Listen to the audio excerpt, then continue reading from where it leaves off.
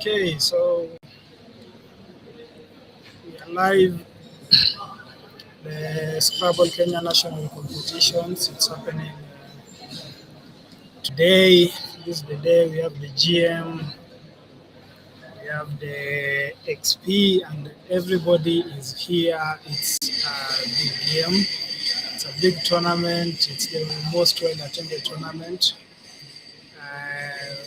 Can't wait to see how things go. It's definitely going to be a tough one. We have seen on table one Oyende playing with Duke Micheka, and it's definitely going to be a great day. So, ladies and gentlemen, you're all welcome to the Nairobi National Scrabble Tournament. We'll be live in a few. Sorry for the few technical challenges for the one. I think there's a lot of noise in the background, and we are working on that. So make sure you are logged in and you're tuned in for some great action coming up. We are working on the noise issue and the noise background, and things will be much better in a few. Just working on some technical issues. Sorry about that.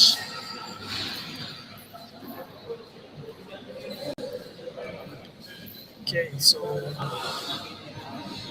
here we go. We are looking forward to a great day. We have Oyende in the house. We have Gitonga. We have all the champs, the current Nairobi mayor, Mr. Recipient.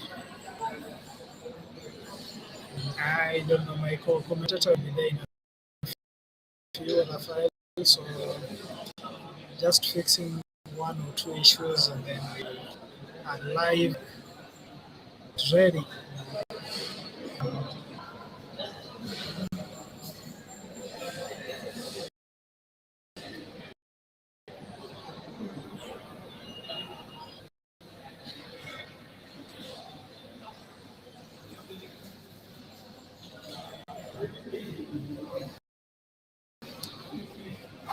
So I have a bad side view of the players in the background, and just seeing people tiling their racks and getting ready for the next game, second game.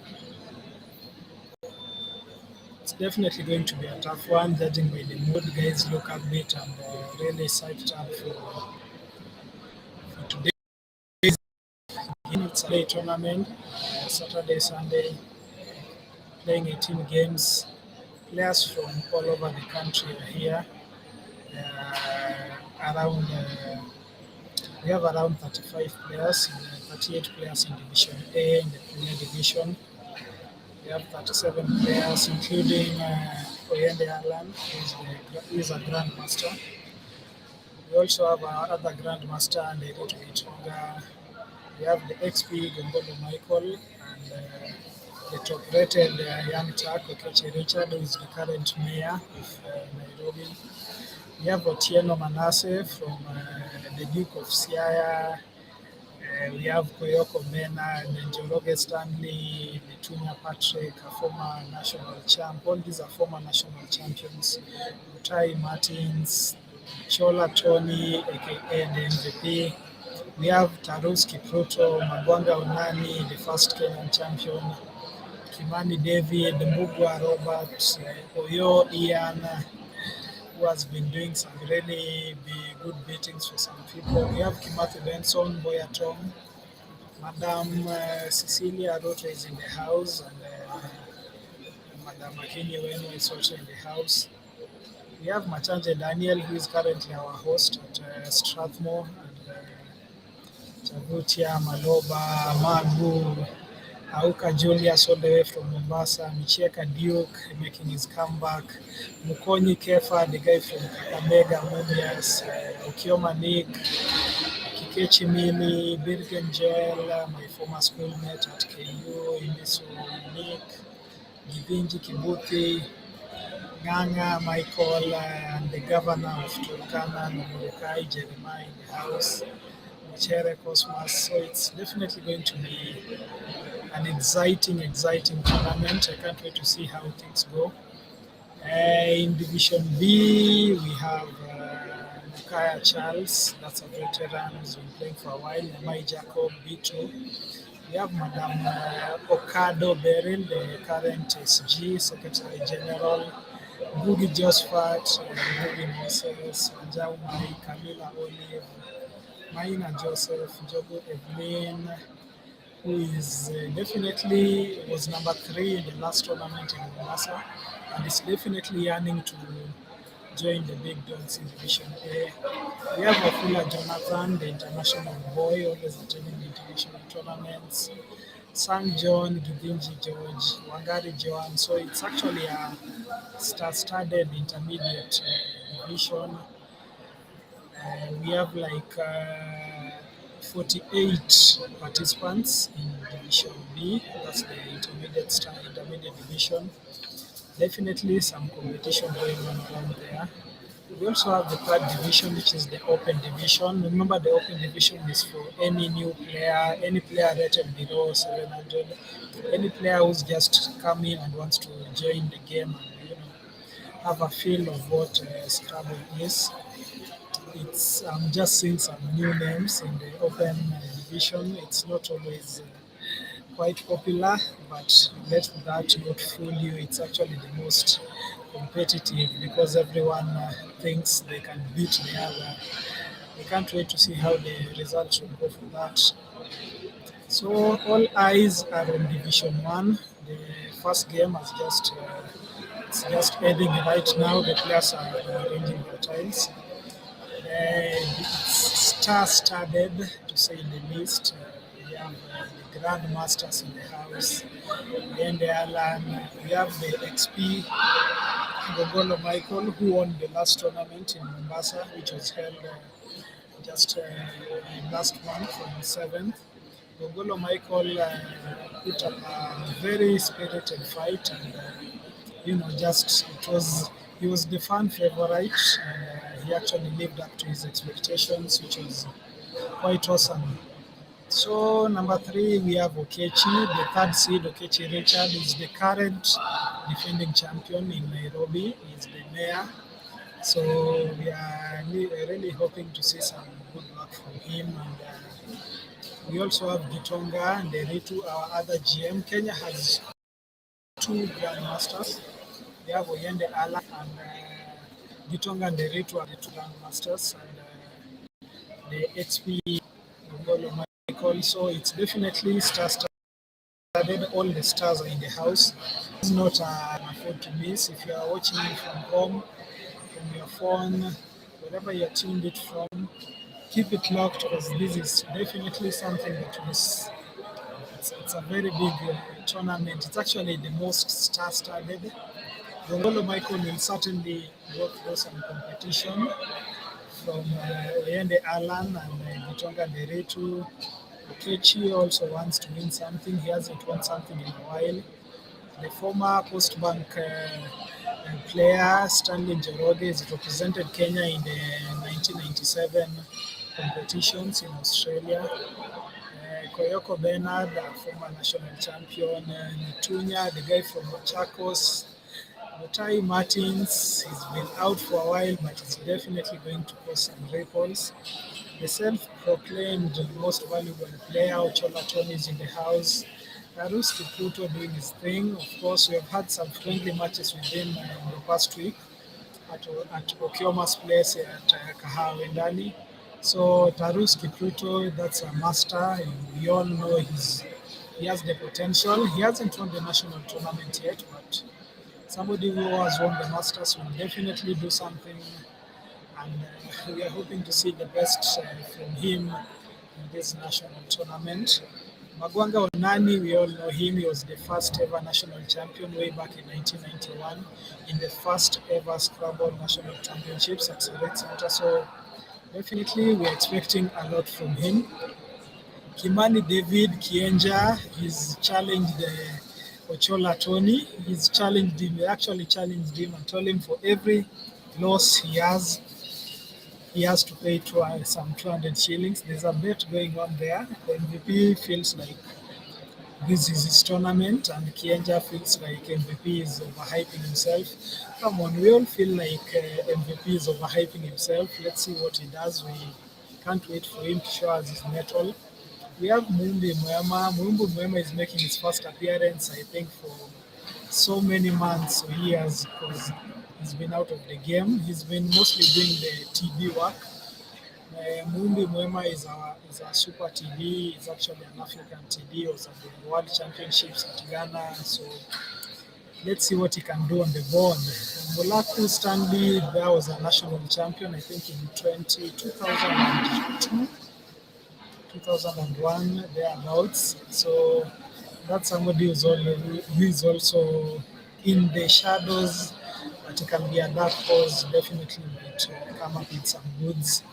Voy David, we have met him at Metro Club. I actually won a game against him. I don't know whether I can win more games against him, whether it was a fluke. We'll find out about that when we have some friendlies. Chavutia Joseph, that's a veteran. It's somebody I've been playing since my days as the Scrabble captain when I was at Kenyatta University. I actually remember a time at an Endore tournament when he wrote the word YUM, and then we call it Tega. So YUM doesn't take an S. I didn't know that then, and I actually placed the S. So it was actually a good lesson. So Maloba Isaiah, that's somebody also a veteran, and we definitely hope to have some great competition. Magu Fred, call him Presda, is a former chairman. We have so many former chairmen here, and it's definitely going to be a big one. At the bottom, we have Machere Cosmas, a very noisy guy from Kisii, always pumped up, and we are definitely waiting to see whether that noise will translate to the board. We have the governor, Lomurukai Jeremiah. He's been quite philanthropic and helping Scrabble players here and there, for example, in the international tournaments. He's definitely somebody to look forward to. He won the Division 2 and is now definitely going to, let's see how good he gets, because he's been doing a lot of practice and definitely representing all the governors in Kenya. We have Nganga Michael, he's always the Rasta man. He's been out of the game for a while, and we are definitely waiting to see how he performs. So many people are here who have their eye in the game. I was really talking to some, they're like, some of us, we just come here to, we just come here to meet people and see our fellow players. We are not technically here to win. If everybody thought they could win, most of us wouldn't be coming here. So definitely some players are just here for the vibes, Scrabble. It's a game, it's not literally just a school work or something. It's a game. People have to meet, people have to catch up. People are coming from all over the country, from Turkana, from Mombasa, from Nakuru, from Wajir. So definitely it's an opportunity for some people to network, catch up. Some of these players have played each other for over 30 years, since the 90s. Some started playing in 1978, like Onani, some in the 80s. So most of them are here just, apart from the competition, there's definitely the chance, to just meet an old friend, somebody maybe you saw some 1 year ago, some 5 years ago. So it's also an opportunity to network, build your friendships and bonds apart from the competition. So in terms of competition, this is the second ECASA 2027 qualifier. For those who are not familiar, ECASA is East and Central Africa Scrabble Association. So there is the national tournaments, then there are the regional tournaments like ECASA, the East and Central Africa Scrabble Championships, whereby Kenya plays Uganda, Tanzania, Zambia. The last tournament was actually in Zambia, and it was well attended, and of course Kenyans won.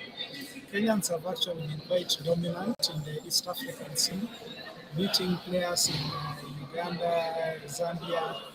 The main competition is always at the Panasa. Panasa is now the Pan African level, that's the African Championships. The main competition comes there from Nigeria. Nigeria is actually quite, it's an African powerhouse. They held their first national competition in 1986.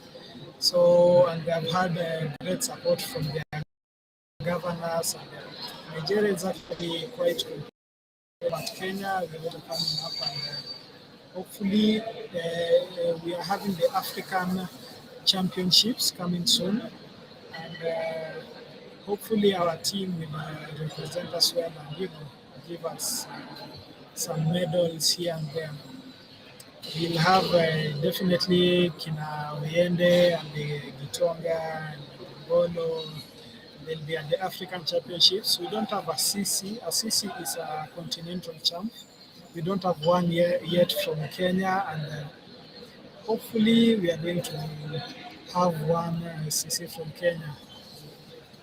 Wow, it's actually going to be a busy month, the month of August.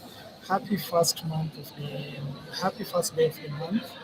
Well, we have, apart from the national championships going on today, we are going to have the World Youth Scrabble Championships being held here in Kenya for the first time, and the first time in Africa. So we are definitely going to have the world coming, Thailand, players from Thailand, players from Malaysia, Nigeria, all over the world will be converging in Kenya. That will be next week, and for the World Youth Scrabble Championships. Definitely going to be a big one, considering Abdul versus Mandav. We hope one of our Kenyans is going to do something for us and ensure we have quite a competitive competition. Perhaps we can appear on the top five. Not so sure about that. Mostly because Scrabble is quite competitive in other nations, and it starts definitely at the grassroots. So you find that like a 5-year-old already knows the game and is quite good in it compared to Kenya, whereby maybe it starts. Right now, we are fortunate it's part of the secondary school games.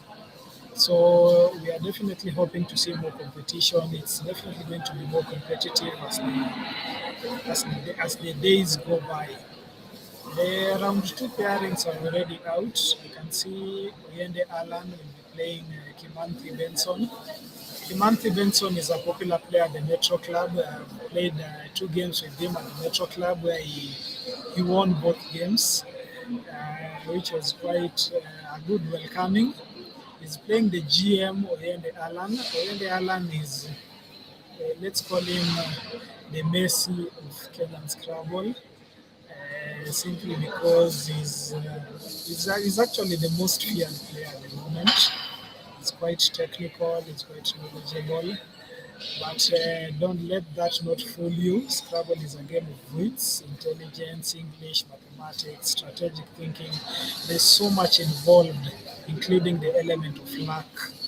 When you go inside that bag, you don't know what luck holds for you. So hopefully the gods of Scrabble favor the best player. So Kimanthi Benson taking on Oyende Alan, and can't wait to see how that goes.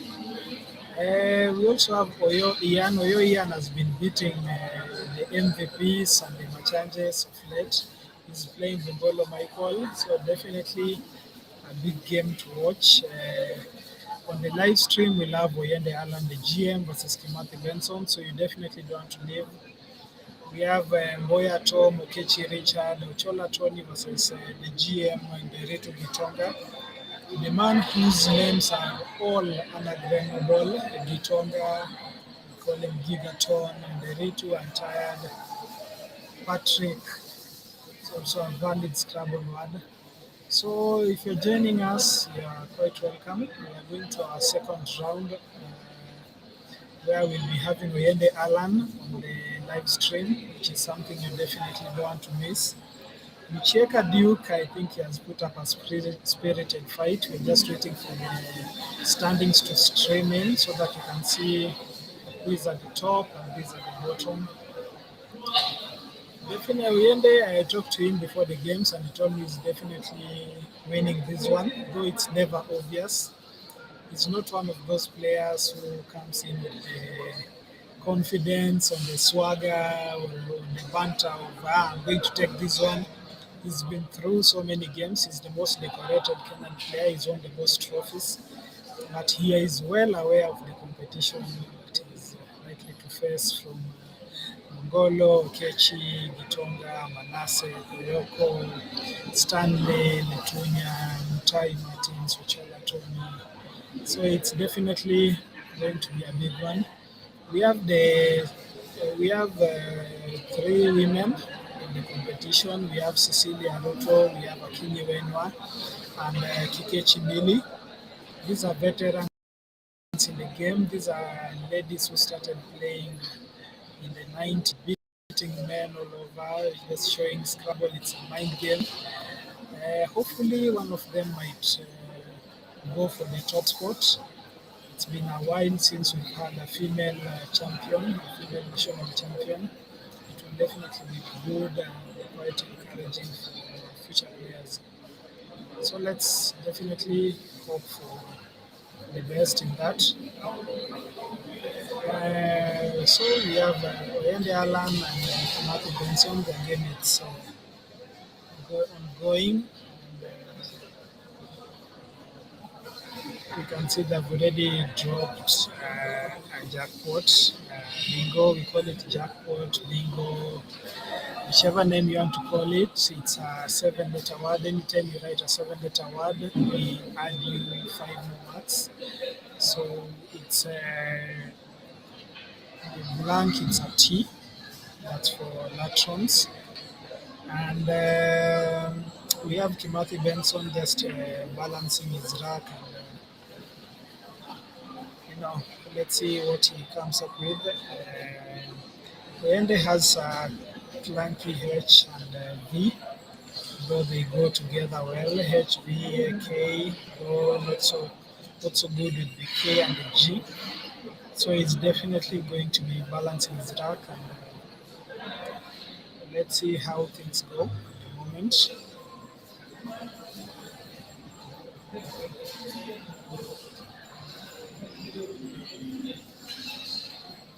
So we are looking forward to seeing Raphael. Raphael is my co-commentator. He'll be joining us and helping us with the annotations and the technical bit.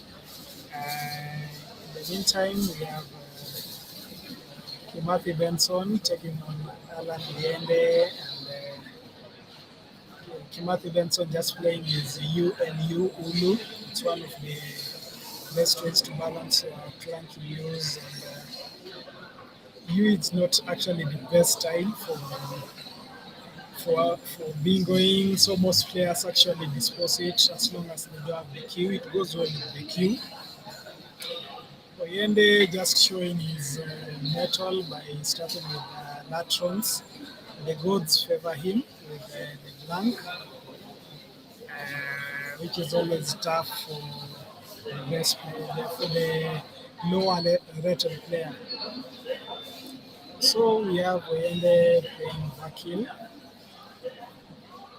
And Vakil, it's an Indian term for a lawyer. So the name Wakili, so we have the name Vakil. You can see it's removed, it's changed that, and I think he'll go for Hever. Probably planning for the next move. So in Scrabble, mostly we always have. Sometimes you can do a point sacrifice, just like in chess. In chess, you can play a pawn sacrifice, a queen sacrifice. So at times we just sacrifice some marks and hope for a better move. So you can, instead of 30, you can play 40. Instead of 30, you can play some 20 marks, sacrifice the 10, but which will be still useful in definitely your next move. So we can see Kimathi Benson still going through the challenge of the vowels.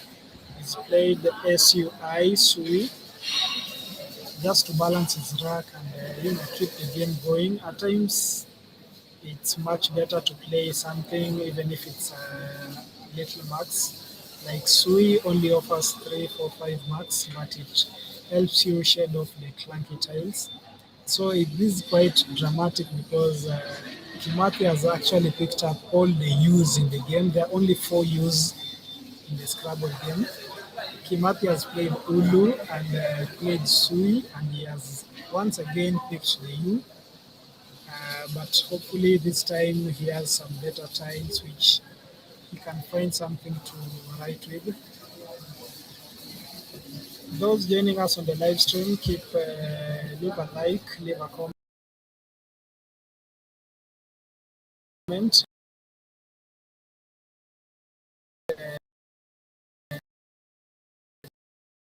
Let us know your reaction to the game. Who are you, Benson?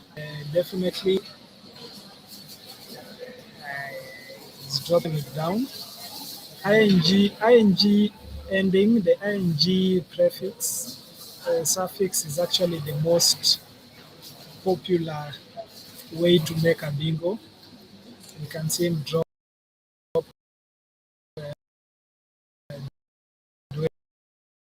duetting. It's actually the only bingo in his rack. SUI. If he hadn't played that, perhaps he could not have had somewhere to drop his bingo.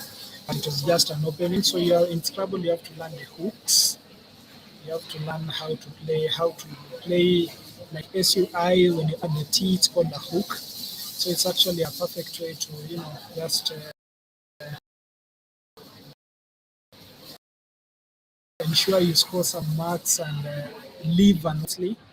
Is now moving level to Yende, who is leading by around 30 marks. Oyende played most of these Scrabble words might seem new or strange to you, but they're actually valid words. Kappa, also written as Tapa. We can see Oyende coming in with another bingo. Admiring, as I told you, the ing suffix is quite popular for most. You can see him playing admiring, which will not have played anywhere else on the board.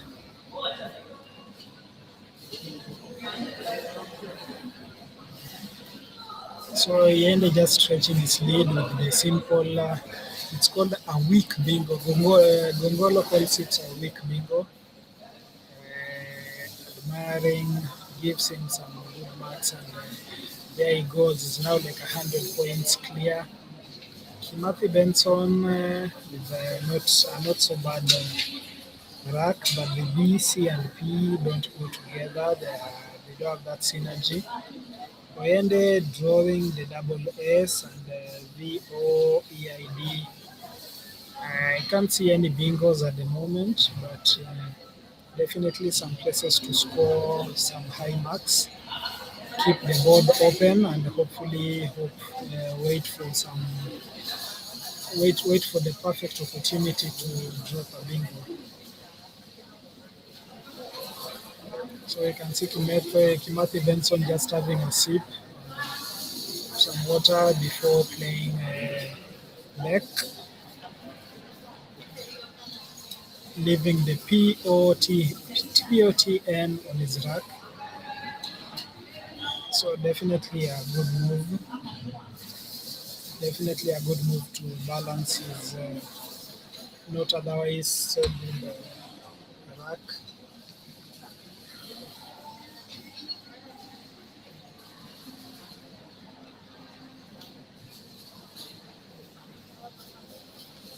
So we can see Oyende just going through his tracking using his marker pen. Most players, if you see a player with a marker pen, that's quite normal because it just helps it ensures the board is just clear. And,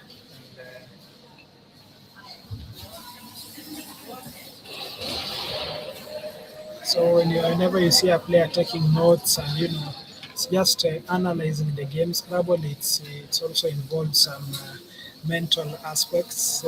You have to know what's in the bag.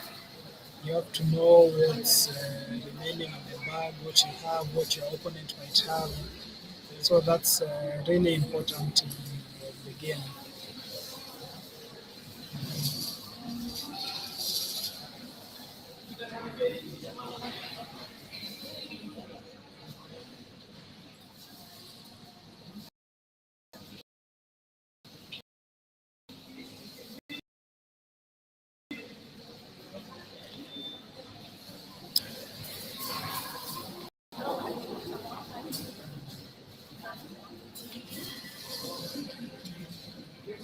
Set up netop.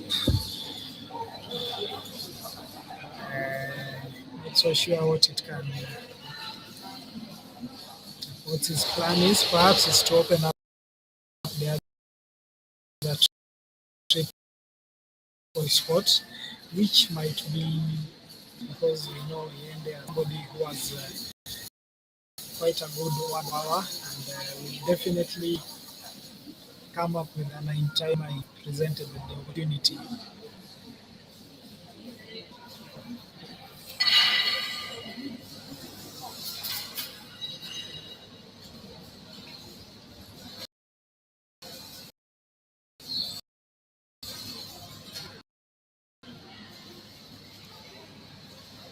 Becoming quite the board is becoming quite locked up. Most players do that just to limit your opponent's chances of scoring. So Scrabble, it's not just about scoring marks and having scores. It's also about limiting the opportunities for your opponent. So you might have a move where you're supposed to score 30 marks, but you prefer to score 20, simply because if you score your 30, you'll open up a 70 point space for your opponent. So at times, it's also fair to limit to ensure you not only score but also limit the opportunities of your opponent to score. So we can only, at the moment, there are no floating tiles. The end just shading off his vowels with VI, so VIAE. He could have written via, but the E he could have written with so many vowels, three vowels.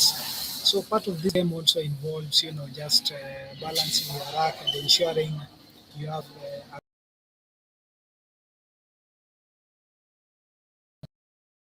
good balance of the vowels and the consonants. Vowels. So he's balancing his rack and maintaining his lead. Let's see what Kimathi Benson comes up with.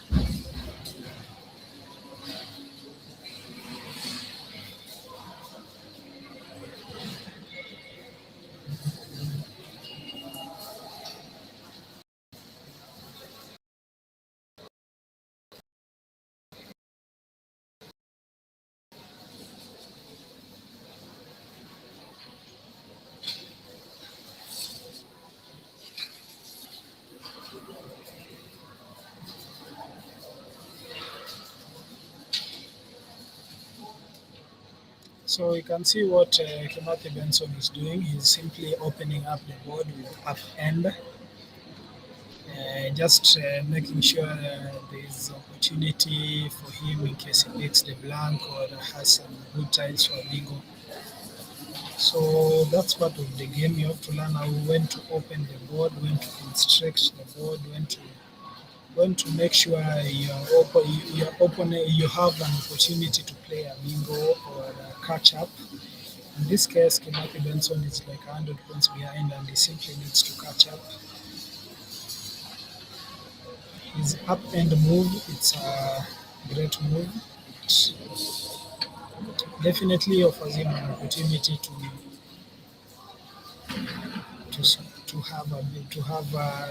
just keeping the board open. It's quite an important skill in Scrabble. Even so, he could have written the back on. He has an opportunity from the back, BECK. he had an opportunity to write beckoned, which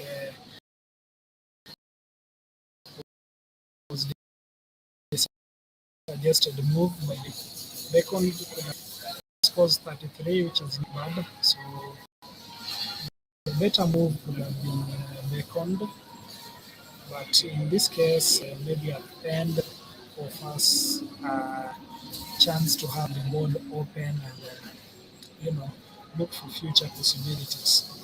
So the strategic bit of Scrabble means that you should also look about you should also be on the lookout for future opportunities and not just the current scoreline. So Oyende draws the double O, which is always not that favorite, but he lines up footage. Not so sure whether he's planning to drop that.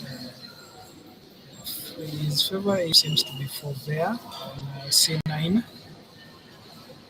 His favorite move seems to be for bear on C9, and he's definitely going to dispose the OO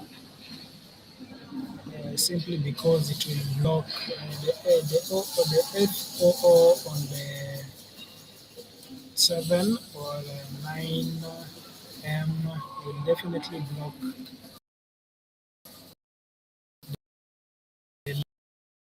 lane, the floating E and D is likely to just play FOO. Let's see what Timothy Benson can do.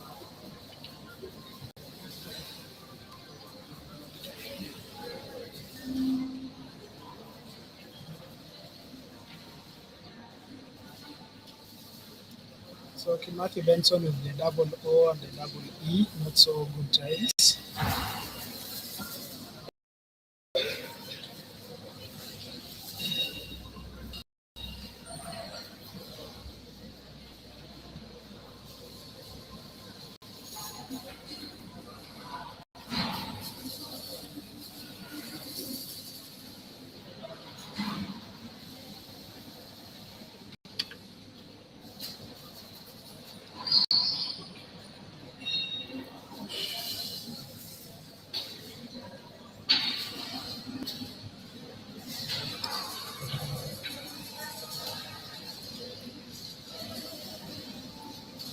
So I can see Oyende just laying up his bingo.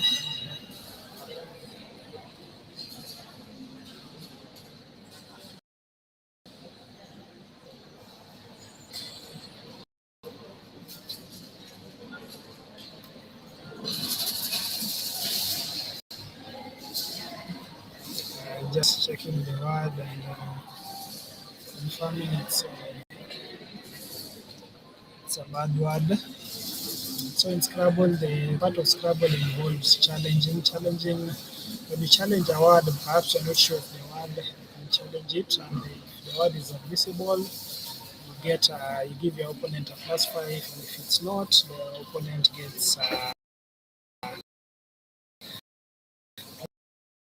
+5. If the word is it's not on that, they actually if you challenge and it's there, you lose. Give 5 marks because you lose your turn.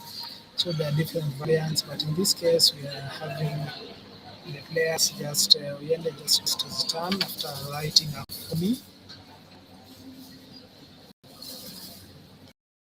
So Kimaki Benson just balancing his OE. We can see him H now, which is quite okay. So that to remove one of the O's and the E's.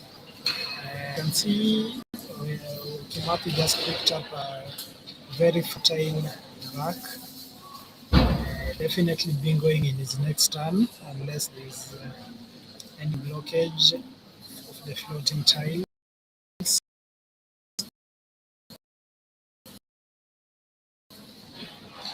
Yende for Kimathi Benson Ethions for the Keystone. It's definitely coming. Good coping up the board with the 1, which puts the E to just the right place to help him drop his bingo. So we are definitely going to see Kimathi Benson bingoing and leveling up the scores. This is the beauty of the game. At one point, you might feel you're behind, but you always have a chance to. Kimathi Benson chooses between Athens and Easton.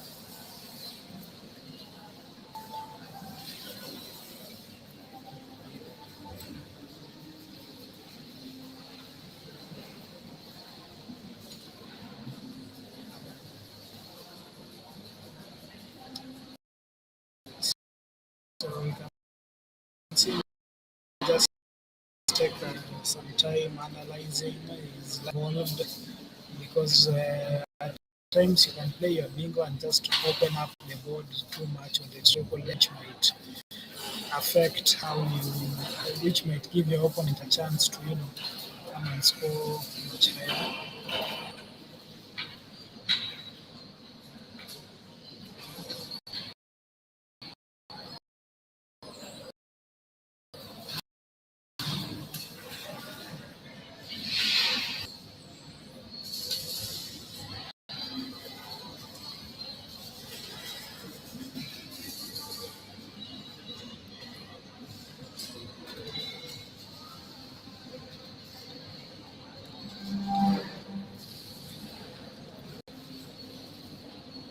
So Kimathi Benson has two options: Houston and Athens.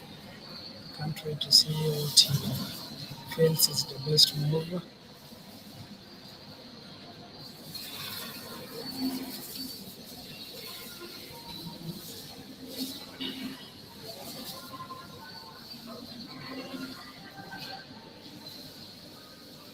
The computer suggests Houston on 2E,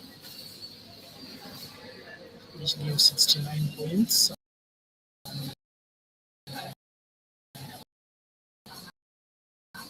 Athens is scoring much lower. We also have Houston on J1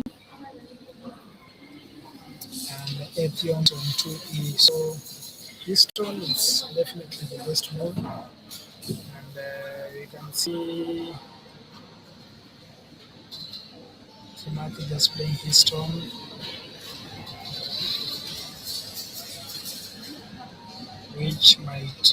which floats the H on the triple lane, but let's see whether he commits to that.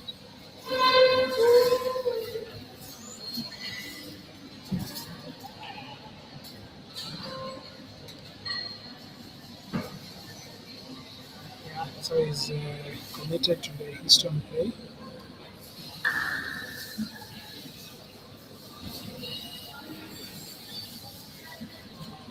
Just counting his marks and ensuring everything is okay. This allows him to level up to Oyez, which you can see the board is written Oyez, which is a valid word. Oyez is a fond name for Oyende. Wow, you can see him changing. Kimathi Benson is just changing. He's changing, no, he's settling for Houston. I think he has settled for Houston.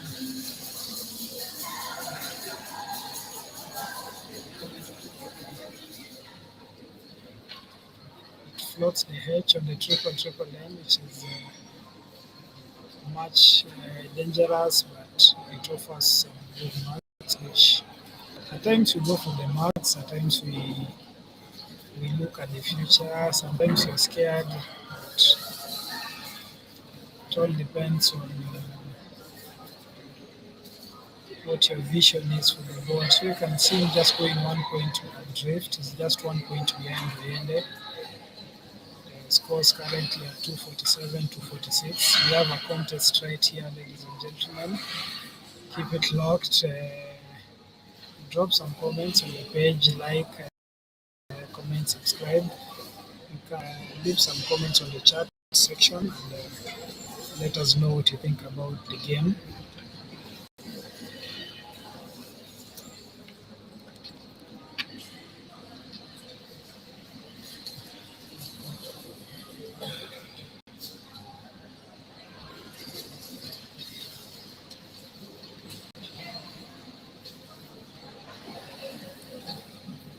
So he ended up picking up the triple S, just shuffling his rack. Kimathi Benson with the X, which can prove useful in most of these games, especially when it lands on the triple. So you're possibly seeing him where he has the Q upside down. Kimathi Benson loves putting some of his tiles upside down. Maybe it's tactical. Sometimes they seem like they're falling, like the W, it's actually upside down. And you can see Oyende just banging the board and the letter H flying off the board in his usual aggressive fashion. And balancing his two S with Haga, AGHA, possibly just blocking the spot and at the same time some marks because Kimathi Benson might have something there. So the beauty of watching on the live stream is that you can actually see what the players have, but they can't see what they have. So a player might make a move based on their instinct, and which is quite exciting because they don't know what their opponent has, but we know. I think in literature it was called dramatic irony, whereby the viewers know what's happening, but one of the actors perhaps doesn't know what's happening. So you can see Kimathi Benson placing down Fox, F of X, on the double F, E, F, F, and D of X. Quite a good play. This certainly takes him to the lead, and he's now in control of the game. Just a few moves ago, before duetting, he seemed like he was 100 points behind, and the game felt like it was out of reach. But after Kimathi Benson played duetting and played Histon, we are definitely going to see a good challenge from him as he takes the lead in this game.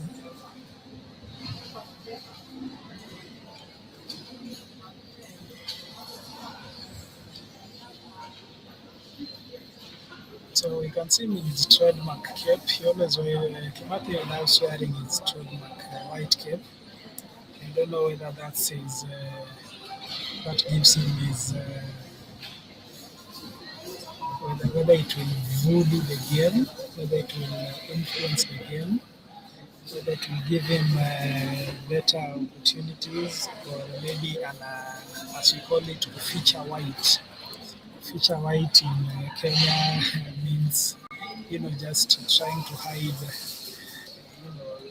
not mtu asikusome, the opponent should not read you. So at times a cape helps you. Some opponents actually have this psychology where they have to look inside your eyes, look at your face, just try to see your composure. So at times wearing specs and a cape can help hide yourself in some way, which is also a part of the Scrabble tactics. So at the moment, we have Oyende versus Kimathi. Oyende is rated 1949. He's a grandmaster, the first grandmaster in Kenya, joined by Gitunga, who is also rated as a grandmaster. Kimathi Benson has a rating of 1534. He's been playing in Division A for a while. He's actually he will play Masters for coming master, which is played by players who are 15 and above. So definitely some good competition going on between the two. Most of us always root for the underdog, hoping Kimathi Benson, you can see him dropping war. It's definitely going to war with Oyende, playing the TAW, WAR war, just scoring decently enough to maintain his lead and ensure, hopefully, wishing he had the use which he has had. He has picked all the use in the game, the Ulu, ULU, and the Sui, SUA, and the duetting. So no more use in the only for use in the school game. So hopefully he'll be picking a blank or an I, which are the only letters. He draws the blank, which places him firmly now in good position to win this game. Remember, the Scrabble game has two blanks. Two blanks. The blank you can use it as any letters. It's the most favorite tile for anyone in this game. So definitely he'll be having. He might not have a bingo with the Q, so he'll definitely try to shed off the Q. But the board is quite limited in terms of opportunities. Sure whether he'll have a spot to drop a bingo, but definitely the blank puts him at a greater advantage. You can see Oyende with the DEELOTY rack. He has options such as low V on the C9.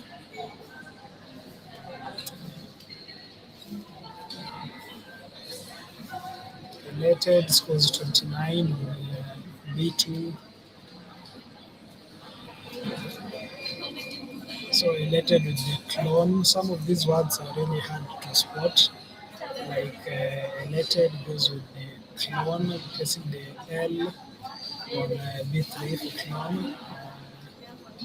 It's one of those words which require good board vision, but we all know Yende. But when elected is not such a quite a good move because it opens up the board, which I'd already talked about. Sometimes opening up the board while scoring marks can be very catastrophic. So definitely Oyende will be playing Lovi. You can see him just shuffling his tiles and okay, Kimathi Benson drops Q, which was the most predicted move for QI.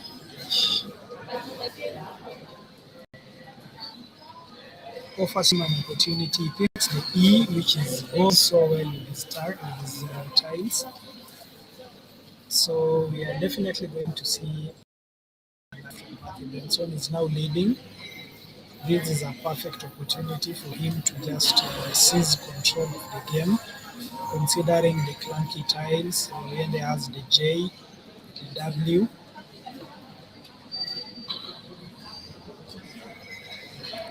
So this is definitely a perfect opportunity for Kimathi Benson to,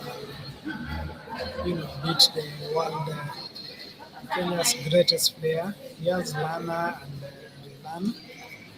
The board is not quite open for any floating tiles. We have the floating Y, which doesn't offer an opportunity. We have the floating L, which offers an opportunity for enroller and re-enroll. So Kimathi Benson is lined up the prefix for Argo. If this happens, most likely to win the game. You can just see him play around with the tiles and having the RE suffix. I'm not so quite sure whether he has seen it. Still shuffling his tiles and hopefully he'll get a chance to see. The floating L offers a chance for two bingos using the blank as an O. I don't know whether on the live chat you can see that. These are, these are challenging for him.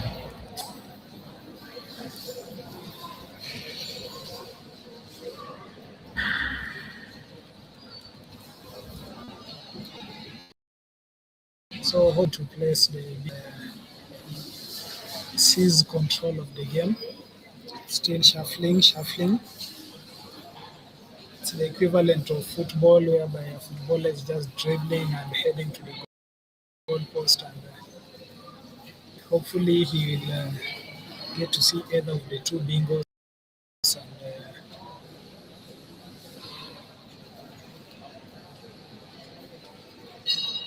this is quite a challenging one for him.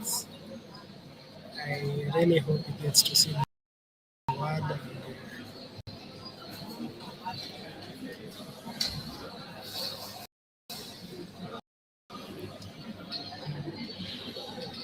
so Matthew Benson just thinking, shuffling his tiles, and he has all the time. He has 10 minutes left on his clock. Oyende has 3 minutes. So I genuinely hope for my God. I hope he takes his time and finds the word. It is quite inviting.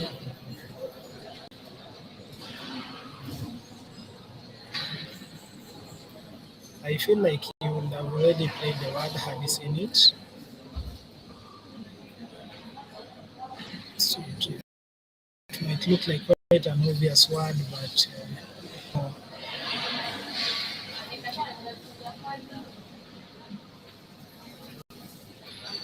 my God, I hope he.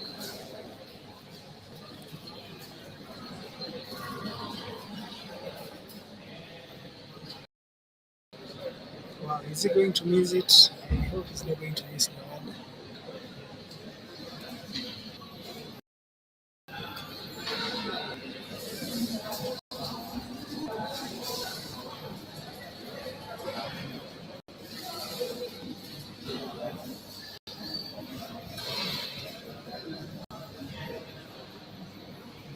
It's not, at times the game is not as easy as it seems. At times it looks quite obvious when you are not on a live stream, when you're not under pressure, when you're not being watched.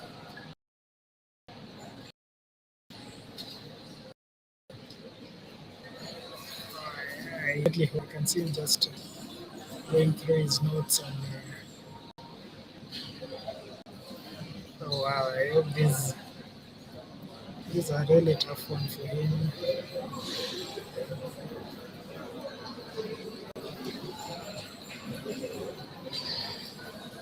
We can see he has already lined up today in all, so I hope he sees. He's definitely clear. Wow, his pressing is down. Quite some good vision. Still not sure in all. Just having a sip of his water and keeping us on the edge of our seats. Okay, let's see what he does. He places down the roller. We can't actually see Oyende's expression. The camera doesn't show his expression, so but he seems okay. He's changing. He's going for okay. He seems to be unsure of either of the words because if he was sure of that, he couldn't have opened up the shop again. Okay, we see him just shuffle. Okay, he's going back to roller, which seems quite the best option. It doesn't open up the triple lane. You can be hit with a 9 timer. He settles for that, and wow, he plays his bingo. Quite a smart fellow. I've played him thrice, and he's won both games. We call him Dr. Kimothy Benson. Wow, he's seen the word and he takes the lead. He goes ahead by around 30.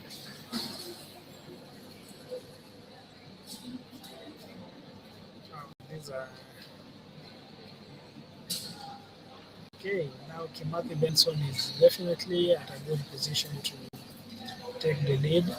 Oyende has the N, the Y, which he might place on the NY to play stay, STEY. It offers him 44 marks, which will allow him to reclaim the lead. He has other options such as tight and stay, but stay, STEY, is definitely the best option.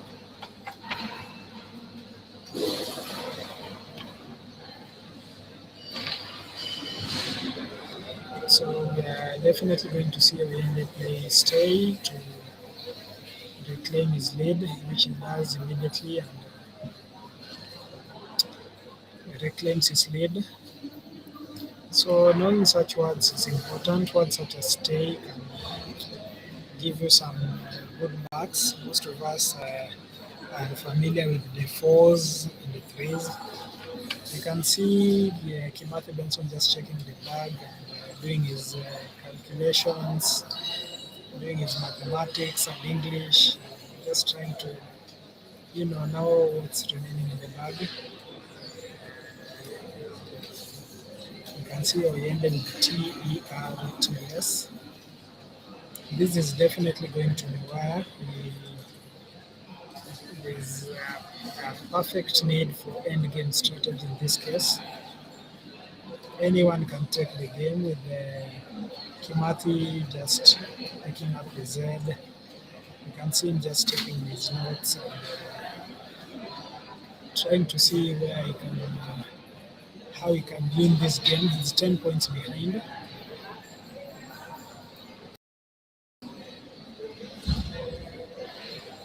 His Moz, he has an option to play Moz for 52 points. He has an option to play Niz, 52 points on 13A. He has the option to play ZO on 13C. So he's definitely going to score 50 marks in his next move. Let's see what option he takes based on his calculations.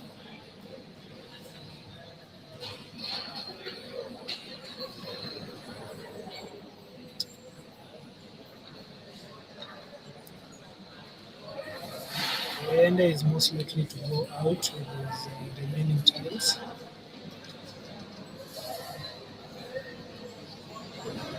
These are very tough endgame.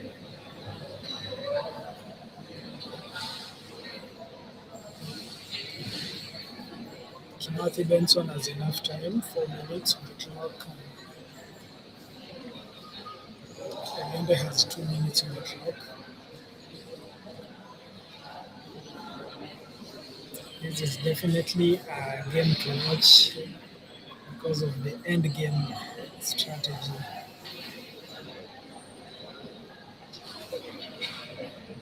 So despite having the obvious cause, COS and MOZ moves,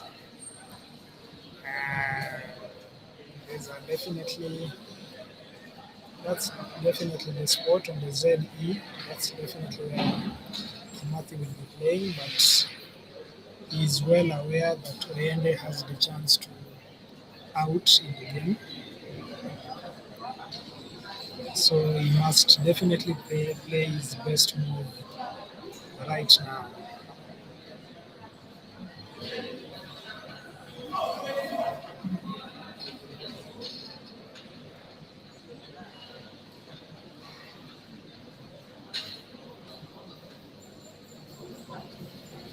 At the beginning of the game, we might not have been sure. Oyende had taken a solid lead of over 100 points, but Kimathi Benson has really tried to come back, and you can see the spirit of Dedan Kimathi in him, Kimathi Benson. So he has the chance to score some 30 marks, some 52 marks with knees, cause, or nose. But will that be enough? Not sure that will be enough. The clock is ticking. It's now at 2 minutes and 40 seconds. Will his 52 points be enough? Oyende just scratching his nose, his chin. You can see the tournament director. Wow, this is a close one. And just see Oyende yawning and just. This is definitely going to be wire. That's Kimathi Benson. By now he already knows what Oyende has. Oyende has the chance to play tarts, trust, and threats.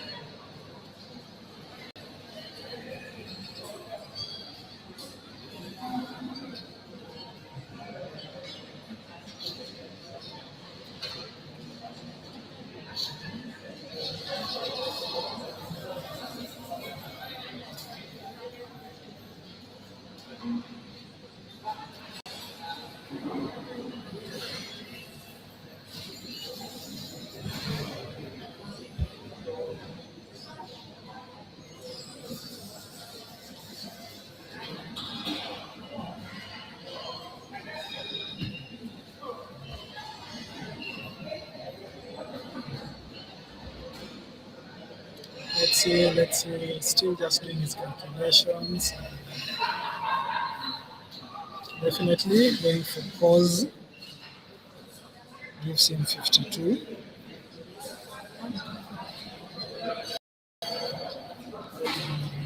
Pause, it's among one of the moves recommended by the computer. So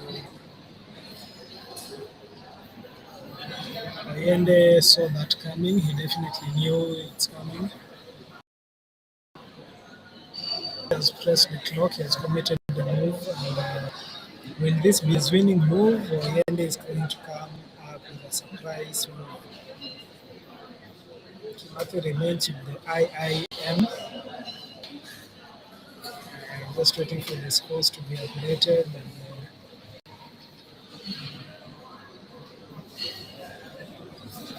wow.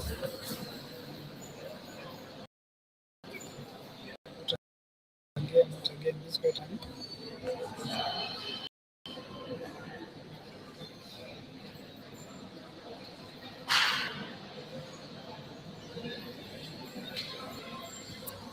Is Kimathi Benson going to reach the Grandmaster? This is quite another.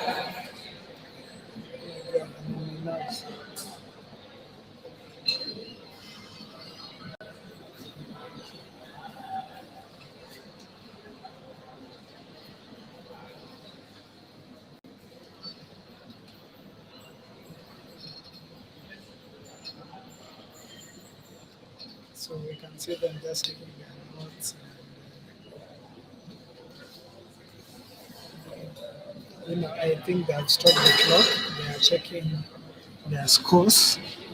So at times the scores are always different. Sometimes the scores which they have written versus the scores that we are seeing live. That's why we always urge no interference of the game, no phone calls, no, because at times they might have written different scores. So we can see the scores updated for 437 to 395 for Kimathi Benson. Does Oyende have the killer move to just, to get back the game? You can see him just. I think they're just confirming their marks, and you can see Oyende dropping tax. Will that be enough for the win?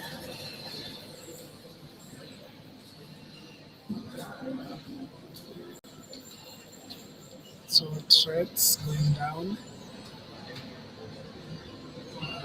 Kimathi Benson, they're shaking their hands. 430, 437. My God, Kimathi just takes the game.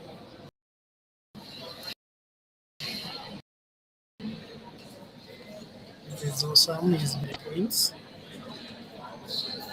Congratulations to Kimathi Benson. Maybe we can just go to the overhead mic and perhaps we can go to the overhead mic and listen to what they're saying.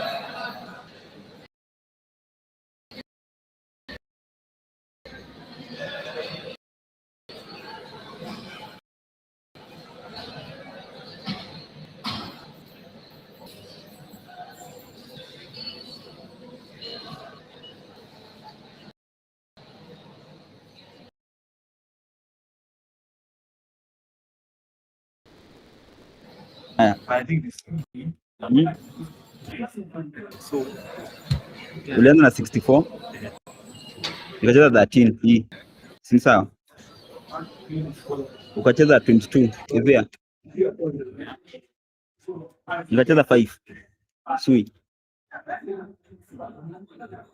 hiyo ni 18, si ndio? Na wewe 86 ukacheza kapa 10 11 11 14 15 16 40, sawa. 126, si ndio? Ukacheza 72, hiyo ni 90. Yes, hiyo ni 90.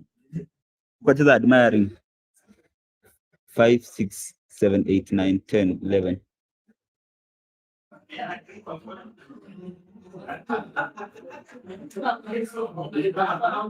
74. 2, 3, 4, 5. Yes, 8 plus. Yes, 74, not 76.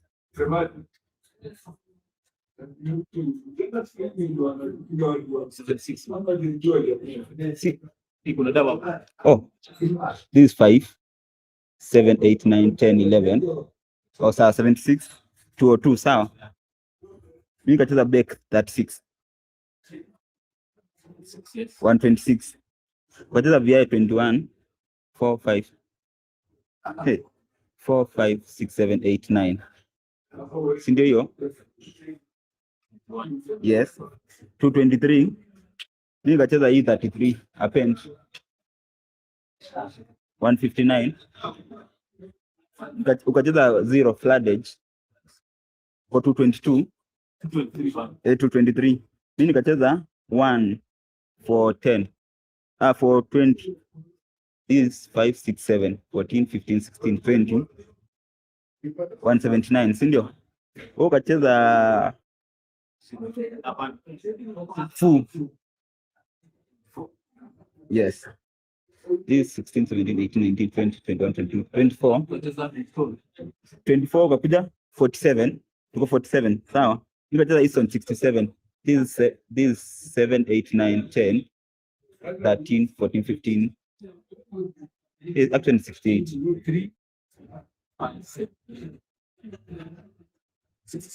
Yes, 67. So 246. Tuko sawa? Ukacheza aga 24. Yes. 71. Mimi nikacheza E40. Hii 8, 12, 13, 19, si ndio? 20, 21. 21 plus 16, 37, 40. 68, 40, yes. Nakuja 386. Si ndio? 286. Nikacheza tab, ukacheza tab 22. Hapa. This 6, 7, 8, 9. Si ndio? 18, 19, 20, 22. Yes. Ukakuja 293, si ndio? Kidogo tu. 293. Nikacheza 8, 9, 10, 29. Nakuja 15, yes. Ukacheza ideally for 20. Is 24. 370 plus 24. 317, si ndio? Ukacheza E11. 26. Cheza Joe. 16, 17, 18. Yes. So uko 34 ni 351. And then nikacheza 59.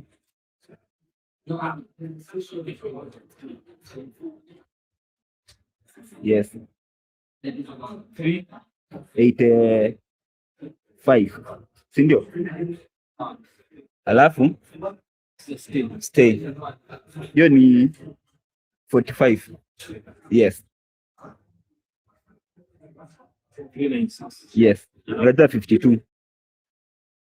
Max tu bado ni hiyo. 437.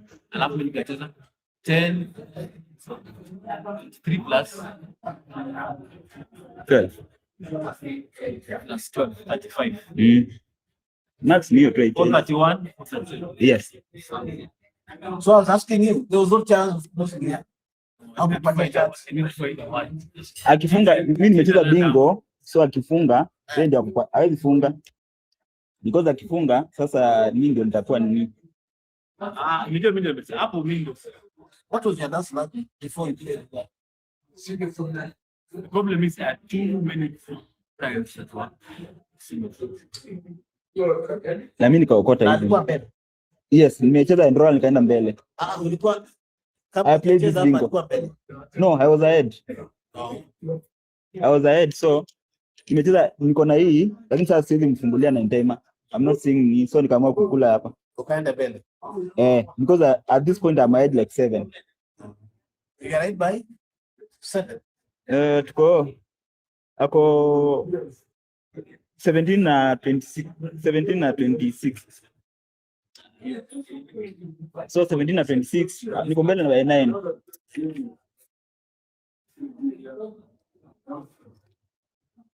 Na plus hata kifunga hizi hapa iko na 30 already.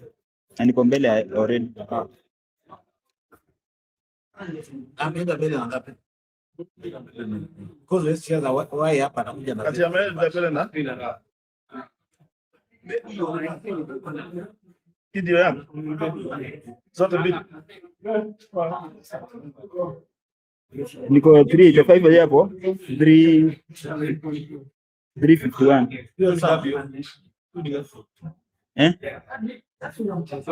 Hiyo simefanya wichi wa zaidi sasa.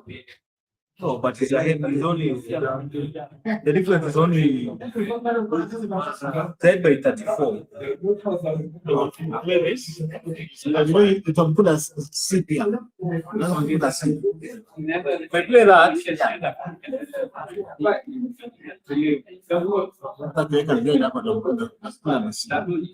Be ahead by 5. Unaweza shinda. Utamkula. Sasa kiweka Z hapa utamkula hiyo C. Lakini haya atautu wapi? Atautu wapi? Yes, copies. Yes, yeah. Supposed to be having. Trace. Oh, for the king is so you still has copies. Yes, he still has this. That is rest. Rest atatoa. Oh yes. Yeah, you would have won. Because that's what I'm getting easy. Because I have to play here now.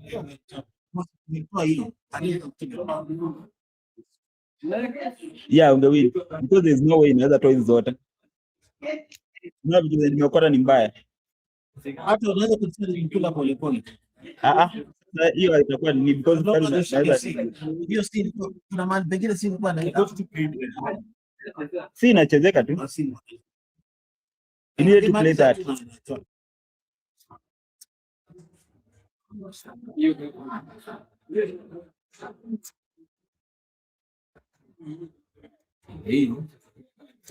This was Ndacheza hiyo ingesumbua sana. Because now akicheza hapa ananipatia Z.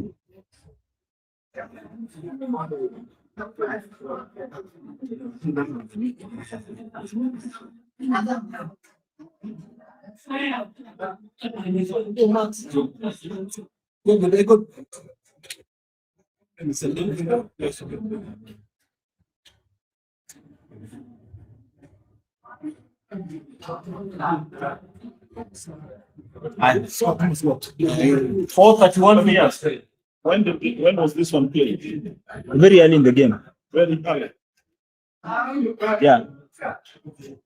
So I'm seeing No. Afterwards he played this one. So he can meet. Hapa niko na hii move, but hapa nataka I can play this because I'm hivi. I think I should have played this. Yes, niko na L.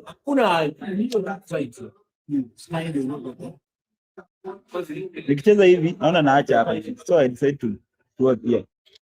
Because this one siko na vowel, I have only one vowel. This is 8, 9, 10, 11. 1938 at this 40. But now inatolea more.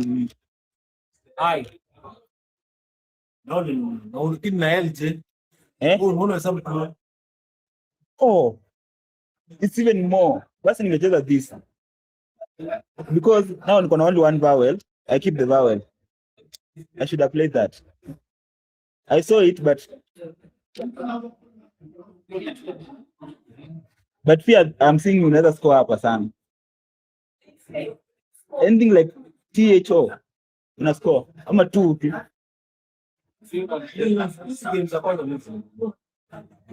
Who won? I won.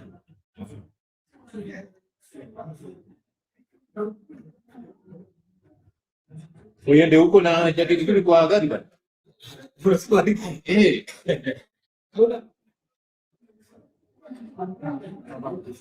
Unasikia baridi? Iko karibu.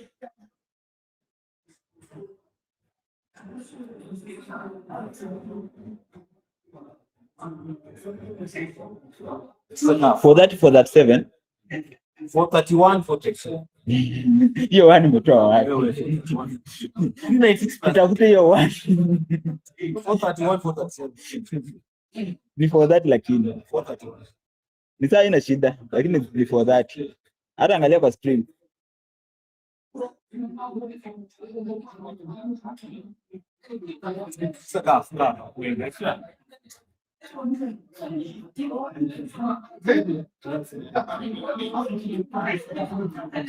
Lakini makosa yako, shida yako ilianzia hapa.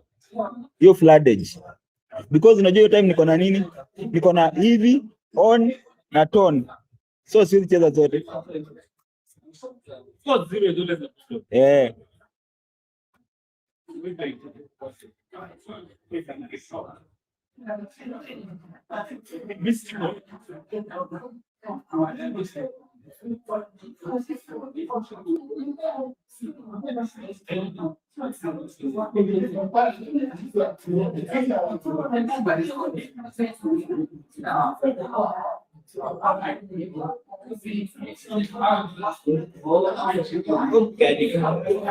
Nimechezea floodage bwana. Tena amepanga. Hiyo hata tu ngoja. Ningeona hiyo. Aisha did see that. Hata tu ngoja.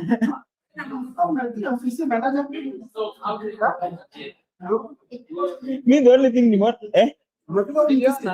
amepanga footage kwa rack. Sasa hapa hii move niko na enroller enroll. Lakini sasa naona fungua na time. Nikafikiria. After floodage unajua mimi niko na matope tu, niko na hivi. On na tone. So siwezi cheza. Nikaamua kucheza hivi kubalance. Ndio kuna kokota yes. Kidogo. Sasa hii move hapa niko na Q nikakota blank. Nikaona wacha nipe Q. Sasa naona real enroller. Nikajiambia mimi siwezi fungua 9 time. Unajua nikifungua 9 time ningekuja nimeishia hapo. Kwani tumpatie max nyingi hapa hivi.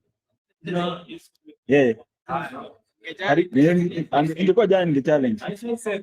Angalia hii move niko na matope. Lakini sasa niko na nini? Unacheza hapa, flocks ama unacheza hapa. Ningeamua bwana na hii max. Hii ni 40. Hii ni 40. This is more. Alafu inaniachia hii niko na vowel moja tu peke yake. But sasa shida ni moja. Hapa kucheza kitu kama 2. Jana score mob. No, hapa kuscore lazima kuwe na R na L. Unaona? Yes, Fox is 40. In 40 something. 8, 9, 10. This is 8, 9, 10, 11. 38, 39, 40, 41, 42, 45. Hiyo una sacrifice 5. Na sacrifice 5, but now sympathy hapa. Yes. Mimi nilifikiria nikaona I saw this one lakini sasa niko like nafikiria pia nicheze flow W.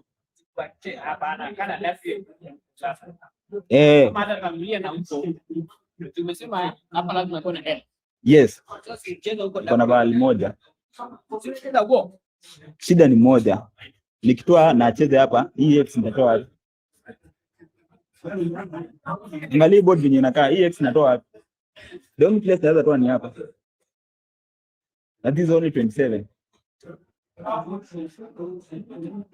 Alafu hii ikitoa hii inaniacha vowel mob.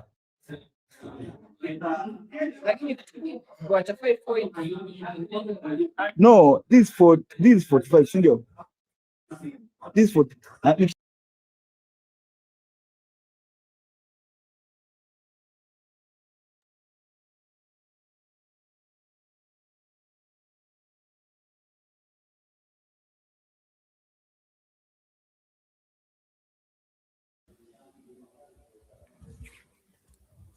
Yes, yes, yes. Hello, XP.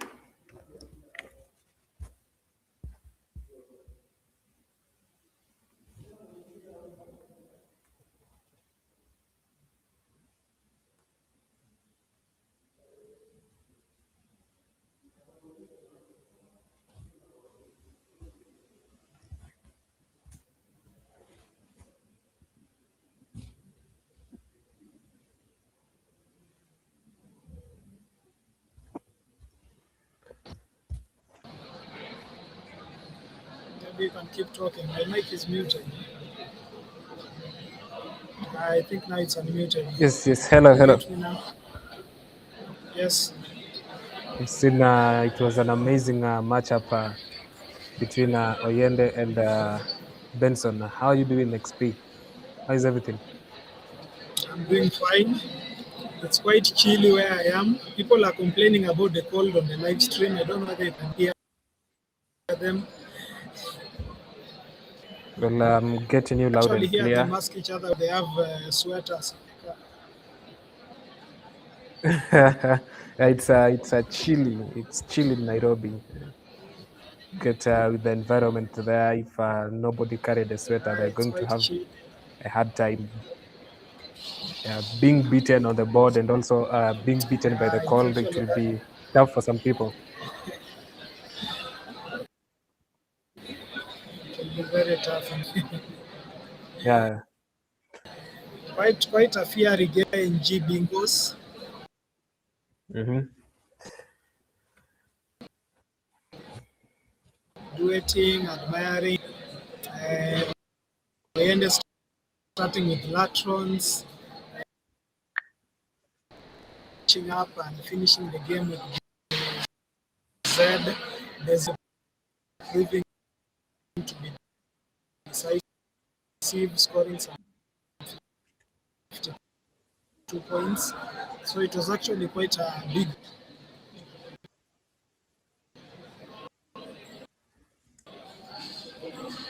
I think the cause move Did was you manage just to watch the everything game? for Kimathi Benson. I uh, I just looked at their analysis at the end of the game, and uh, basically, cause was a winning move for Kimathi Benson, and I don't think if Oyende Allen stood a chance against that move with the enroller already on the board, then followed up immediately by cause. That was an amazing comeback for Kimathi Benson. He was doing the chasing and made out with a win of with a +7 difference spread, and I think that is amazing for him. I'm sure he's feeling on top of the world at this time, winning his first game against the Grandmaster. I think it's amazing for him. Yeah, it's very amazing. I can see he's quite happy. They've actually lead to in Kenya. That actually means to just go through the words and confirm the scores and everything. It's quite interesting watching people lead to because me, when I lose by maybe 2 or 1, I can lead to, but somebody losing by 7 and them actually just confirming the scores, it shows you the what's at stake and the seriousness of the game at this point. So it's actually quite interesting seeing them lead to and just confirm the marks. I think they were slightly different from those on the live score by either 1 or 2, but Kimathi Benson takes the lead, takes the win, which is very vital in any Scrabble game. At some point, I thought he wouldn't see his winning gray and roll. He kept shuffling his tiles and he spent like 5 minutes doing that, but finally he put down the word, avoiding the triple lane, and finally taking advantage of the Z hook, which it's quite interesting and it's giving him the win. I've played Kimathi Benson twice at Metro Club. He's beaten me twice in both games. I haven't won a game against him. He's actually good with the end game strategy, which is, I feel like the end game is just a very important part of this game. It's the beginning of the game, how you start, how you manage the game, but the end game, how you finish it, it's really important and it's worked out for Kimathi Benson. So congratulations to the Metro Club affiliated Guy. He's one of the strongest players in Metro Club, and I'm sure they're going to do a lot to try and put the club on the map of Scrabble in Kenya. This is just the second round of the tournament, and I'm sure that we are going to have amazing games to come here on stream. And just to assure our viewers, our subscribers, wherever they are, that this is just the beginning of an amazing matchup. This is August, and August is going to be a very busy Scrabble month for Kenya, having tournaments lined up all through, and I'm sure they're going to enjoy all the games that we are going to be streaming here in Scrabble Kenya YouTube channel. What are your expectations from this tournament, XP? We have both grandmasters in the game, and Alan Oyende, Gitonga. We have the XP and former national champion in Mombasa last month, Gogolo Michael. We have the current mayor of Nairobi, Kechi Richard. So it's definitely star-studded. And we have the noisy Tony Ochola, MVP in the mix. We have the ladies who haven't won a national tournament for quite a while in leagues. So it's definitely going to be quite competitive, and we are definitely going to see some fireworks as everybody tries to just get their victory.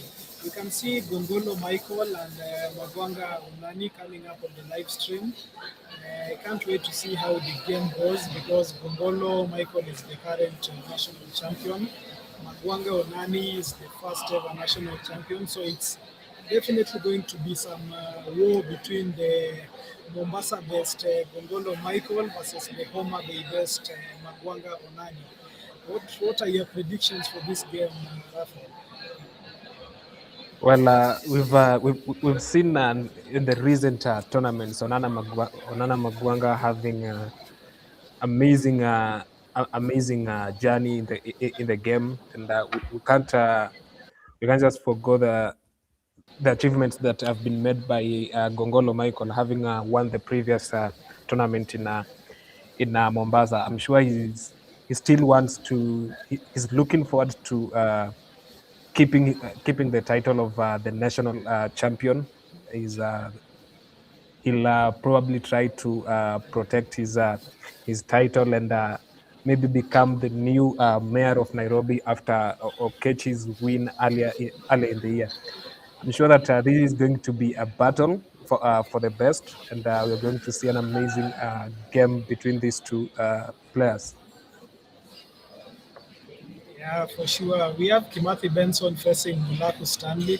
Remember, Mulaku Stanley was a national champion in 2002. So he's also knows the taste of being a national champion. Kimathi Benson, perhaps he might win his first ever national champion. We have Gitonga facing Toulouse Kipruto, both are masters. And, Kimani David Oyende Alan playing. Remember, Kimani David was our sponsor for the live stream in the Mombasa tournament. It's actually been quite a good spot for the Scrabble game, supporting the activities. So let's see how he fares on with Oyende Alan. But at the moment, all eyes on Gongolo versus Magwanga Unani.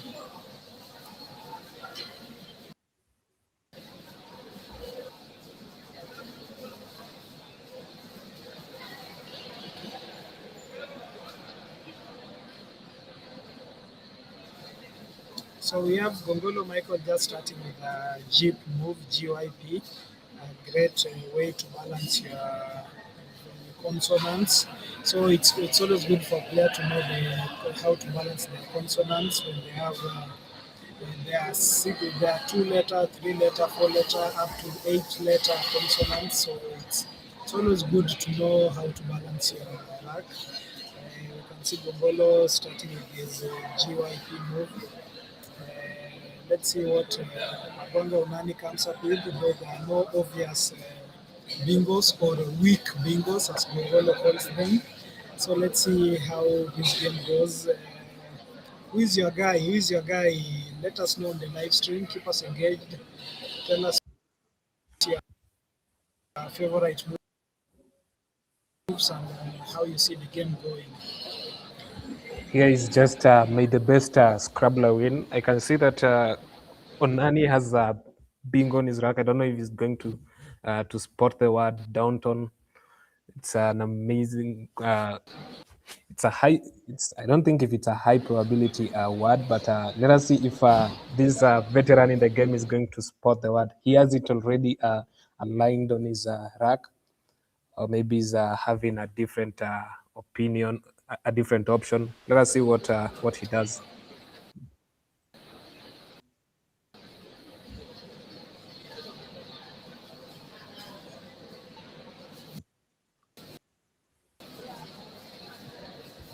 Okay, so remember these are two veterans. These are players who have years, for decades. They started playing in the 1990s.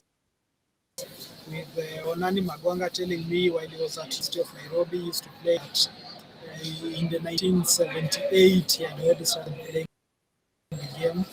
He met Gongolo around 1992, so the two have been actually beating each other. We can see Magwanga Onani just laying downton with the Jipo, who had actually earlier talked about the importance of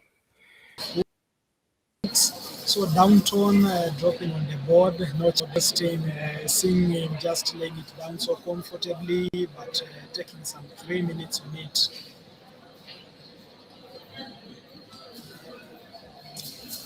So Gongolo Michael I think still Downton was an amazing tile by double B.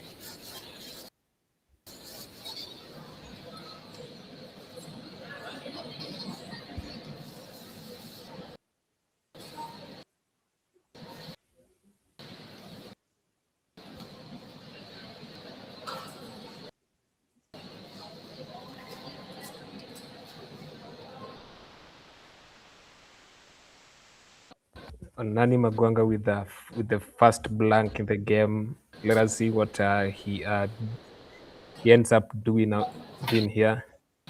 It was an amazing balance by Gongolo Michael, playing dumping the VM and off on Ovam and retaining VRS. I think that is an amazing leave. I'm sure with whatever he has picked, he might do something amazing here. Let us see what the expert goes on to do.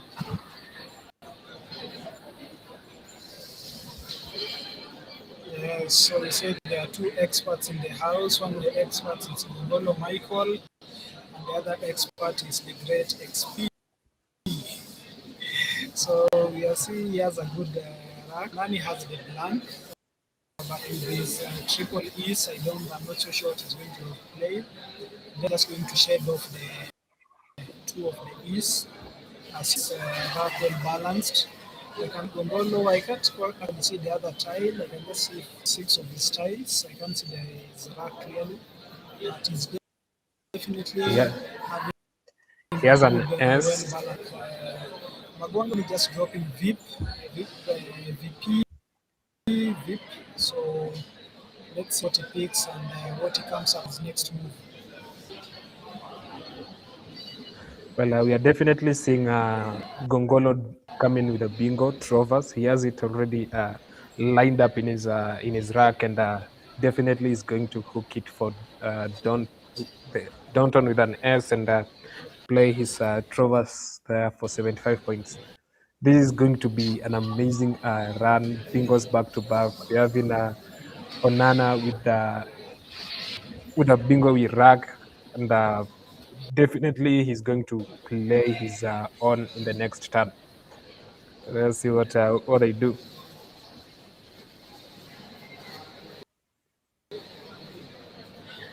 Okay, we are definitely going to see a lot of fireworks in the opening moves. We've already seen Nani Magwanga dropping downton, hooking it to the GYP for G4. I've seen Gongolo just shed off one of his V's with Novan. Magwanga just balancing his triple piece with Vip, and now have a chance to see Gongolo Michael, the expert, drop something I don't know why Gongolo Michael is not yet a grandmaster. I think he's played for quite some time. I'm not sure that it's about the international tournaments, but I'm not so sure why he's not yet a grandmaster. You can see him just playing VOR. Not sure whether he's missed a bingo there, Rafael. Yes, he has missed Trovers. I think if he ends up realizing it later, he's going to be mad at himself maybe, because I'm sure it's a word that he has come across in some of his games or his study, and he'll uh, he'll really be mad at himself for missing that. Wow, we hope Onani Magwanga is not going to miss the weak bingos, as Gongolo calls them, via soil, isolate, isolate. I can see quite a number of bingos, so he's definitely going to drop a bingo for us. Gongolo Michael also picks some good tiles, bingo friendly tiles, so we are definitely not going to see some misses on the live stream. This is the highest level of Scrabble in Kenya, the national tournament. This is where all the experts and the grandmasters and all the best players meet. So we are definitely hoping not to see some more misses on table one of the live stream. This is the Nairobi national tournament, and it's the top of the top. Let's hope not to see some more misses on the live stream.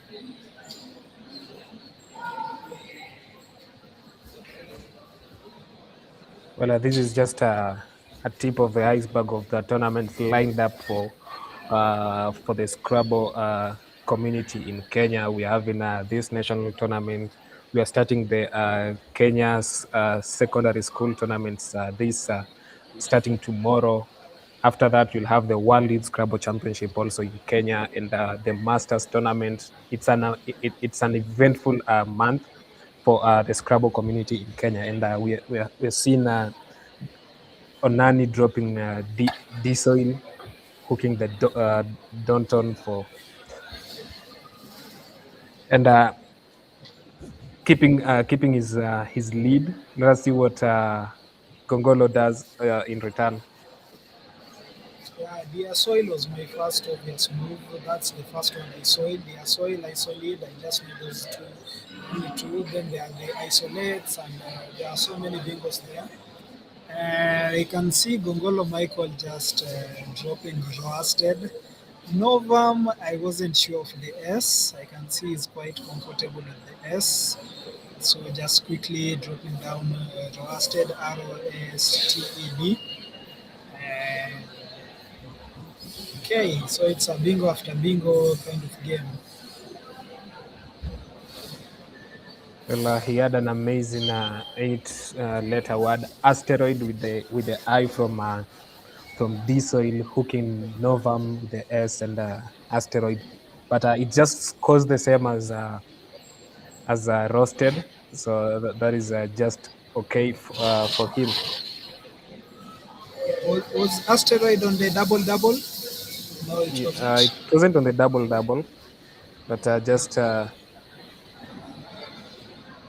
with the I on the board. The only problem with that is that it risks for the S hook for asteroid with the double letter word score, with the double word score just under it. Yeah. So most of this strategy part of Scrabble involves defensive and offensive play. So in this case, defensive play can be the way Gongolo has played, and if you wanted to open up the board, he could have played asteroid. I'm sure at his expert level, he certainly has seen asteroid, and he just made the best choice, the best move, which most top players do. Just scoring decently while not opening up too much for your opponent. The game is evenly poised. Both of them are it's just 20 points adrift. So I don't think anyone is trying to block the game or open the game, but just simply playing strategically.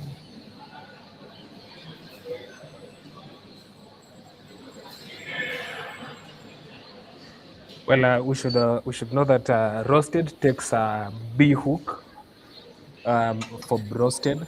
And whoever, if these two players know the B hook, then with two of the Bs still out, I'm sure they are going to make a run for the B and use it up there. It will score an amazing points if you play a B word with a triple triple word score. Let's see if they're going to showcase their word knowledge, or maybe they will not manage to make such a play of B hook with roasted.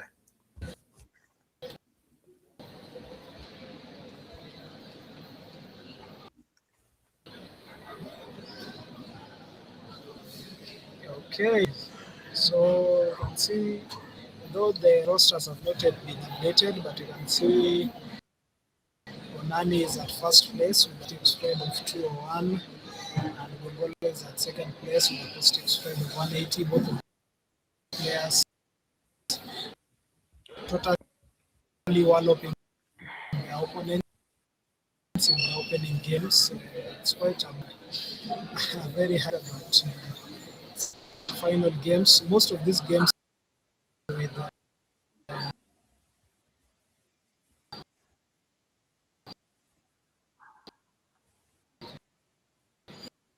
13 points. The winner will be watching out for. Next time is at 14. Still as 21, which means Magwangani is actually taking more moves, and Gongolo just taking care of his time, which is actually an important aspect of this game. Some players actually have the time pressure, which Onani Magwanga doesn't seem to be facing. Did Onani just change his tiles, or did he play? Yes, he definitely changed. He had some clunky tiles there with a lot of vowels and only one consonant. And changing, I think changing was his best move. And on Gongolo with the B, he just goes straight for the roasted hook with the bank and Yeah. taking the lead. Wow, that was a killer move. BUNK Bank taking advantage of his roster. They definitely knew the B, and just taking advantage, going for the marks and taking the lead, playing in expert fashion. That's our very own Gongolo Michael. Now Magwanga Onani has to chase, and he's picked the X, some clunky WY, but he's definitely going to use the X to try and catch up and level up the game, which at this point he's behind by just 40 marks, which is very achievable. We have seen Kimathi Benson come from 100 points down to win the game against the Grandmaster Alan Oyende. So definitely this still an evenly poised game, just a slight lead for Gongolo Michael. Well, let us see what Onani does in this particular turn. He has Doxy or Dexy, which Dexy, Doxy, Dixie, which are his highest scoring moves. I don't know if he'll definitely go for that, or maybe have a different consideration. Let us see what he ends up doing. Yes, quite some options for him, some high scoring options. Hopefully, he uses the best, takes advantage and plays the best move. We can see him playing deck C. Okay, he has arranged them incorrectly. I hope he's okay, of course. that, that actually gives one a heart attack just seeing it on the live stream. The way Nigel Richards placed, it was a shaita. It was he wrongly placed a tile and just lost his turn. In the recent World Championships too, he also mismarked a blank and lost his turn. So seeing Yeah, such when things he in did the the history, Shayrat thing, the Shayrat, yes, Hestia. that's the word. And you can just see some 100 marks going, and surprisingly, he still came back to win the game. So, it's quite a heart-stopping moment to see that happen. So Magwanga correctly playing Dexy, scoring decently. Gongolo just coming in with the powerful Z to play Zax for that's 30, 39 marks. Actually, Z, it's actually the most favorite tile, even for the young players. Even when you are teaching a young player to play Scrabble, an 8-year-old, you just see him prefer the Z. Rafa, what's your favorite tile between Z and X? It's definitely Z. Z is very flexible, and if you look at its probability of playing words, it's on a higher level compared to the other power tiles. I think at some in I think from an analysis that was made previously, I think Z is comes in as the fifth best tile in Scrabble that many Scrabblers prefer having. Yeah, for sure. It's quite a powerful tile. As we have seen, it keeps Gongolo in the lead and just advances his options, so his chances of winning the game. Magonga Onani playing move, placing the W on the double, which scores decently, and 34 marks, just keeping him at par and at bay. He actually takes the lead with the move. It's at 233, 229 marks. Definitely quite a good move to just keep the game at par. We can see Gongolo Michael with Shule with the RE. His rack looks quite bingo friendly. Are you seeing any good openings for Gongolo? I think Schule is just his best option. That's German word for school, which was adapted in the by the Swahilis during the pre-colonial times. It just means the same thing. I think that is his best option. Have with the RE leave, I think he's has better options for his next turn. Quite an awesome move, Shule. We can see some of these words sound Swahili. Words like Shule, Kaka. We love calling Gongolo Kaka, Gongolo Kaka. So we actually, the word Shule, Shul, as told by Rafa, it's a German word, but we have adopted it. We are now at Strathmore University, which is actually Shule. On the live stream, you can see Madam Wenwa just passing by. For those who know Wenwa Akinyi, that's the sister to the late great Enigma Raila Odinga. So you can see him there just watching the game and studying what's going on. So it's quite an interesting game. We also know the Madam was the first Kenyan to have a PhD, I think in 1978, 80s, I'm not sure. She was also a lecturer. We can just see her once again pass by. She was actually a lecturer at University of Nairobi, teaching chemistry. So we actually have quite a number of scholars in this game.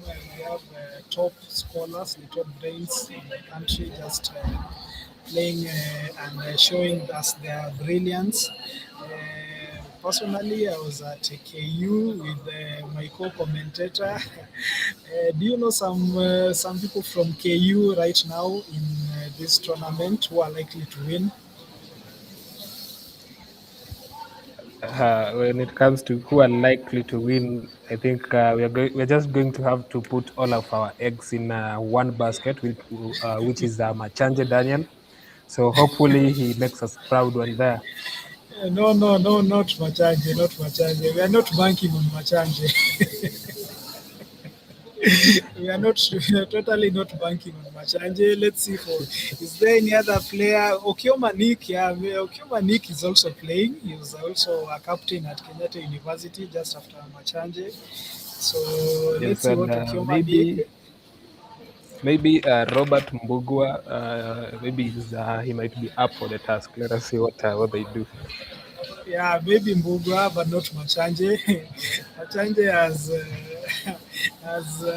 he always says he comes to play Scrabble. We call him Oxford. He doesn't study. He just plays what the English he knows, so we are not banking on him. Okioma Nick also adopted the same attitude, just finding a flex in not studying. So let's maybe hope Kabobi, as we fondly call him, can pull up some moves. Oyo Ian wasn't at KU. No, he's a former student of University of Eldoret, so he's there representing his own with his schoolmate there, who is also the sponsor for the stream. That is Kimani David.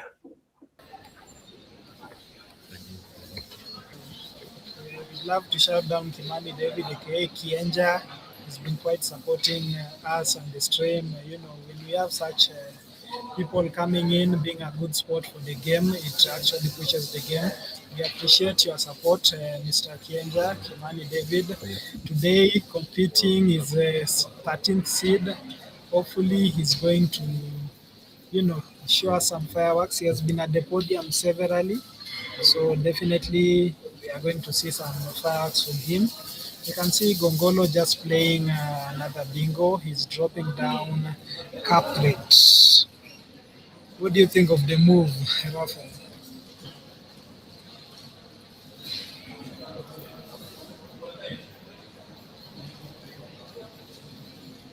So we can see Gongolo might just drop Cap. I think it's on hold. Is it on hold?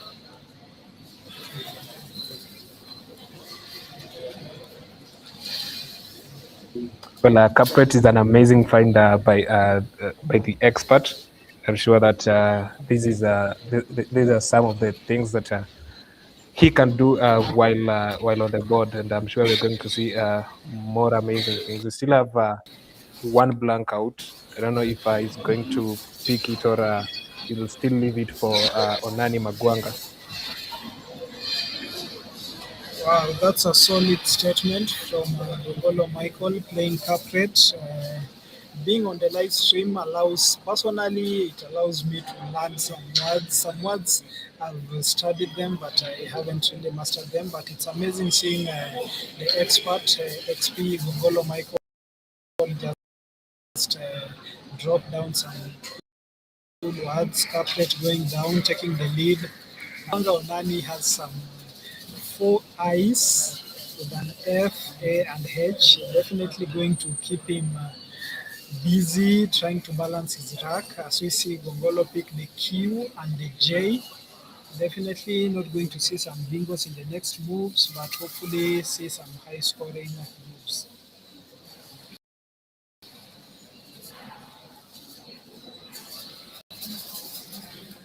Well, we've seen Onani really struggling with the vowels, especially the eyes.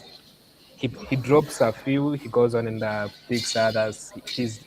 When he changed a lot of vowels and maybe hoping for a better pick, but still went on and picked other vowels. I think he has decided to change again. This is I'm sure this is really frustrating, and experiencing such is normally something that is hard for Scrabblers. Your opponent is on the other side dropping a bingo while you're struggling with consonants. Let us hope that maybe he will the fate will change for Onani after changing for the second time.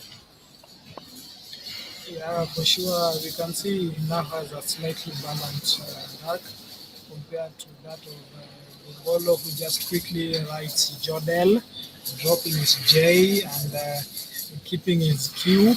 One thing about Gongolo, I played him last week. We played some 3 games. Of course, he beat me in all the 3 games. But one thing I've learned about Gongolo is he doesn't like changing. Like he saw me change in one of my moves and he was like, so you could have scored the 16 there. You could have just taken the 16. So one thing about Gongolo I've realized he just prefers the maths and to keep the game going rather than changing. For example, Magwanga could have played maybe Ham or okay, he's just keeping the board open, yes, but he could have scored maybe some 20 marks, but he prefers just returning the many eyes. You can see Gongolo picking the blank. He has the R and the E, so Aquifer, maybe something is, maybe is, does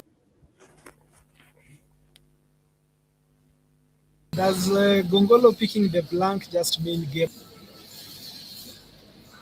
Well, for Gongolo to play a bingo, he'll have to do balancing for a few turns maybe, and to see if he can manage to play a bingo with his track. It's quite a tough one for Onani Magwanga, who had shown some hope by starting with the down tone bingo, following it up with the Dear Soil, with the first blank of the game. You can see Gongolo now firmly in front, a bingo in front with the blank and the Q, the I. So definitely going to score some good marks. At times it's worth burning the blank. Let's see what Onani Magwanga can come up with his Charlotte bingo rack. I don't see a bingo there, but perhaps Rafa, can you see any? What's the best move for Magwanga Onani? I think his best option might be HILAR, that is healer, for 39 points, or maybe the anagram for chai, which is chia, CHIA. I think those are his best moves. I don't know if he's going to see those plays, or maybe he has a different option in mind. Let us see what he does. Yeah, he definitely has a tough option because if he plays Chia, he'll be blocking the bingo lane, and the game is already blocked with a V and a D on the upper section, upper quartile of the board. So the only option now is at the triple lane with the J, and that will definitely keep him. That will definitely score some good marks, not take him ahead, but he's definitely not trying to block the board in any way by playing on the CA, that's Chai. So let's see what he comes up with. Quite a tough one because he has to keep abreast with Ngolo Michael.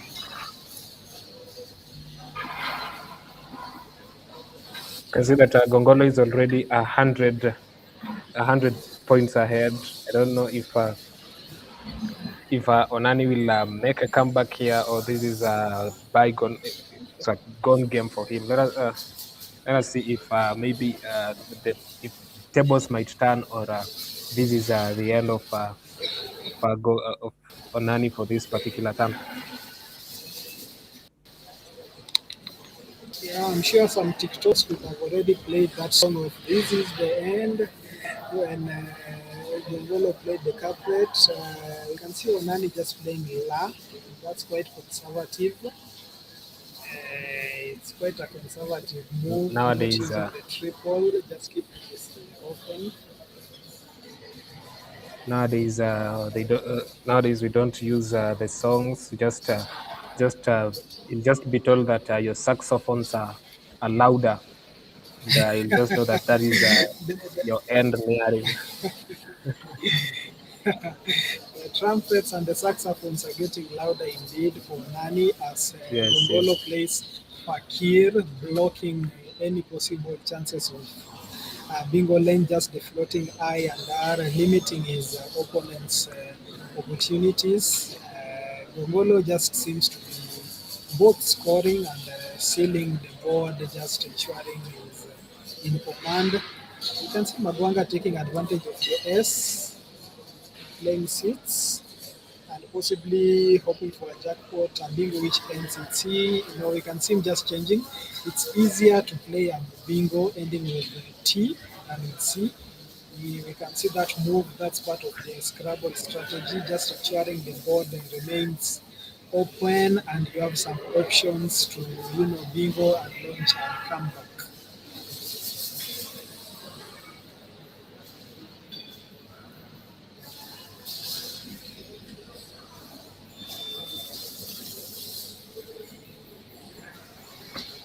Well, you can see Magwanga Unani picking up his eyes. I think the eyes love him, despite him wearing spectacles.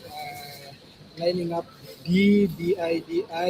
We don't know whether his BD will show in his game, but at this point, it's kind of difficult. We can see the unseen tiles. There are more vowels unseen. There's a balanced. There are more eyes. Both players with the eyes, and wow, it's quite a challenging one for Magwanga Unani. Do you see a comeback looming anytime soon? Now, at this point, with whatever Gongolo has and whatever Onani has, and whatever is left in the bag, I don't think Onani will manage to make a comeback here. But this is definitely a gone game for him.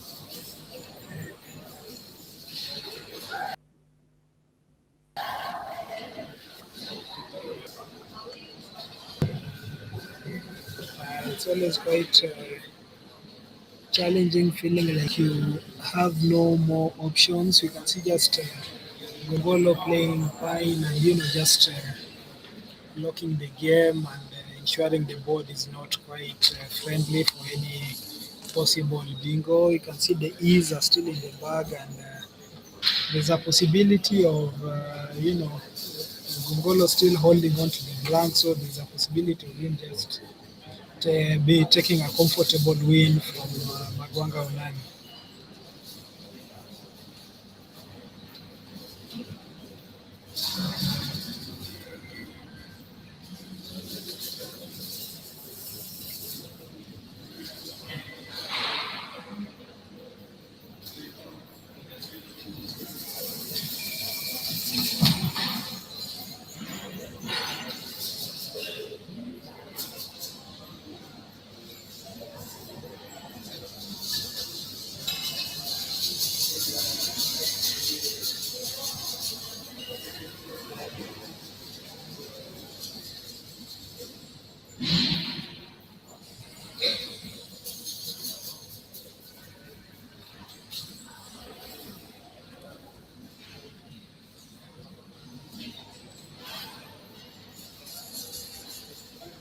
Well, I think Gongolo has just missed a bingo there, which is not an easy word though to find. I think it's a word from the French origin or something. Moineag, which plays above the G for Jipo. I think that would have been his best play and taking him far much ahead.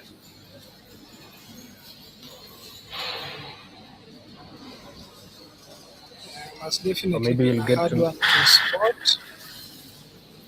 maybe we'll get to know if he missed it or he didn't see the word or maybe didn't consider a spot for it. Or maybe he just saw it and didn't want to open up the game.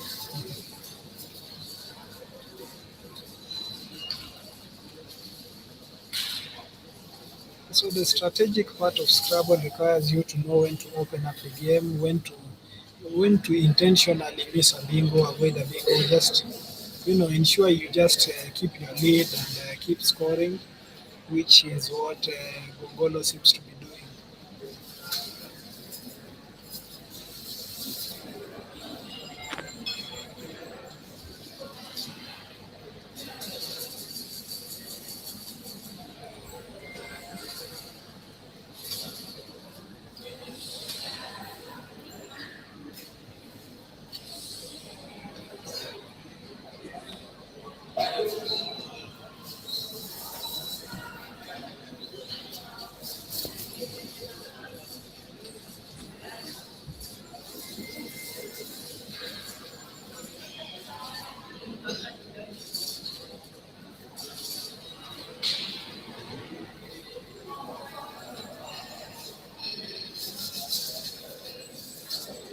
At this point of the game, we just see Magwanga Anani trying to balance his tiles, his rag, but there's no clear opening, no clear opportunity for him.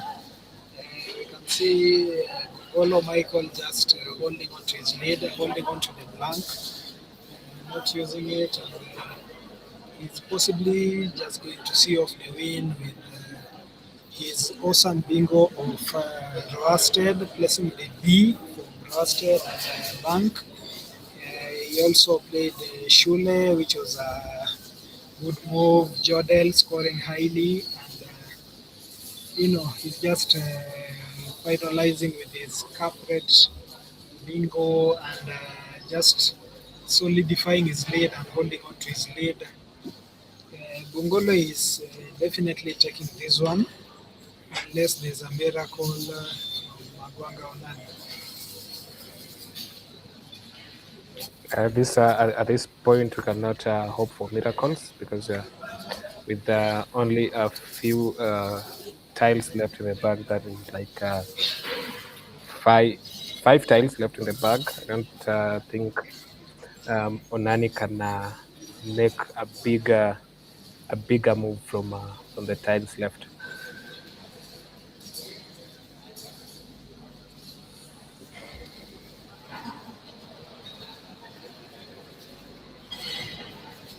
Wow, the game began so brightly for Onani, but at the moment he's kind of struggling and pushing.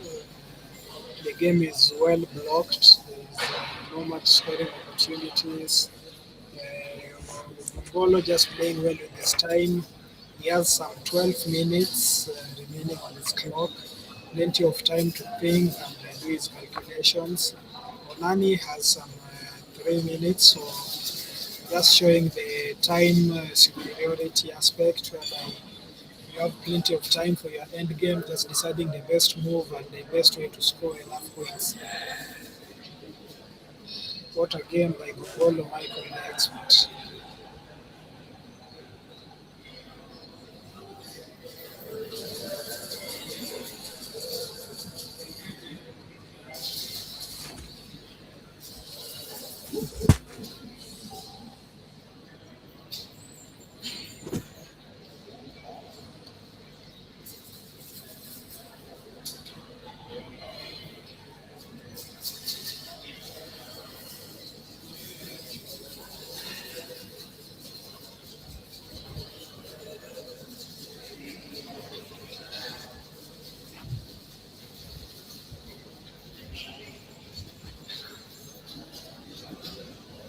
So Gogolo Michael playing GOGIA, just closing up the board in case Onani has some tricks up his sleeve.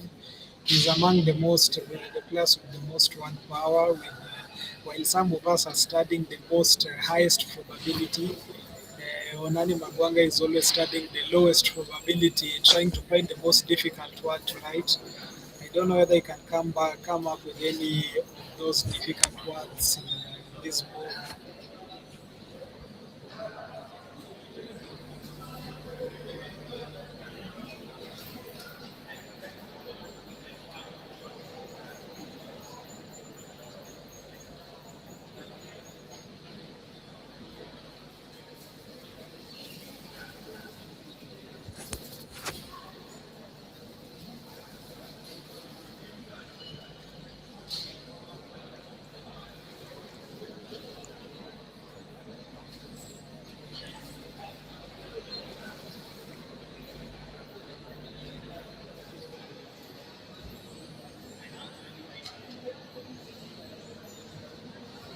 You can see Magwanga Onani just playing Dinar, Dinar, just to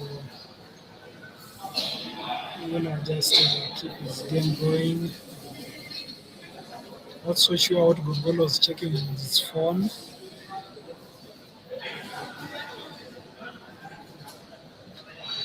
So Onani just setting up his tilt, out move. I think at this point it's just about the max. The game is well but gone.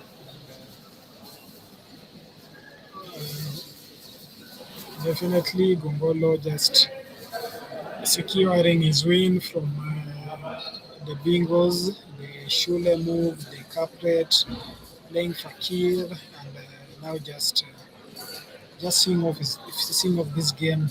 It's been quite an entertaining game from the start. It started with GYP and Onani just playing downtones. So there's this popular name for Francis Washira, downtones or downtones. Definitely quite a good move, followed by Dia Soil with options such as Isolate, Isolate, an option on offer. Gongolo Michael hooking the B to Roasted for the bank and a move which will actually give him the lead, and from then on he's been firmly in the lead, just seeing off the game. Quite a tough one for Nani Magwanga.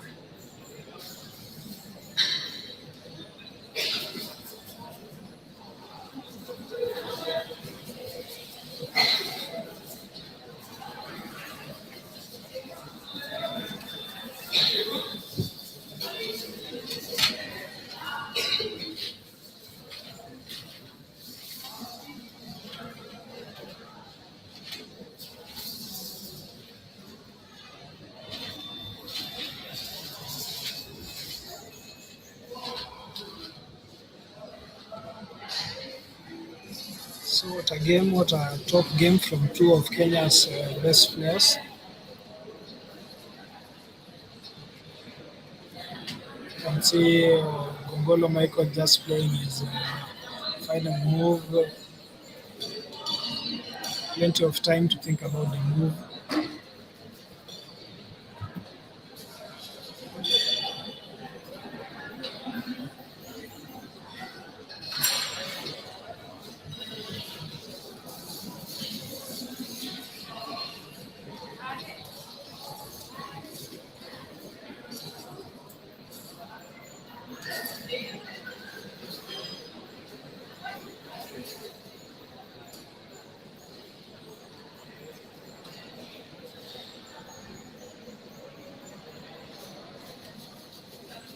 So quite an entertaining game with second place Tonani Magwanga, second place Gongolo Michael beating first place Magwanga Onani. We are on our third game. It's the third game of the tournament, the Nairobi National Tournament.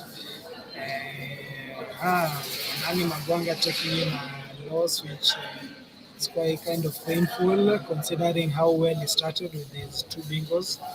But this is a game showing there's always a chance to come back. So whenever you are playing a game and you feel like you're behind, there's always a chance to come back, and that's exactly what the XP Gongolo Michael has shown in this game, coming back and simply taking over and winning the game. Is definitely going to first place, and we can't wait to see what more he can offer.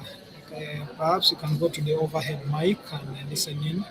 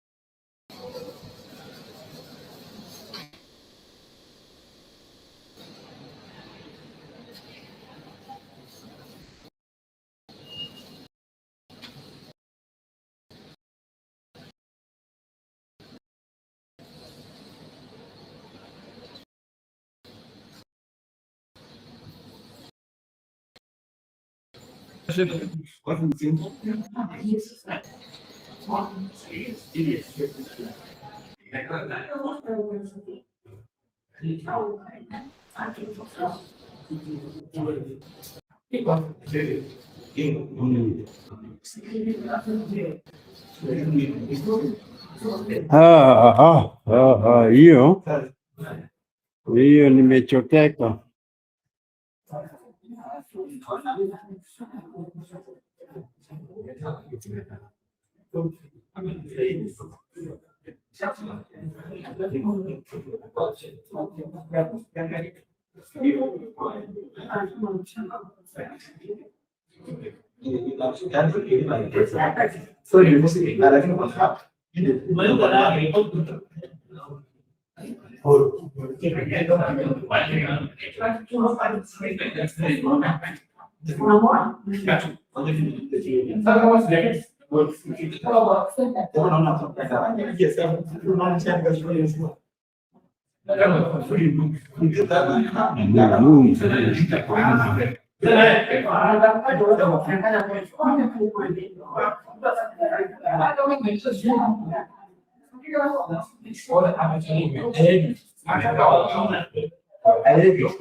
Okay.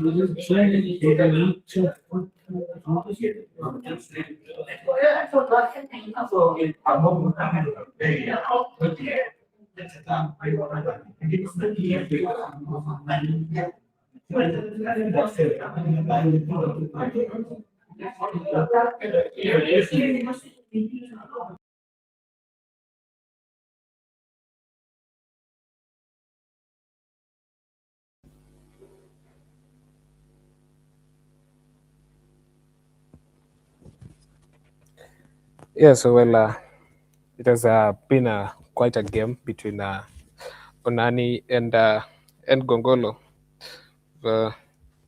Skia Onani Magwanga claiming through the overhead mic that he nimechotwa, basically that this was gone for him, and maybe he'll try again in the next rounds.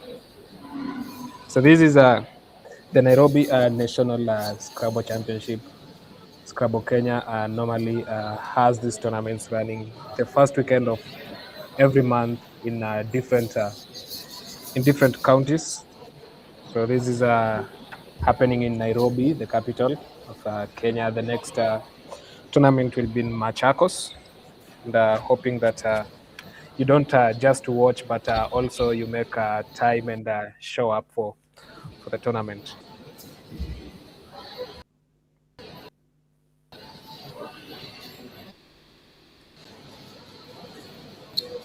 Sure, we are glad to have you here. Thank you so much for tuning in to our live stream and keeping us company. It's quite an entertaining game. It's quite chilly, but the boats are quite hot, as you can see. We ended losing on the live stream. It's Kenya's top-rated top seed. We've had Ngolo Michael, the recent current champion, national champion. The XP currently beating Nani Magwanga. So we are quite expecting fireworks today, as we have seen the first 3 games, and we are looking forward to a very, very, very hostile, let me call it hostile environment for everyone. There's no obvious winner today. There's no obvious easy game. We have seen Kimathi beating Oyende, which was not so expected, but based on their ratings and the expectations of the Grandmaster is to simply win. We have seen Okechi win his games too, and we can't wait to see who leads the pack by the end of the day, but possibly we might have a new champion. What do you think, Rafael? Well, that is what I'm hoping for, that we get to have a new champion. But if at all we still have the next the if at all we still get to have the same faces, I won't mind. We just congratulate them and keep hoping for newer champions in the coming tournaments. We've seen one Ian Oyo doing well in the cage matches against some of the best players in the country, and maybe we are hoping that he might do the same in the national tournament. Maybe clinch another national championship title. Let's see if we will manage to get that. Okay, so you still have the overhead mic on. You hear me yelling on the microphone. Whether we can turn it down a bit.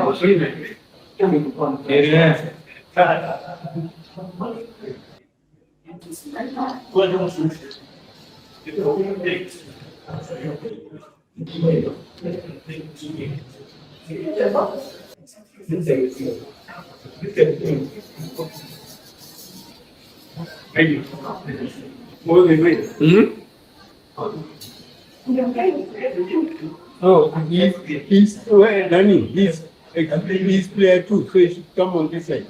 He's going fast. Yeah? Going fast. The one who's going fast is so it's him, eh? Oh.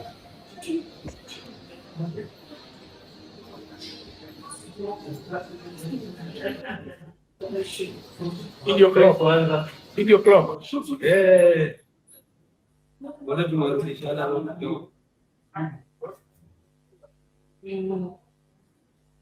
Hai reset.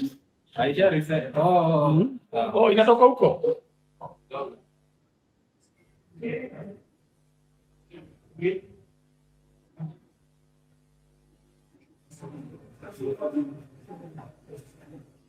Ito sawa. So challenge you to realize the bad. Just say the word. Okay, then challenge and create. Oh.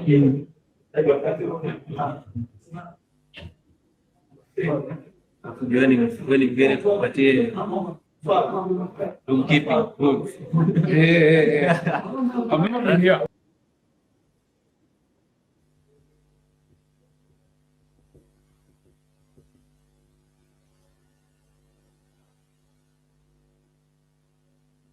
Yeah, You've never been here? No. Nafikiri unataka kuanza Magu Onani.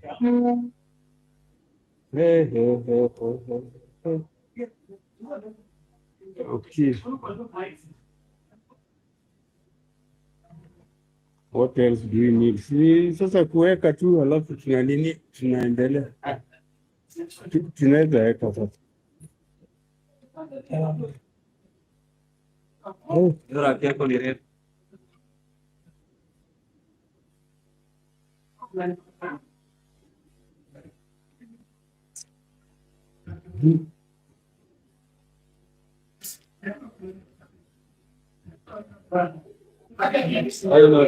Hmm? I wanted to put up an katana. Nilikuwa na nini? Now you can, eh? I'm not. I've given you the nini. Oh, yani sasa tuwe tunaweka raku. Tuwe tunaweka raku. Tuwe tunaweka raku within hapo. Upenda siasa sana. Lakini kama unaona ni itakusumbua sana, naweza kukusaidia. Unisaidia? Huwezi jua, labda hii itaweza niletea pia baraka njema. Unajua tenda wema uende zako, mi nitaweka tu niende zangu. Sasa baraka ikianza mimi inakuja hii side, usicomplain. Usiongei na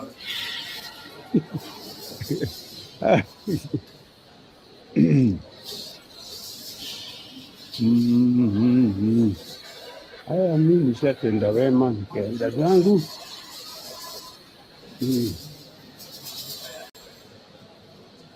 Okidoki, all the way we can move on. Oh,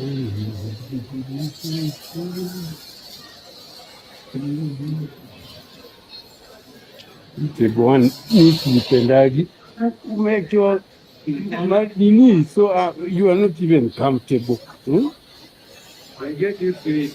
Yani, you are so strange. Lazima we are at a certain distance. Sema uiname unataka na usipige hii kitu. Kuna vitubo. Bwana. Yes.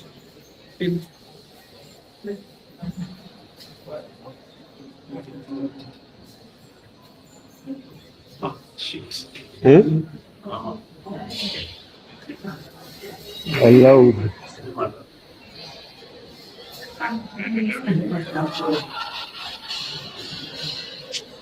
Allowed, that is 15.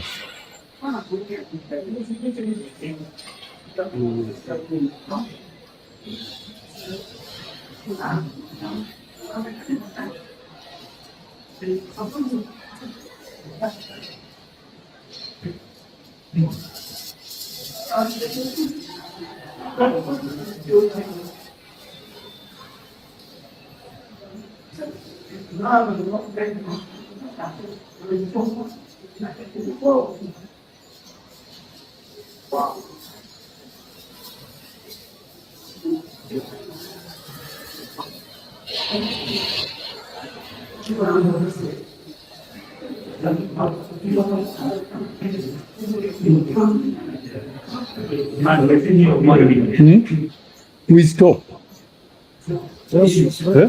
Pause. Has it been paused? It's paused. Oh, huh? Where would you like to be sitting? Here, forever. Any table ile iko huku kwa live. Ama hapa. Especially huko that hii mwisho. Where I need plenty of light. Ama hapa forever. Hapana, hapa ni mara. You know, I'm just seated like I want a place hii game hata mimi sioni nikienda mahali nayo. Kurudisha.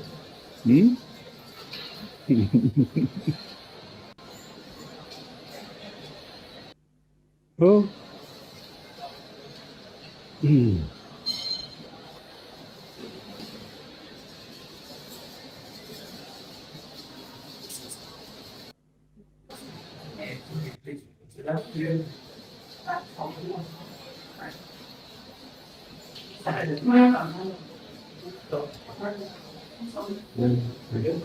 Five, 8, 10, 63.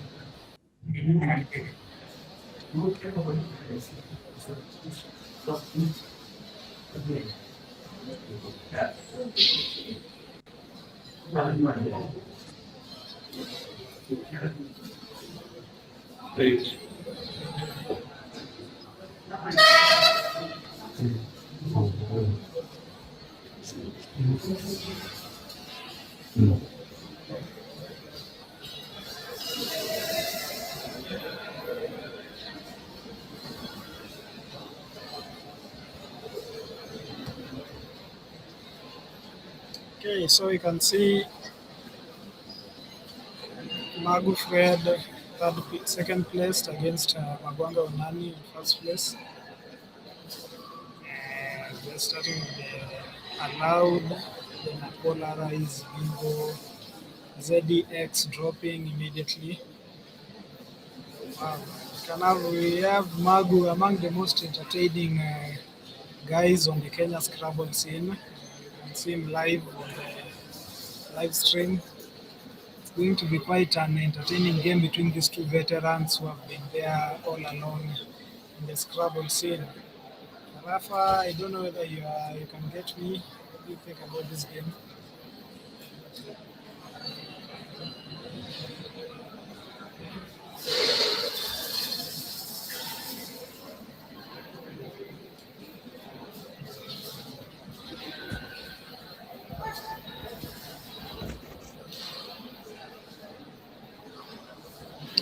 You can see Onani Magwanga play Woundy, Woundy, depending on your English, British, or American English, Woundy. Just keeping the scores at bay. Rafa, I don't know whether you can get me. Yeah, I'm getting you loud and clear. I think So we have Magu with the fireworks, but was easily countered by Magu with the Zex play, which is an amazing move.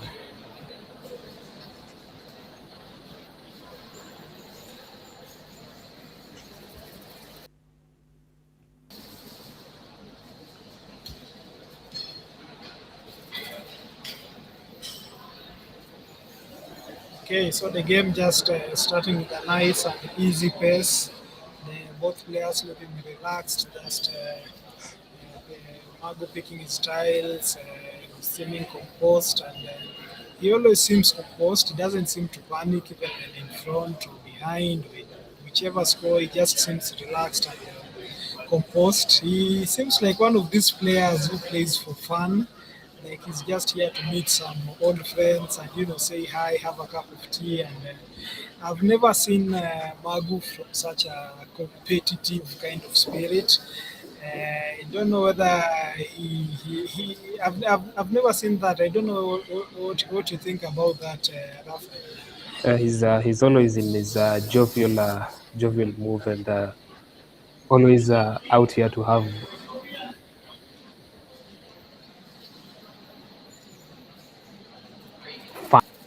fun.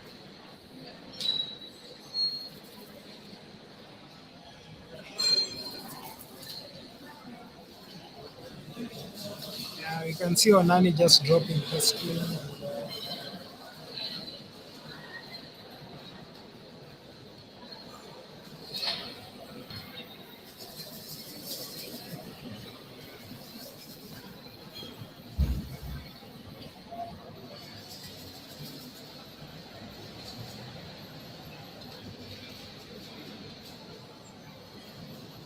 Quite an interesting move.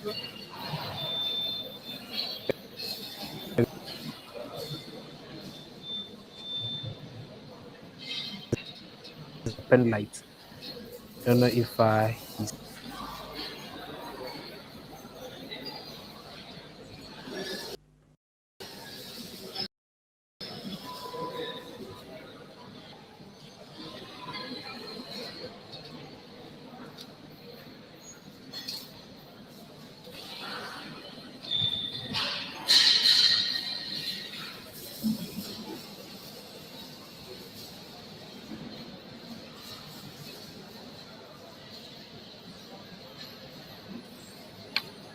Don't know whether you can get me, but you can see an exchange of bingos with the wrestling. It's anagram peltings, dropping quickly. We can now see outcries, just keeping the game evenly poised. That's awesome. What an entertaining game we have with us right here.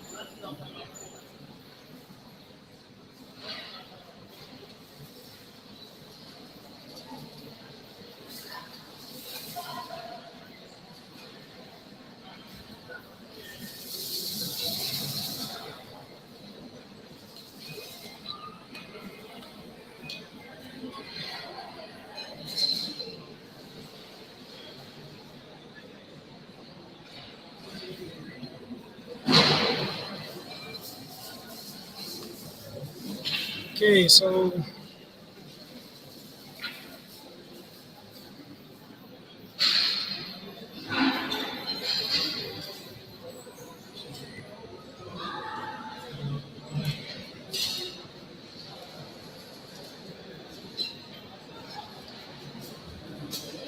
both players just exchanging bingos. Quite some fireworks on this game.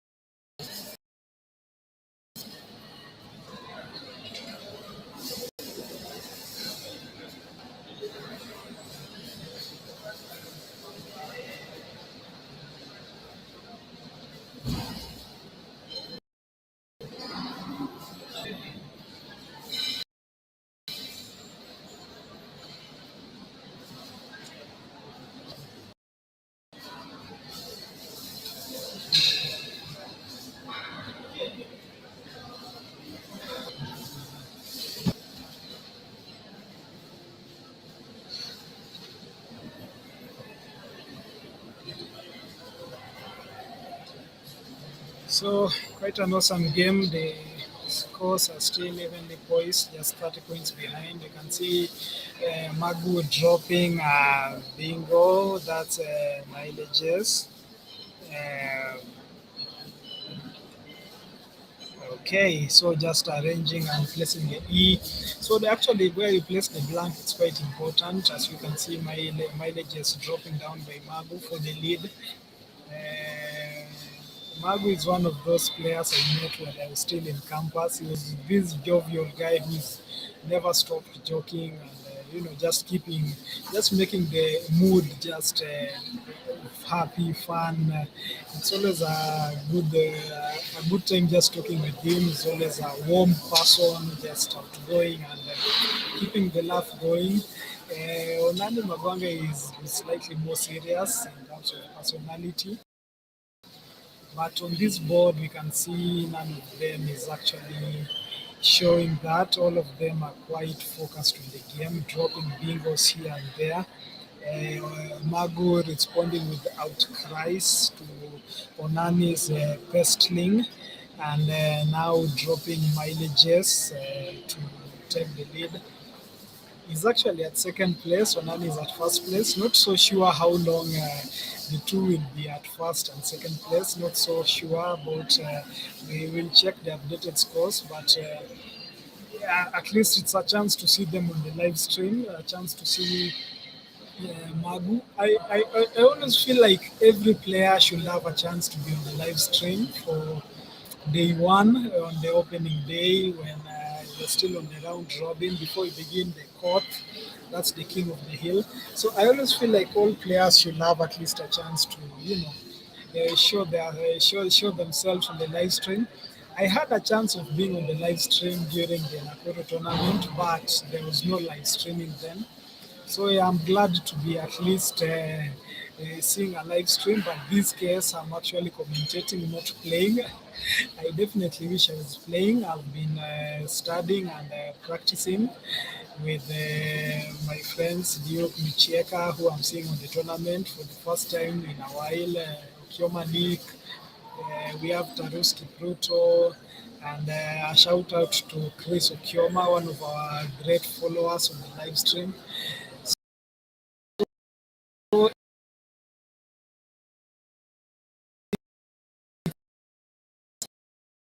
actually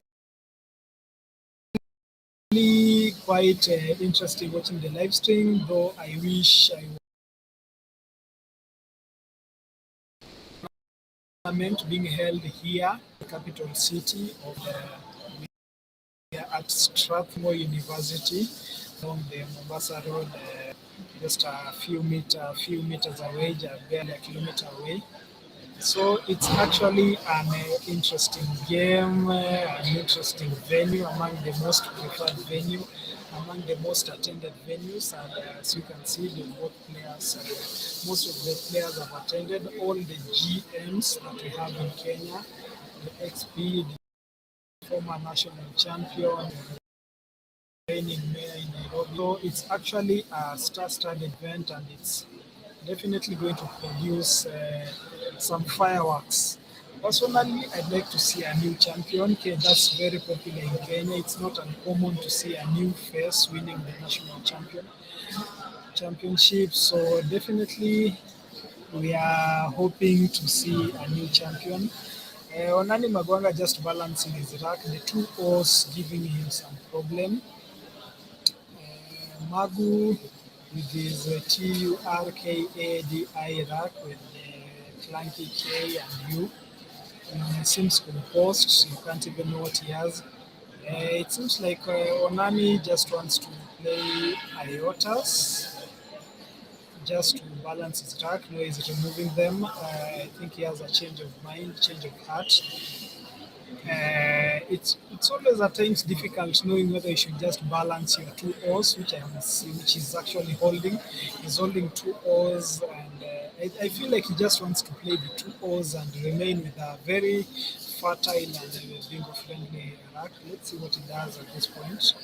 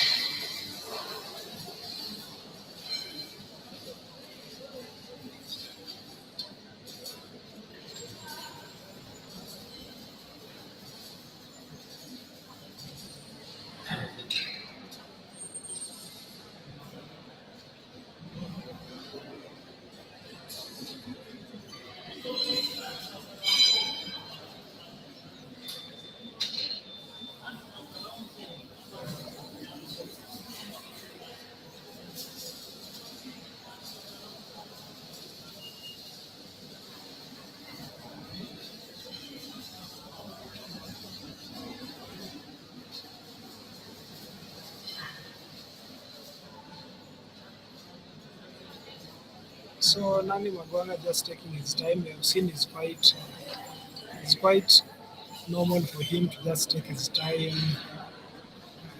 balance his rack. So he's settling for Stoi, Stoi. I'm not so sure whether it's the best move, not so sure whether it's trying to balance his tiles.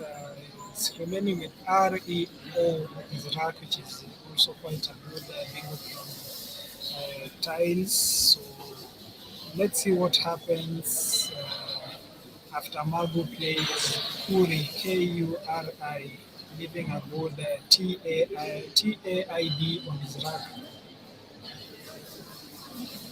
I think what Onani was going for is just to block the triple lane. As being in such a position might be costly for him if maybe he had decided to leave it just open. Yeah, for sure. Sometimes it's all about defense, while attack is the most preferred option. Defense is also good. You can just see him playing Mzee. Mzee, it's a Swahili word for an old person, but we have Gen Zs who use it to refer to a young person or just. I'm not so sure what their vibe is when they call you Mzee. So MZEMOE dropping, leaving a balanced track for Nani Magwanga.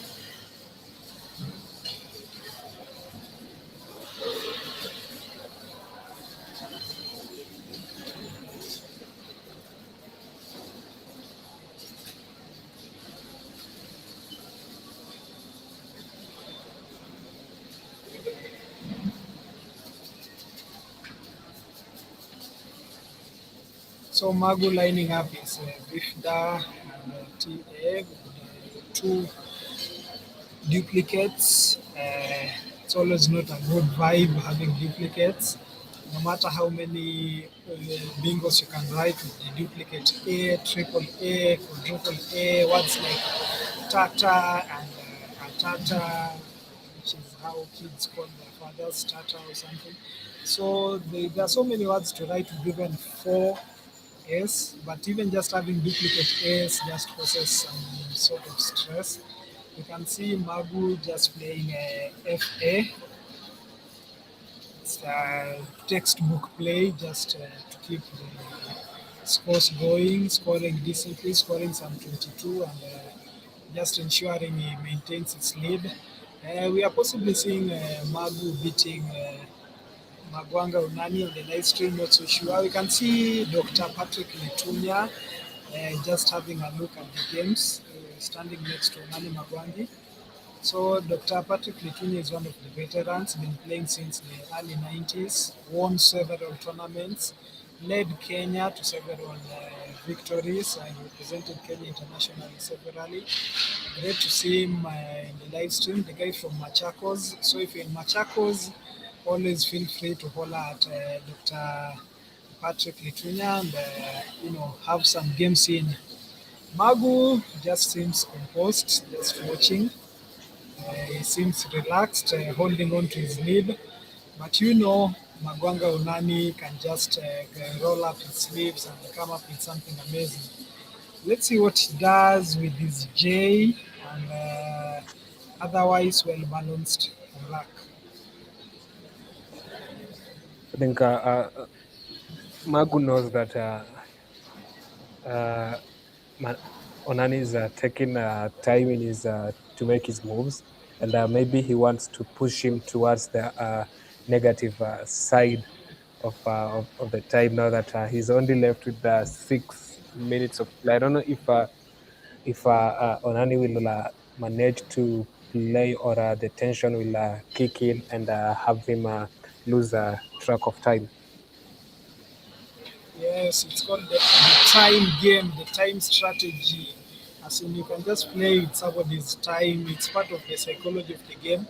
I've talked to Magwanga Onani severally, and one of the things he says he doesn't play online. He doesn't see the need of playing online games because the psychology of the game, the time aspect, the pressure, they're not part of the game. So he prefers playing on the board This is one of the reasons why you should play more games on the board. There's the time aspect. We can see Magu with 20 minutes. Onani now has the time pressure of 5 minutes, so he definitely has to make his decisions faster, play faster. So this is one of the aspects of the game which most new players, even the veterans, even the pioneers, even the regular, solid, seasoned players, some of them they still have the time pressure. We can see Onani facing that in the game. So you definitely have to keep locked to this game to see how such players handle the time pressure aspect. Raphael, have you ever been in this time pressure aspect and how do you handle it? Well, I've never been in such a position to be worried about time. I'm normally good at playing fast, so uh, that has never been something that I've had to worry about. I've actually played for two. I've played a full game for 2 minutes, and actually won it. So done it twice. So that is never a problem for me. Awesome. So, okay, lucky you. You can see Magu just keeping up the time pressure, playing Viva, keeping up the time, and also playing V, the V which blocks the game. V has no two-letter word, so definitely that section of the board is blocked. So Nani must now think faster with his one vowel E, the J placed upside down. I'm sure it's quite stressful at the moment. Maybe play Joe for just 26. Maybe he's just timing for something big, the J. Holding on to the power tiles at times becomes disastrous. At times you just go for the 30 marks and keep the game going. I don't know what Onani Magwanga will do at this point of time with this J and H. He just goes for the jaw, which is actually, I think, the obvious move. Hoping to pick a vowel to complement his E. He picks the G, which is not very good. Magu just toying around with his tiles, the T, the duplicate T, AILED. It seems it's going to be a tough few turns for Onani Magwanga.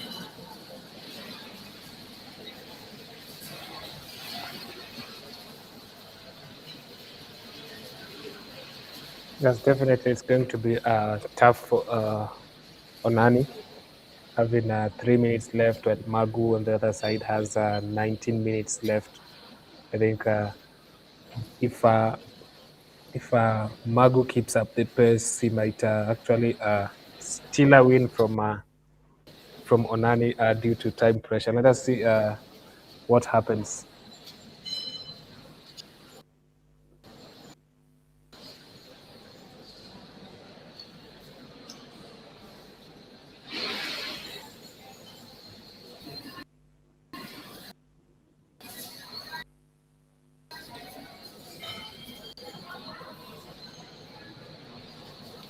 Okay, so Magu just used up like playing and keeping the pressure to Onani, playing decently, not opening up any new spots, locking the game a few points ahead, but just we know Onani is the stronger player in this case. He's highly rated, and Magu just ensuring the board is well locked and not opening up any new spots. His bingos of outcries and mileages just keeping him at par with Onani's bingos of polarize and wrestling. So let's see what Onani, whether he'll open up the board or whether he'll look for plenty of marks to catch up with Magu.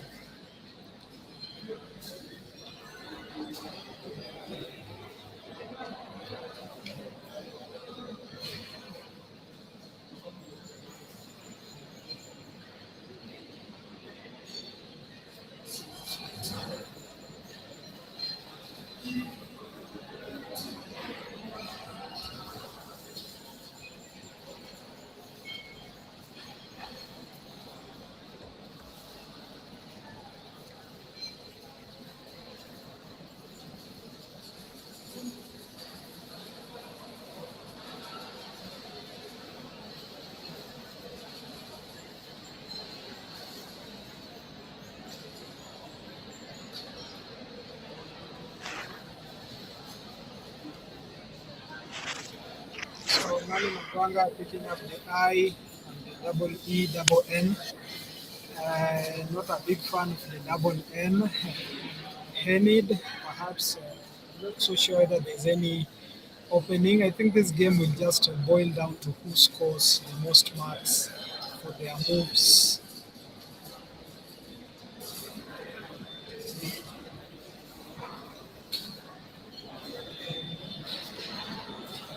Well, we still have a blank and a Q out. I don't know what. I don't know how the game is going to turn, but I think those the blank and the Q are the big determinants of how the game is going to end. I think that Magu is just a few points away from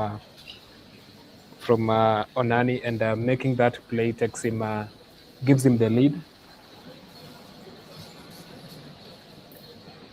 You see, Onani is really trying to play as fast as possible so that he doesn't have to undergo the time pressure towards the end. Yeah, seeing dropping hinged for 38.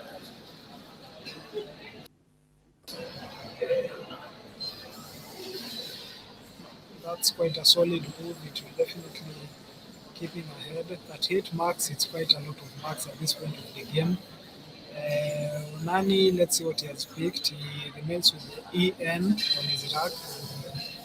It's not showing us. And Magu picks the Q, which is definitely going to complicate whatever strategy he has.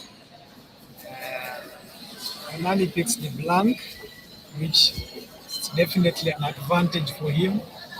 Wow, what a game, what a game, what a game. This is going to be another nail-biting end game. We see Magu just dumping the Q immediately. It doesn't want to do anything with it. That is Definitely see. that is actually his Yes. best option, dumping the queue, because it can easily be blocked out and give him troubles towards the end. And So Onani with the blank, I'm sure he definitely he's definitely going to out and maybe clinch this win. what a tough one for Magu. He had a chance. He had the chance. He didn't make any bad move. He didn't make any wrong moves. But that's how Scrabble goes. At times you have to make your just hope, pray to the gods. Even if both players can make the best moves, have all the words. You can see the finals like Adam Logan versus Nigel. You can see a player playing his best moves, going all the words, but still losing. So that's part of the game.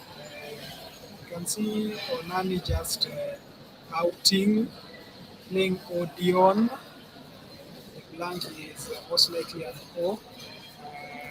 Just winning the game, not so comfortably, but winning the game.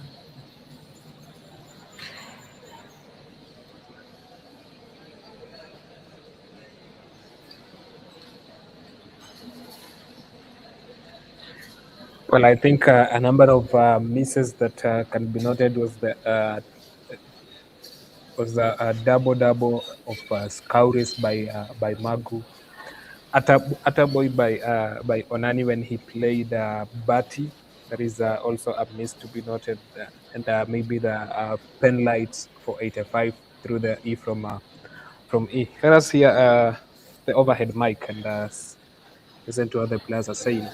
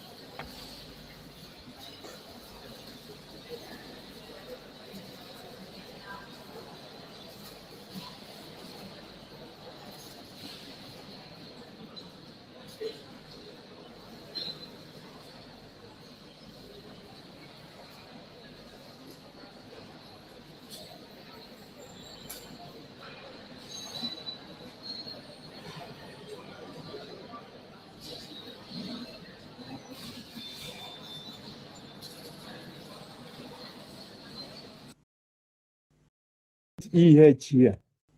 I would write EH. Not 38. Huh? I would not write 38. No, I would not write 38, definitely.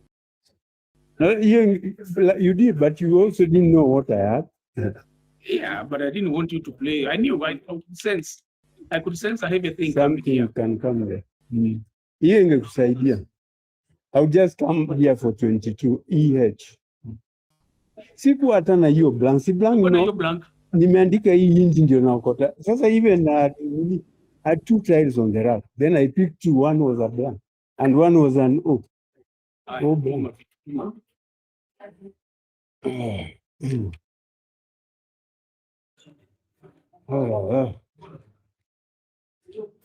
Douleia. Can I miss Douleia? Lakini hiyo ni bingo ukiandika unakuwa na baraka kwa sababu the rack is so not good. Yeah, you clean So it. you will come with very good things. You clean it.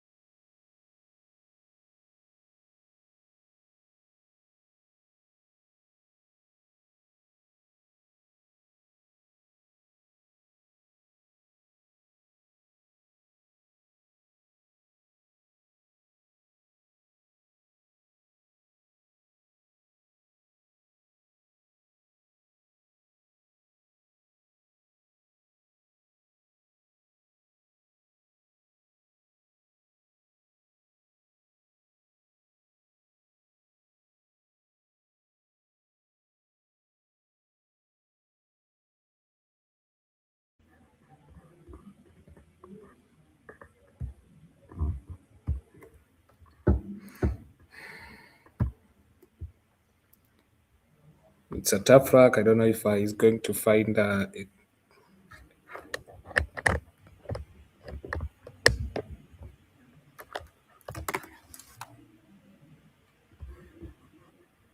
it's a tough rack. I don't know if he's going to find a better move with that. But let us see what he does. Goes for bat.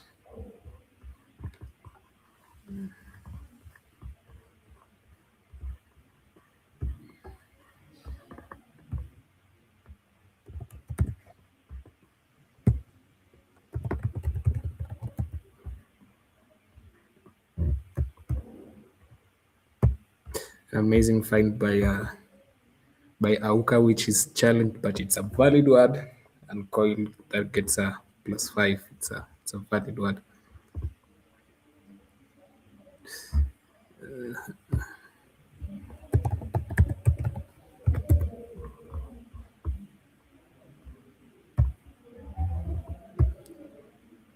And Kimathi is definitely going to counter here with the bingo of his own headiest, which will definitely score better. Let's see if he's going to spot that either headiest or deathier.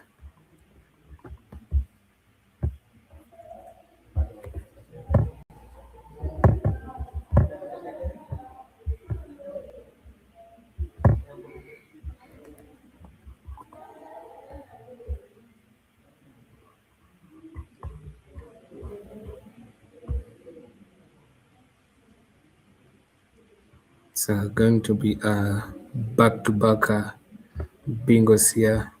I think Kimathi is taking his time.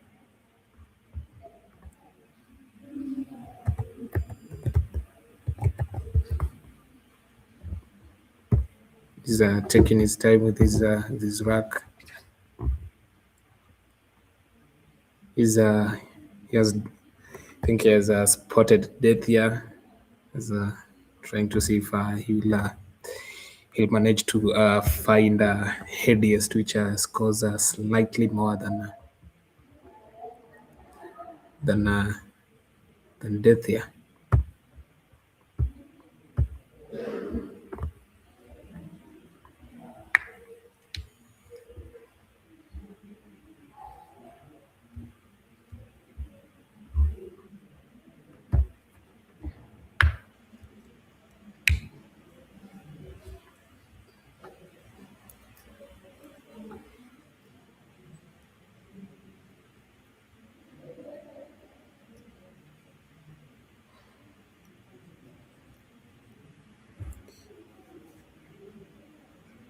Kimathi is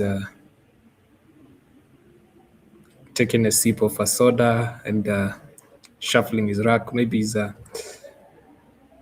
trying to mix the two and maybe help him in processing, if at all it helps. Let's see what if he manages to find the head move.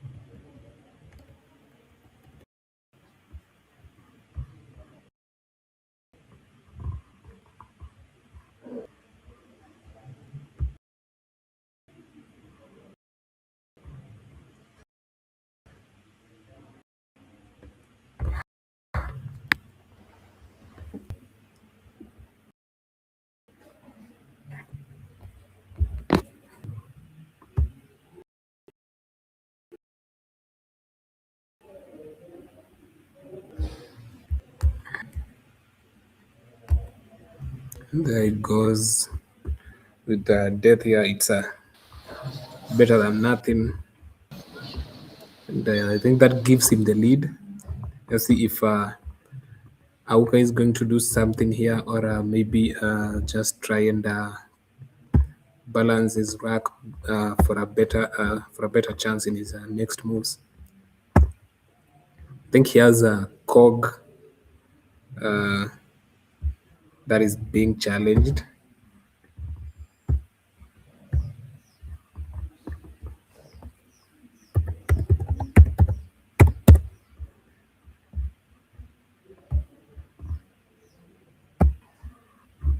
It's always not advisable that every time your opponent plays a word, you believe every word played. So challenging is acceptable. If you're not sure with a word played by your opponent, you are very much allowed to challenge it.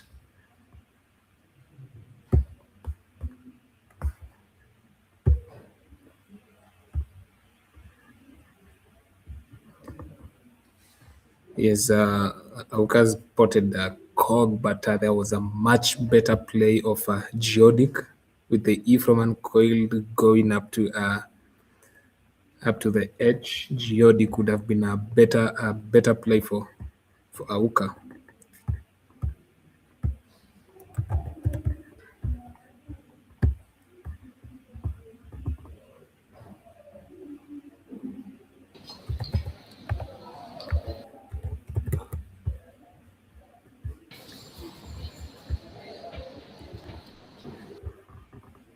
Just checking in.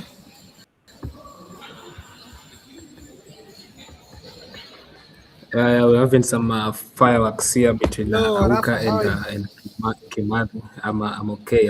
How's lunch? Lunch was okay. I just took one chapati.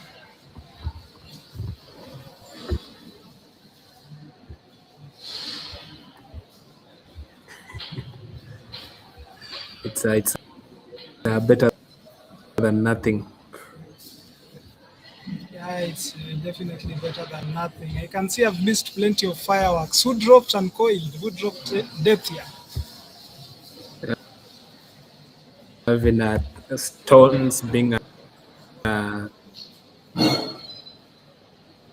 thrown here. Yeah, I can see the game is evenly poised. Kimathi Benson and And Nauka coiled was Julius both have won. made by Auka, which was challenged. Then death here by Kimathi, which was also challenged. And there we go. We see Auka dropping another bingo diarise. I think it's going to be a chase for Kimathi, because the diarise gives Auka a slight lead, just countering the Dethia move and in move by Kimathi.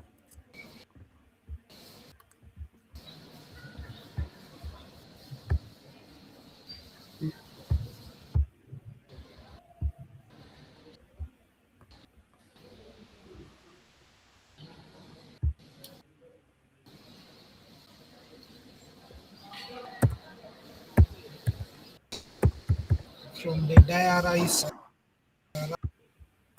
like Dairies, airside, possibly could have played through the for yourself. For example, placing the D on the triple. So quite an scoring well and getting your answers.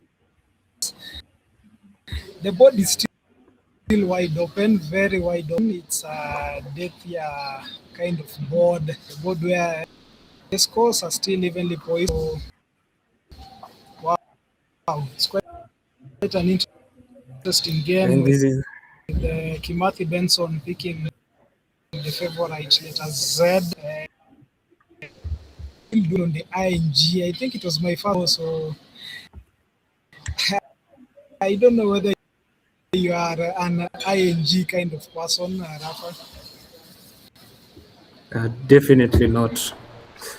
Consider that Auka has the second blank, and definitely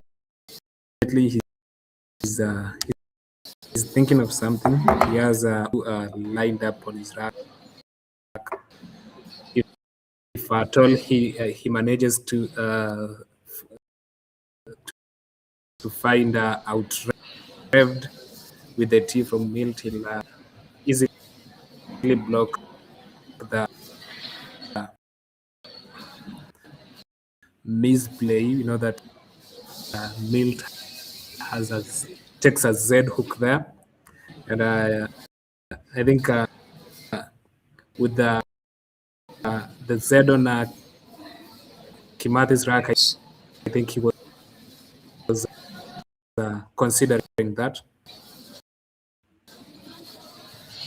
Yet Auka hasn't spotted that, so definitely.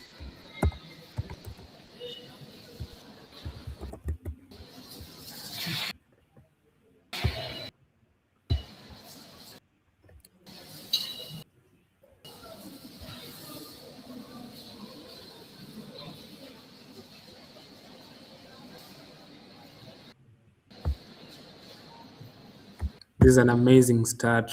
Open, a very open board, and limited opportunities here for many bingos to be played. Let us see how this turns out to be.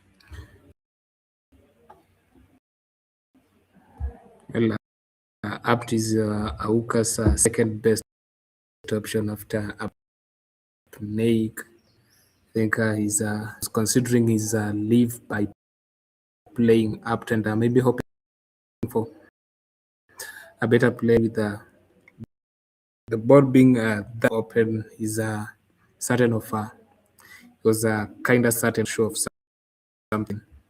The other side is struggling with a rack full of consonants, no vowel, no hope for him. Don't know if he's going to change or just find a play.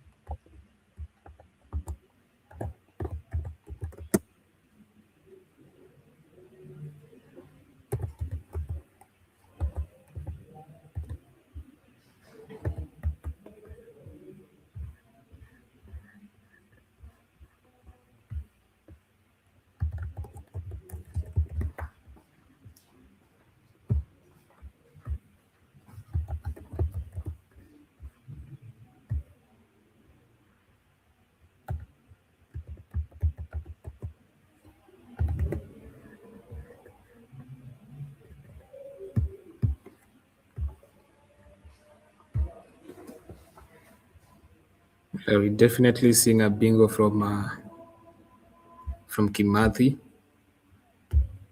Yeah, he's definitely going for either Ilanets, Latins, or leanest, or maybe cleanest. Let us see what he opts for.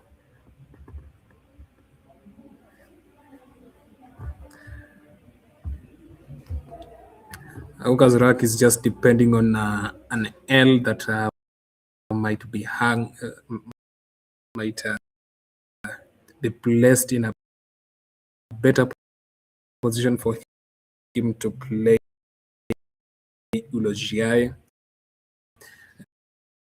don't know if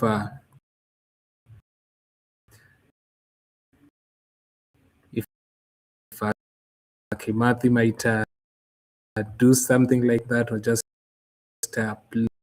play his Latins and end up hiding the L.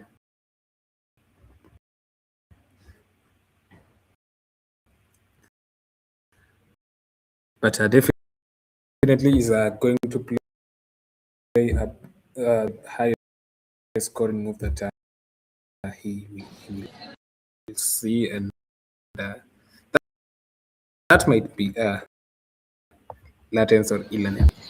But let's see what he's having in mind.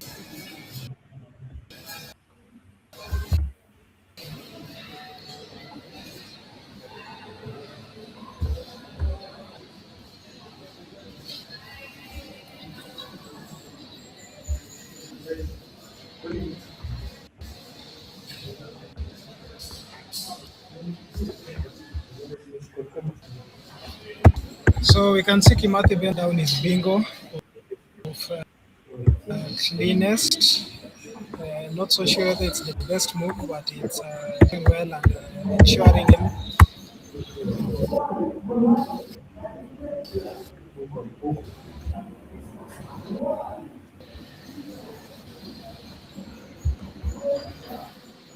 Don't know whether you can get me clear.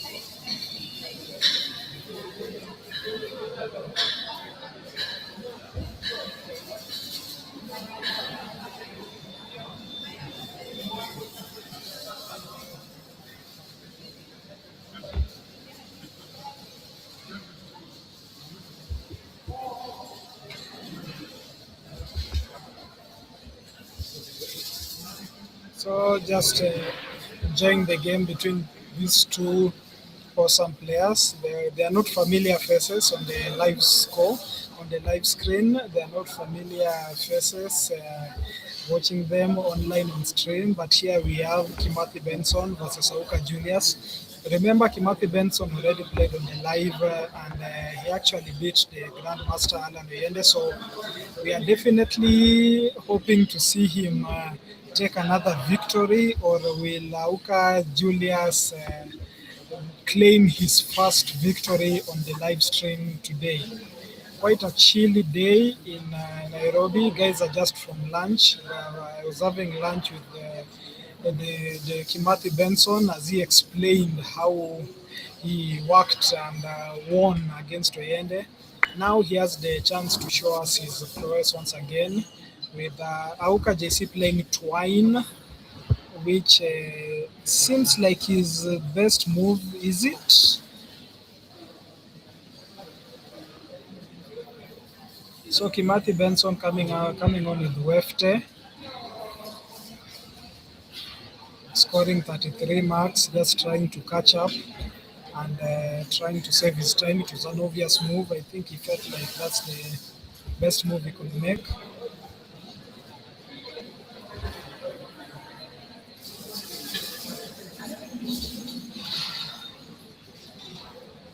So we are 4 hours 30 minutes into the live stream, and we have had quite a number of entertaining games.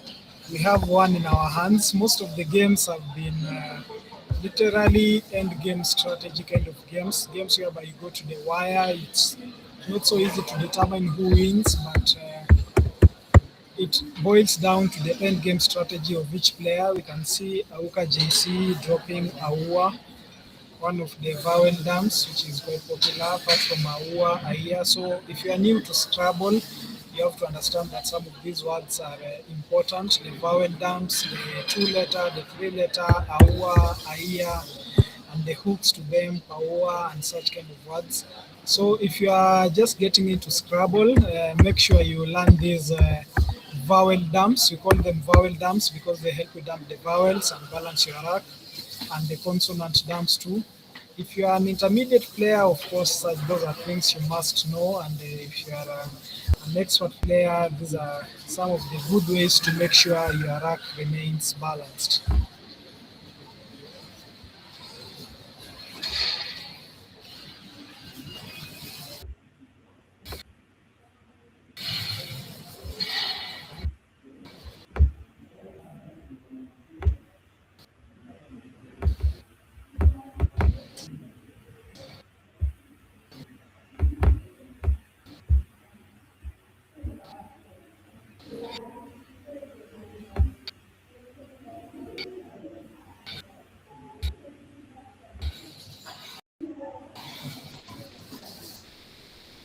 So, the shouters, but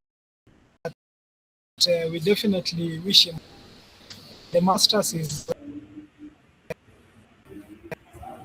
for players above 1500. It's the one this month or push to next month.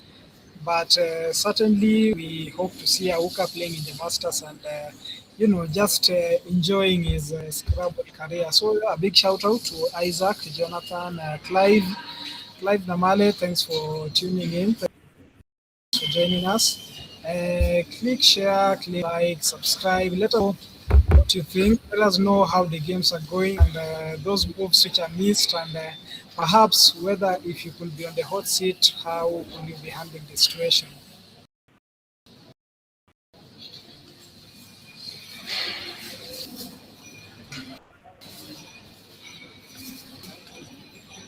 So Kimberly Benson currently at third, Nauka JC currently.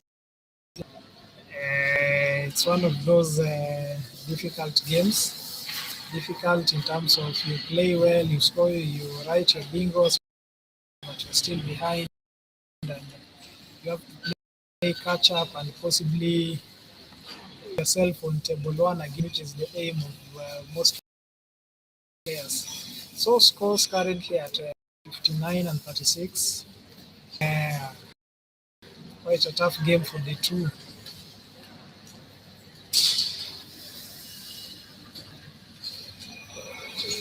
Timothy Benson at 375 and Auka Julius at 359. It's Auka's turn to play, and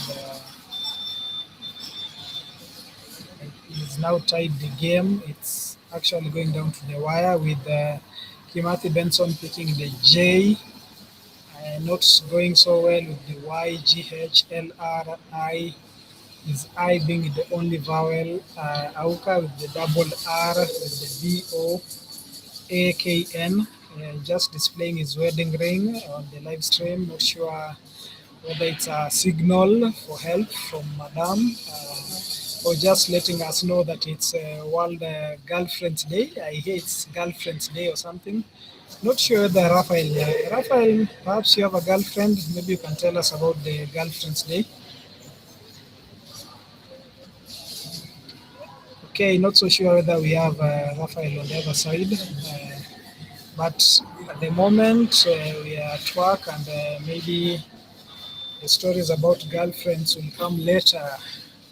In the meantime, Auka is blocking the screen. We can't see his tiles, but we can see his golden wedding ring, engagement, perhaps.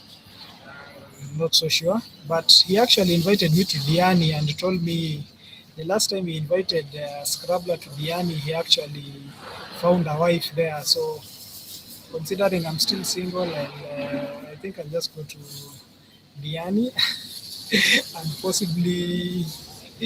possibly find a girlfriend there from Auka JC.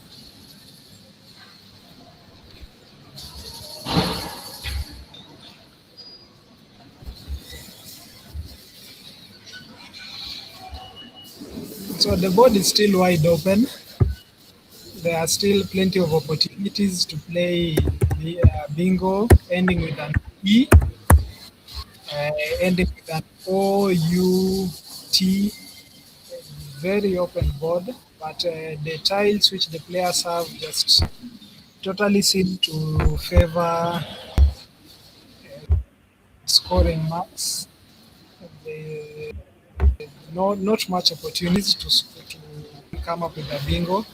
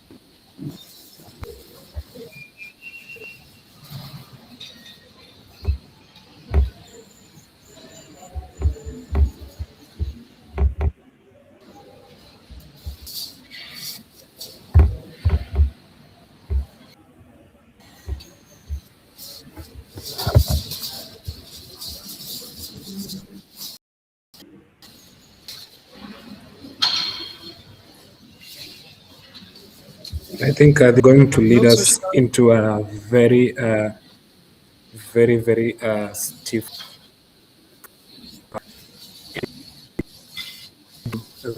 strategic plays that time. Yeah. The current scores are 375 based on whatever we have on the stream. Probably we're going big minds here at work. Auka normally he is experience and strategy. Let us see him showcase that in this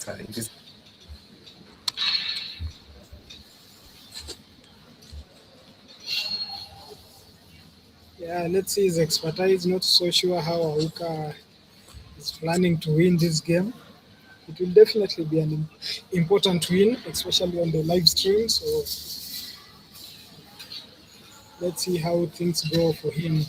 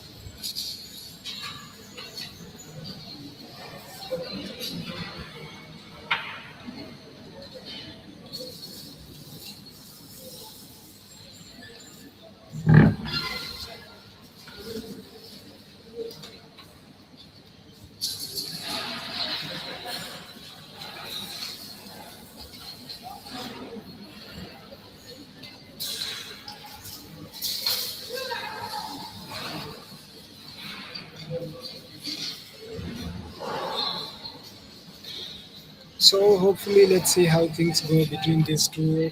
They're just taking down their notes, recording their scores, and just doing their calculations, the paperwork, and to see how things go between the two of them.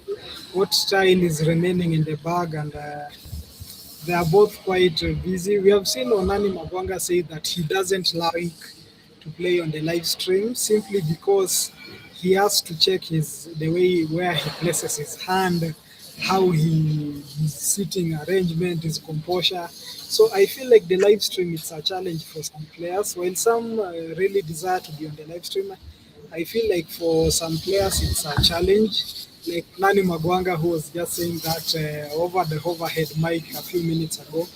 So we can see both players just competing and trying to adjust themselves. I hope the placement of the racks and the cameras don't really affect the players and how they play, their mood, and how they are just their psychology, the psychology bit of the game. You can see they're both serious with their notes. You might think it's a classroom. Well, welcome to the Nairobi National Scrabble Tournament.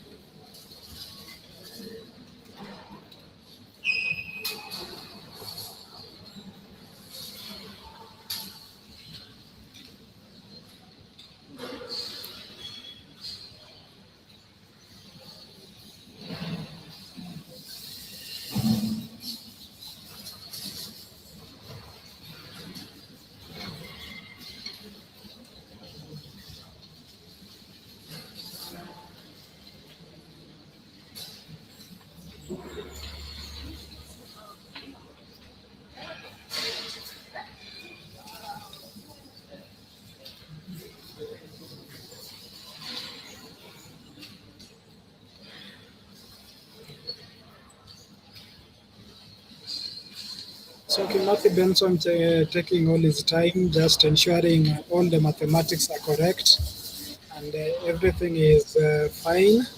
It's taken around 5 minutes just thinking about his end game, confirming which tiles are remaining in the bag and what needs to be arranged. Let's hope he does the right maths, but at this time, any player who wins, it's a win because it's like a veteran versus a young chuck kind of competition. Kimathi Benson started playing Scrabble, I think, some few years ago, compared to Auka, who has been playing since 94, 95 thereabouts. So we can see him placing Jad on the board, dumping the J, remaining with the H and GY. No, I think he's thinking twice about that move. He's thinking about the Jad. I don't know whether it's about the Q. Perhaps it's the Q which is making him consider that.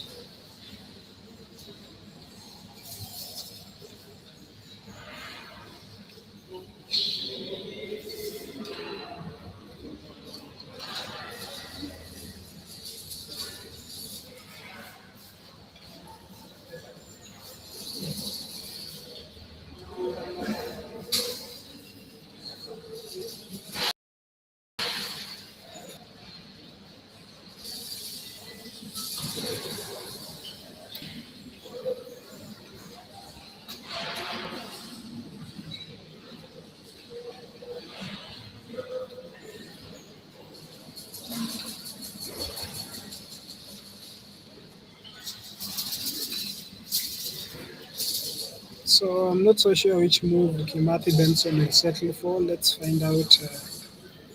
Okay, so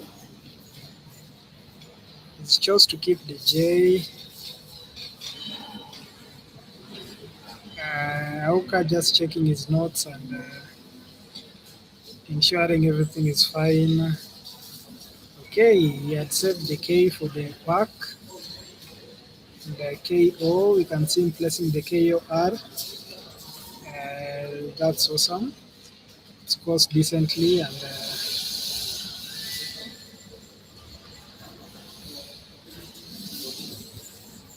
okay, so that will take Auka JC ahead and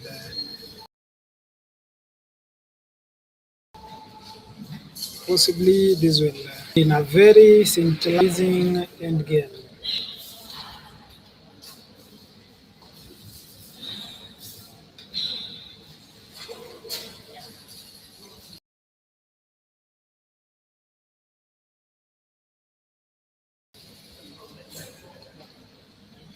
Which is not so helpful at the moment, but I don't see anywhere where I can enjoy scoring decently with the S. He retains his J. He's still not letting go his J. I don't know whether it's part of his end game strategy. You can see Auka is at 402. Kimathi Benson is at 388. And, wow, there's a power tile kind of ending in this game whereby there's a J and there's a Q. So I feel like Kimathi didn't want to play the JAD, J-I-R-D, because he knows he has the last remaining I. And if he had played it, Auka would have had somewhere to play the Q. So Auka plays cat nevertheless. And then Kimathi comes with the Jad now. What an interesting piece of play. So he was just waiting for him to play QAT, knowing that's the only move he can make there. So he's benefiting from his QI. Wow, that's quite a brilliant kind of play by Kimathi. It can actually show somebody sees the long-term strategy and wow, that's quite brilliant because he had actually played the Jad and then removed it, played the Y, waiting for JC to play the cat and boom. That's an awesome move.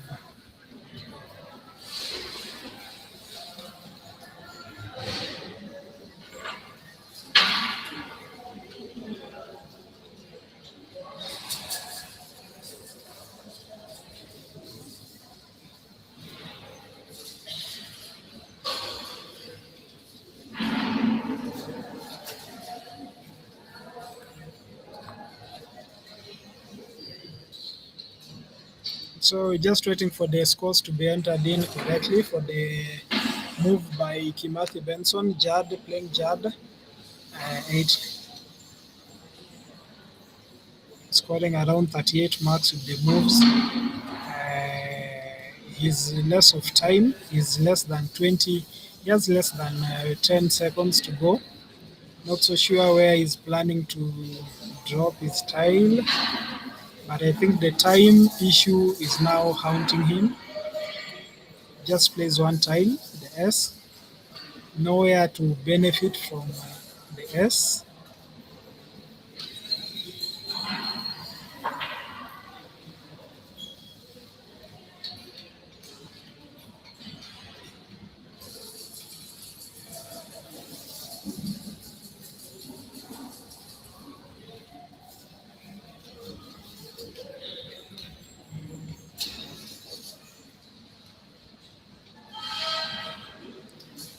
So just waiting for the scores to be updated to know how. So JC dropping in Woven. I think he had planned for the N. I think he seems quite not so confident about it. Okay, so JC, are you going to play in Woven? Are you going to add the N? Okay, in Woven is valid. Is he confident enough to play in woven, play the N after in wove? Wow, this is going to be a very difficult one. We can see on the live screen, Madam Weno Akinyi, the first woman in Kenya to have a PhD, the whole of Kenya, the first woman to have a PhD in chemistry. He was teaching these anatomical bonds and atoms and all that. So must be really a brilliant woman. She has won a national tournament before, though not when I was alive. I just heard she once won a national tournament, but hopefully I'll watch a woman, a female win the national tournament. The same is being replicated at the World Championships and the Causeways, and there are no female competitors. There's literally no competition from the female. There's nobody contesting for the top 10, the top 5. Scrabble is a mind game, so for our ladies, it's a challenge to you. You have to just come up and show us your mental academic skills. Scrabble depends on the mental, academic, but it also involves strategy, it involves composure, there are so many things involved in the game that for one to become a well-rounded player. Wow, so Auka has settled for N, playing in woven and winning the game. Maybe you can go to the overhead mic and listening to what they're saying.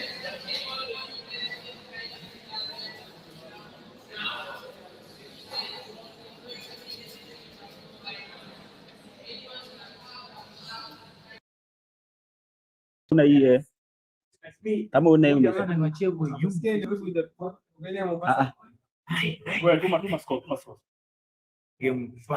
lakini ningecheza hapa hata pale ningecheza hapa. Shida ni vowels, iko na vowels. Huyu jamaa two tiles inside. Q and you picked what? Yes. S na Q. Jamaa anaenda kucheza moja anapick S. Niliona nikatrack nikaona Q na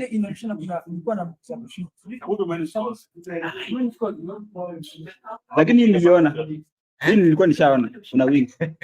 I was hoping you don't see it. I was hoping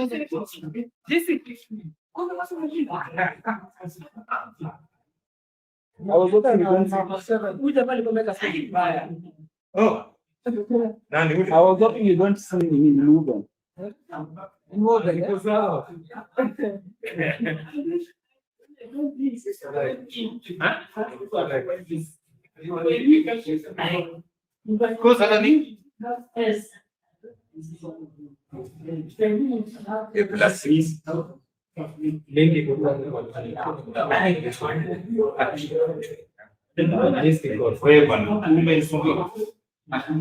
Lakini ni winning.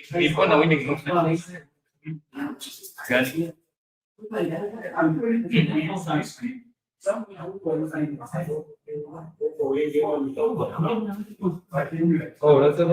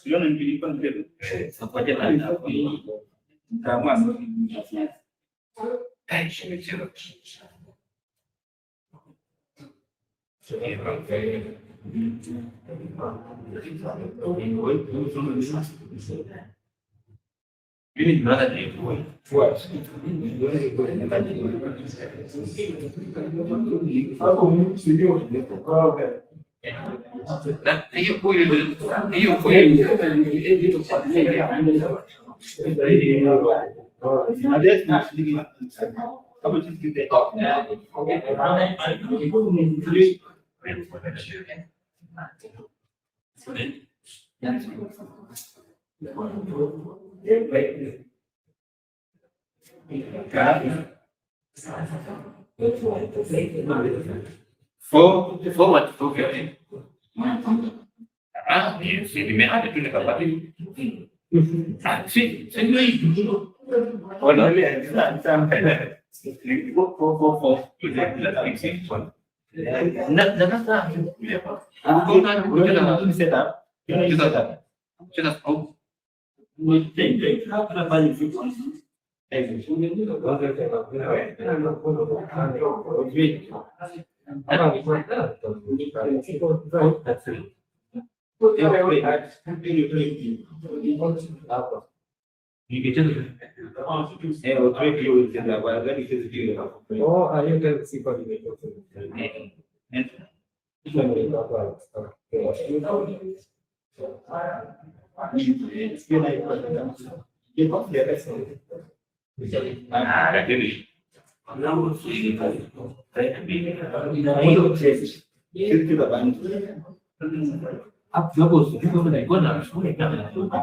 Niona shida hiyo, shida hiyo ni nini? Mungu kama kuna yeye kama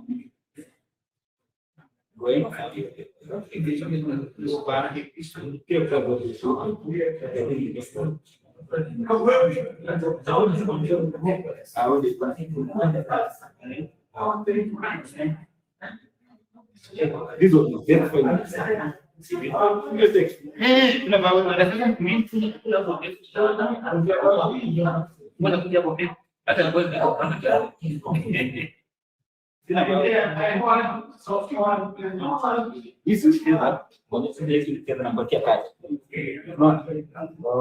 Aí briga.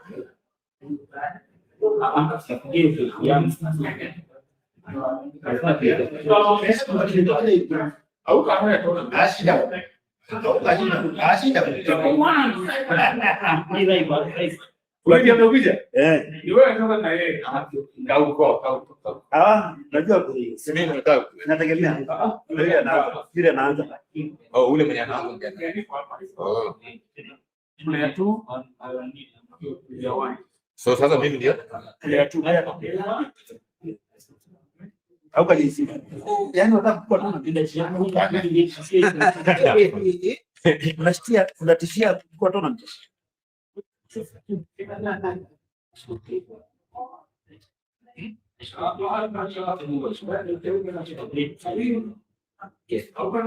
Filho, Toriano,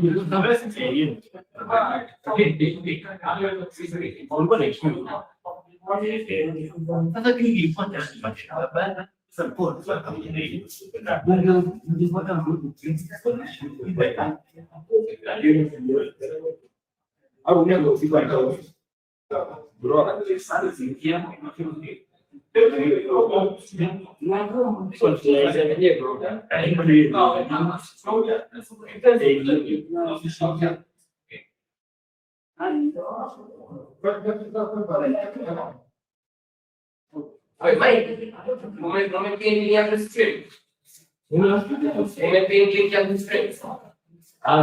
Pin. Wamepin hiyo. Siani sababu Kenya online. Tunataka kupin hiyo, haisikia tofauti. Sasa ta scroll.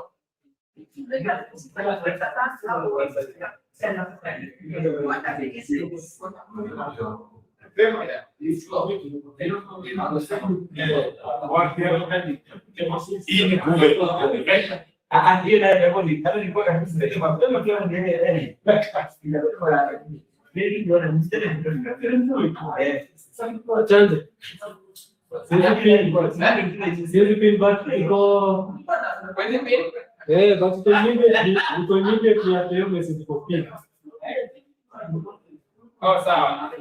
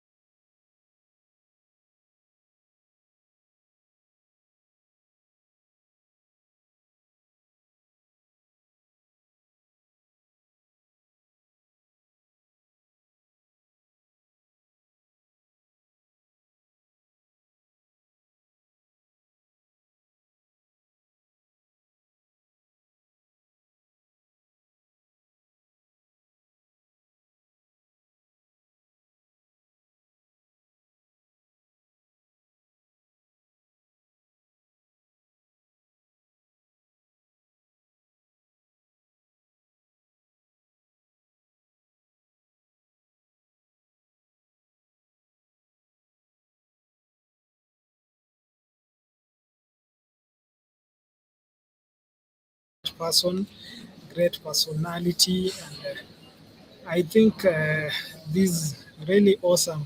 Yeah, so I can see the host has unmuted my mic. My mic was off. I don't know whether you are hearing me. But what I said is Njoroge Stanley and Auka Julius both at 4 wins. Quite interesting seeing the two on the live stream. Not unexpected, of course, both are great players playing daily. Njoroge Stanley plays daily, literally at a Steamer Club, that's along Thika Road, and Auka Julius plays daily at in Mombasa, that's Diani. I see their boards posted every day, so that's why I'm saying that. I've played both of them. We can see Stanley just dropping some words, discarding his V and C. But as I was saying, Auka Julius, he always describes me as a fearless player.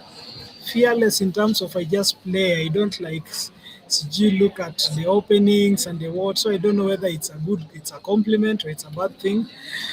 Stanley Njoroge, we played last week. He walloped me. I made the mistake of asking for a bread game, and the guy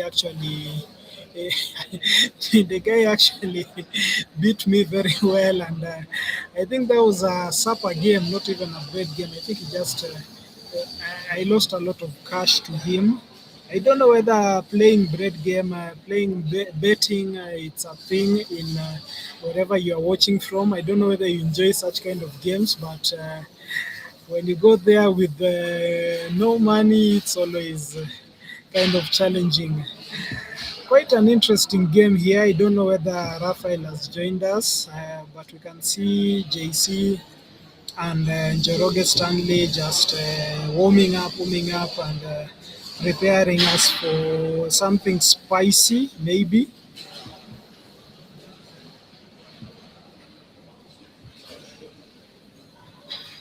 I think did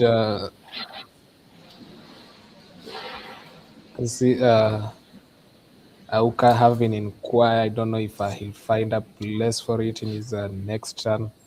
Just missed. I think he missed Nikab, NIQAB,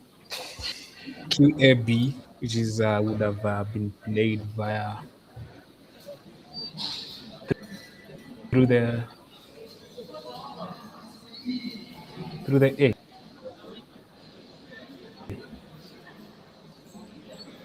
I went for BAE.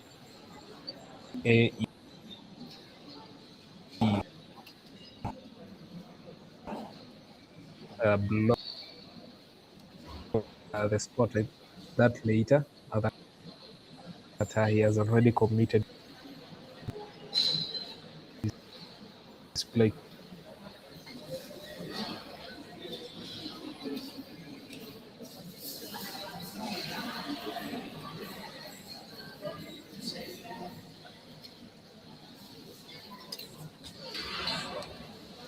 Okay, so Auka JC just staring at the board, wondering where he'll place his bingo. Personally, I'm also wondering. I don't know whether you see an opening there, Raphael. TW words for them. There is no thing for inquire.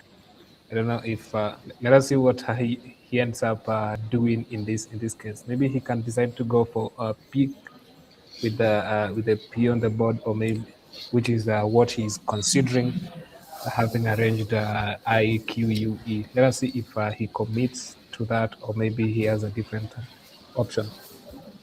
Actually, it's quite painful having a bingo and having nowhere to place it, and you can't pass hoping your opponent will also pass.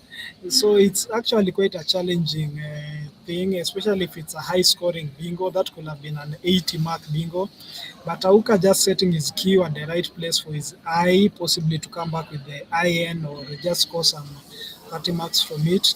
But wow, what a bad stroke of luck with Auka on the live stream. I'm sure Njoroge Stanley feels all confident. He feels like this is an easy game. No, it's not an easy game. There's no easy game in the national tournament. So let's hope Auka can balance his rack and maybe find another bingo.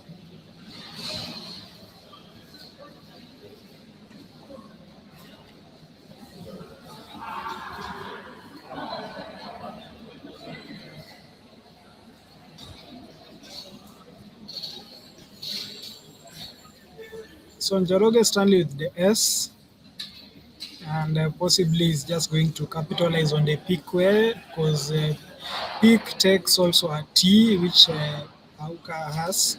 So hopefully there'll be Njoroge will be blocking that sports with the spicy. I think he had no, he already played that. So I think okay, we can see him just blocking the spot with Saisi. Wow, that's a nice find. I hadn't seen that, but it's one of those words I just see like once a year. But Saisi, that's a nice move. Will Auka challenge the move? Is Stanley confident about the move? Um, okay, I think it's challenging. That will be a +5. Okay, that will be a +5 from Njoroge Stanley, because those are one of those words I've studied, but I've not even studied. Like I've just seen it and it's been stuck on my head, but I can't like remember it when I'm playing. But we can see Njoroge Stanley benefiting from the word, scoring a decent 59 marks from an unbingo move. What a move! What a move! So I think we are going to see Auka bingoing. I don't know if he'll manage to see and retire maybe, unless if he hasn't retired yet, maybe he cannot see that. Let us see what happens if he's going to see and retire, or maybe he has a different option or a different play in mind. I think he has not yet seen it. He's thinking about reuniter or something starting with the prefix. So hopefully he sees it so that he catches up. You know, Stano, once he starts going, he just goes. Once he starts scoring, he just scores. Stano has not won a national tournament lately, so he's definitely hungry for a win. He's won a Masters, which shows he's definitely a good player. Whatever JC is doing clearly indicates he hasn't seen the bingo. He's going to miss. We are going to see a missed bingo. He's lining up the QU move, so it seems like he's actually going to miss it, and that's so sad. That's so sad.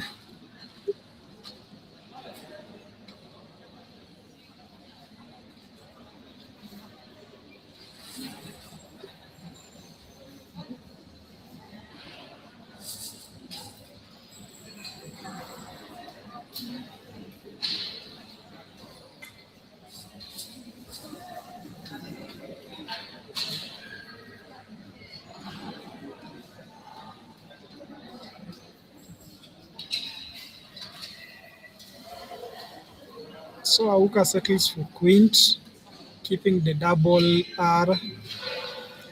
Not so sure what his game plan is. He's thinking of playing, or he's going for choosing to remove, you know.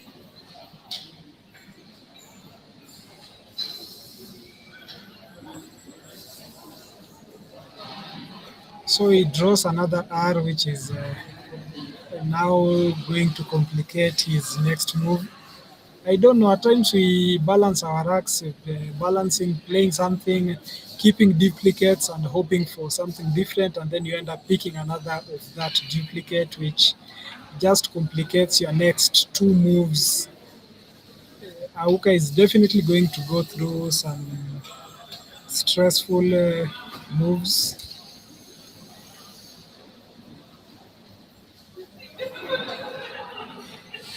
Whereas on the other side, Stanley is really struggling with the eyes. Went in and picked them. I don't know if he'll find up. I had seen him having a double L double I on his rack. I don't know if he's going to play that, or he's going to go with the definitely going for that to get the BAE with the L. That is a good play from Njoroge. Yeah, certainly it's a good vowel dump. I told you players like Njoroge Stanley and Gongolo Michael, they simply don't like exchanging. They'd rather play some 10, 15 marks. They call and then they tell you, hiyo ni max, wewe, hiyo ni max. So you can see him just playing early and you know. Okay, I think he'll play Aulo. Okay, what is he planning to do? I think he's reconsidering, perhaps thinking about the A. We still have the Z in the bag. We still have the J. So I think he's considering just opening up, not opening up for Auka.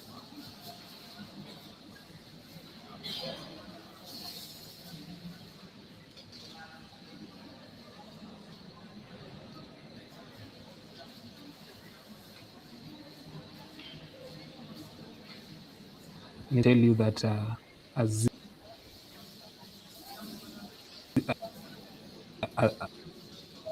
a 6 is better than 0. Yes, for sure. Let's see what he scores. Okay, he goes for lineage, remains with AII, which is not so good leave. Perhaps just going for the max and thinking about the L with the LILA. It draws another A. That's a duplicate I, duplicate A. Auka just going for the K spot, key the KI, scoring decently with it. I think it's a max. But leaving his rack looking not so good with the triple R.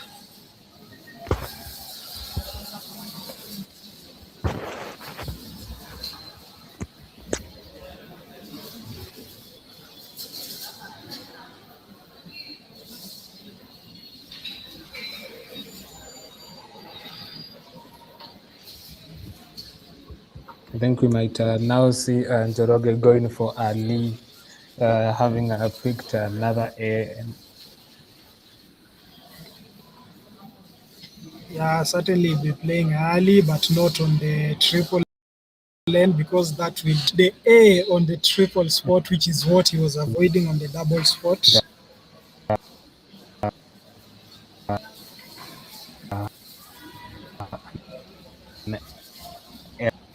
L exactly. Let's see what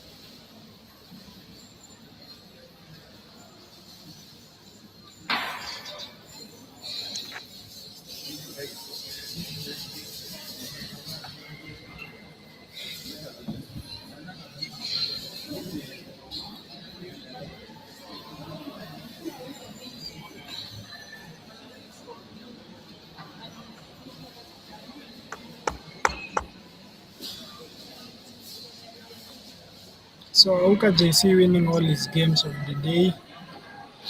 Njoroge Stanley winning all his games of the day.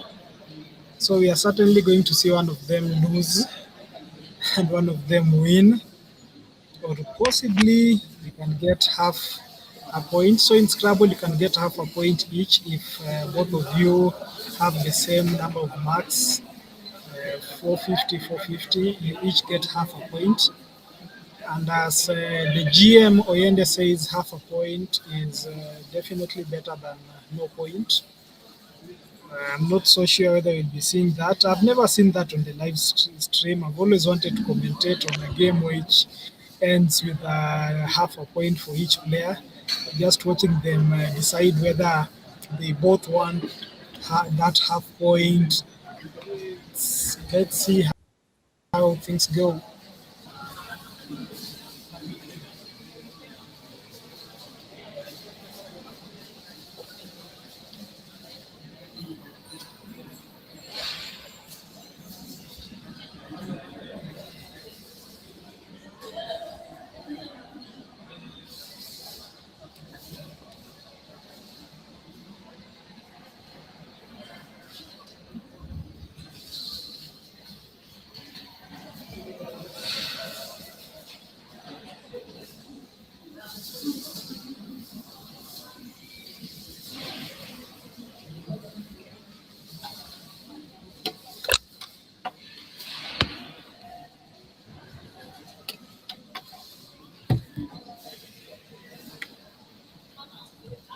So you can see, wow, recorder.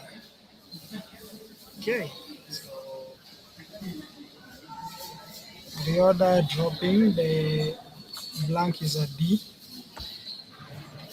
I think the triple R's working for JC after picking the blank. He's taken a slender lead. Wow, might JC just take the tournament? I don't know. Let's wait and see.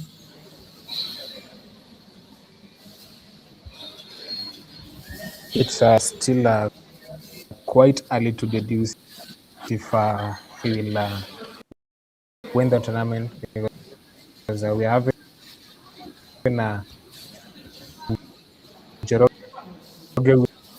with a good rack, which definitely he's going to be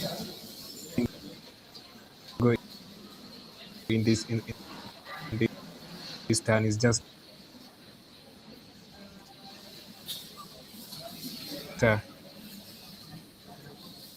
choice, just trying to find the best way to play. Us manages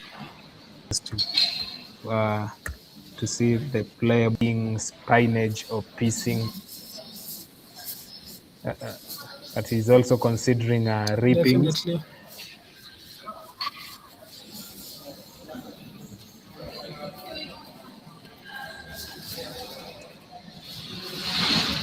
Let's see if what he Definitely is going to bingo. Let's see what he bingos with.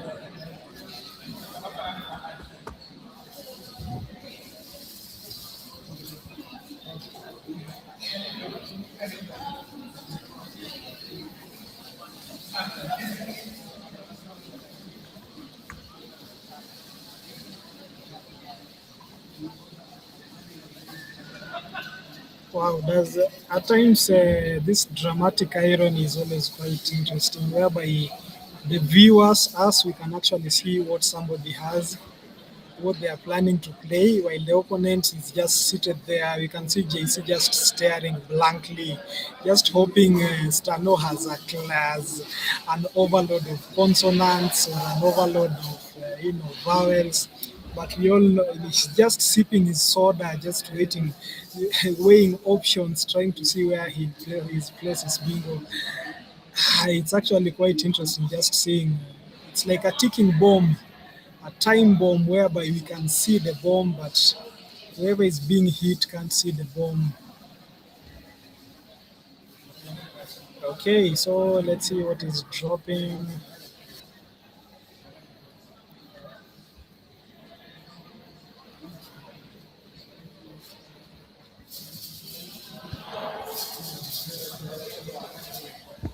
Okay, so he settles for piercing. Winauka JC challenge that.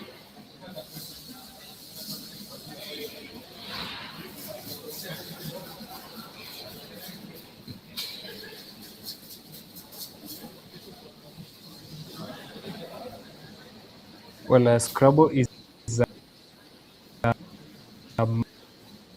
much interesting.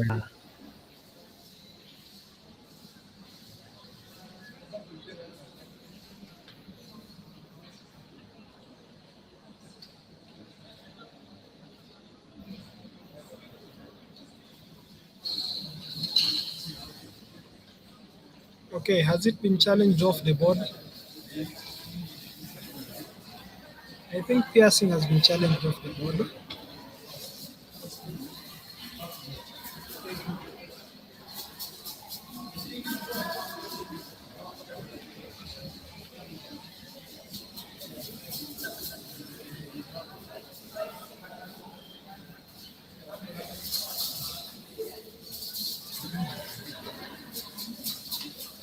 Okay, so this is quite interesting.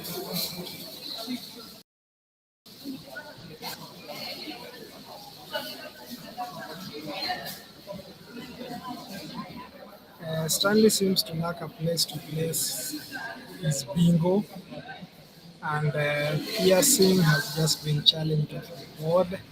He's trying rappings, not so sure whether he's confident about it.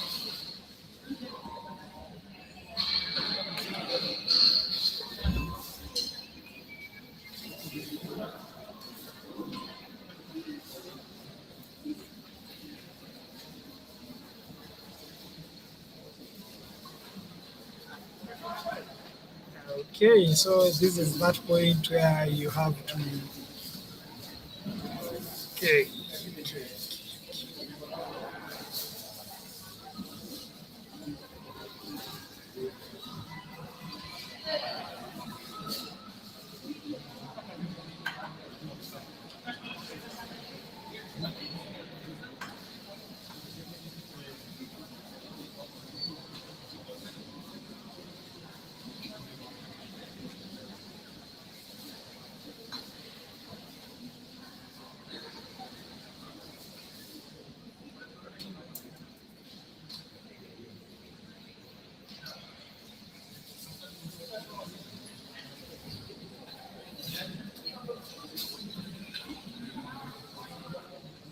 So he settles for piercing.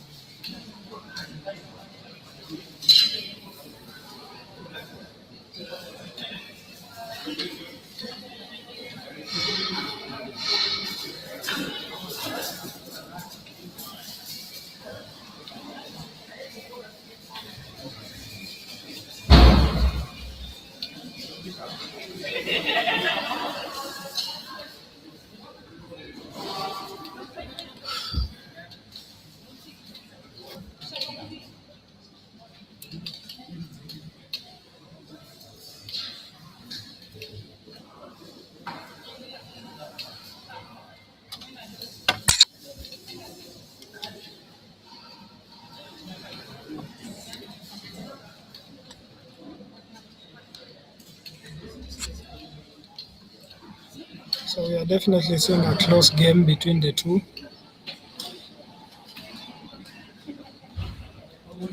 It's a very close game.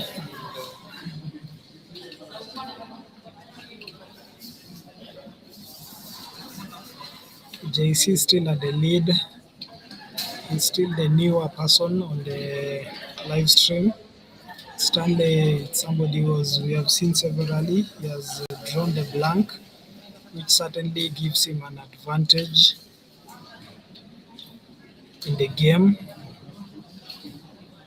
I'm sure he'd love to place J something, but there's simply nothing coming after the O. No JA, no JO.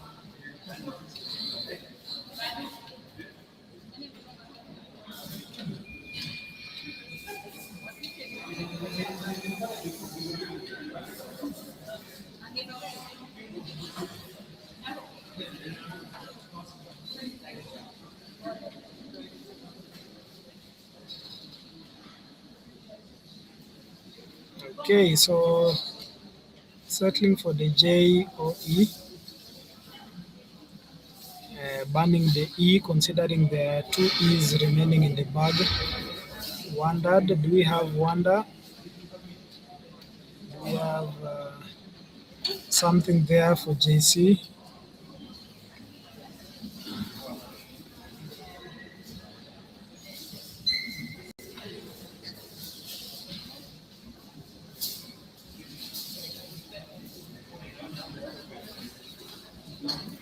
So Stano, as we call him, or Kameme. Kameme just simply meaning information, dropping is bingo.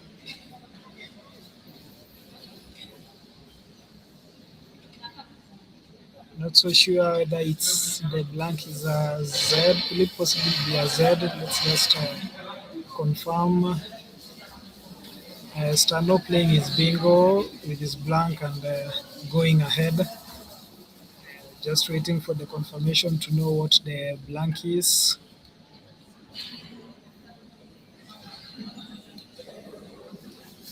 Auka just wondering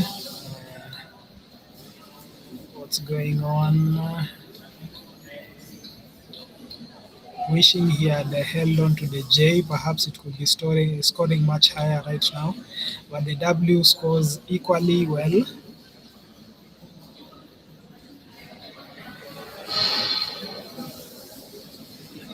So Auka just checking the bag and trying to see whether how many tiles are remaining and weighing his options.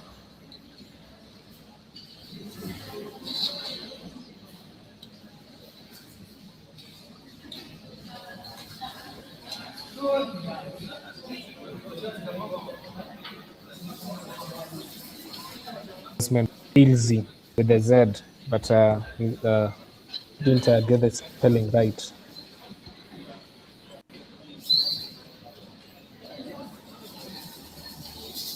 Yes, I'm familiar with the TLZ. What's the blank? Well, I'm not sure what has been committed. Maybe it's a misplacement of T-like, because that is the most reasonable play from that. Maybe T-like, but misplaced. Know what was there. Okay, and JC didn't seem to challenge anything, so maybe we'll just confirm what the blank is before making any judgments.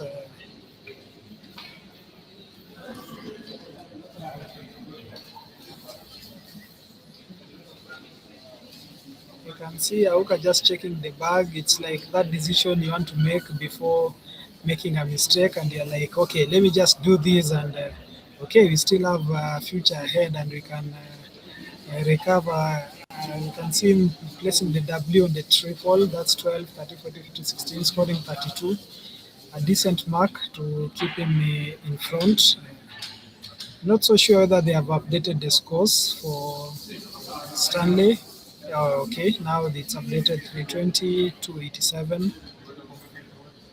Stanley has the X, the S, but so many consonants which won't work for any of his aspirations. But he most likely will be cutting through the U, the floating U or the floating E.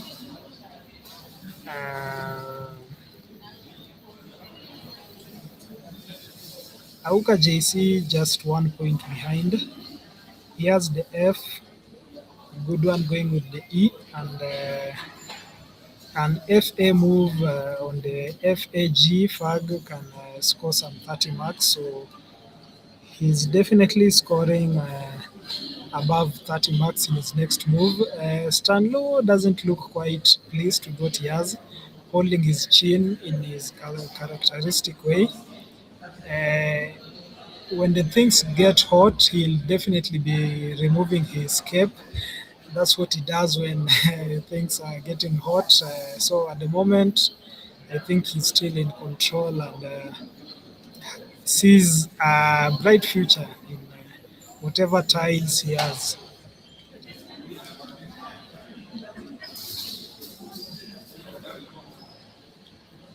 Just checking the bag.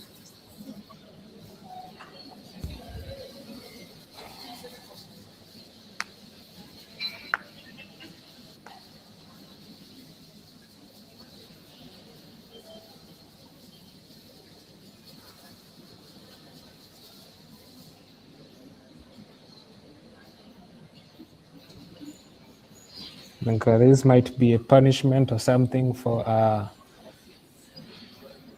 Njoroge for making a phony unknowingly. But let's see, maybe he might end up doing something incredible from the tiles he has. Let us see what happens. By the way, what phony did Stanley make? I saw him writing prayers.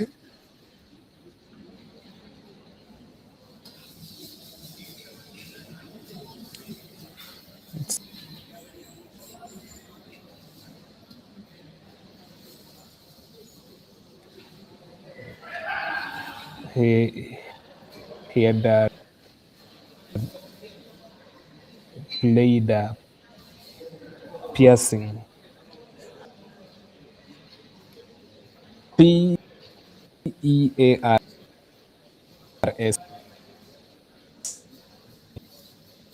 which is I-N-G.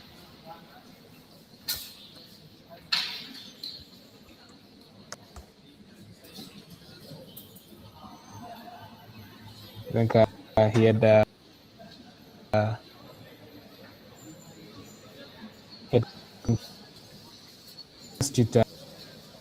with something else.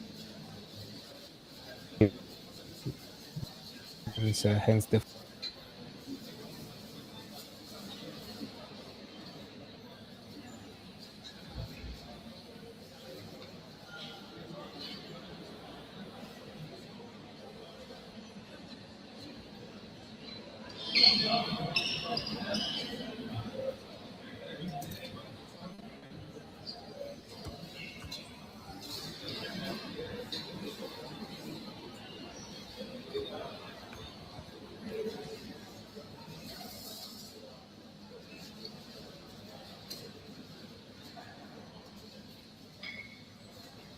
I think we are into that end game part where it requires higher Nigel-like skills and vision and maybe computation. It needs brains that work faster, like the engines. We'll see what these two players end up doing in this case. You can see Njoroge has the Z, and the X. Maybe that might turn out to be an advantage for him. While on the other hand,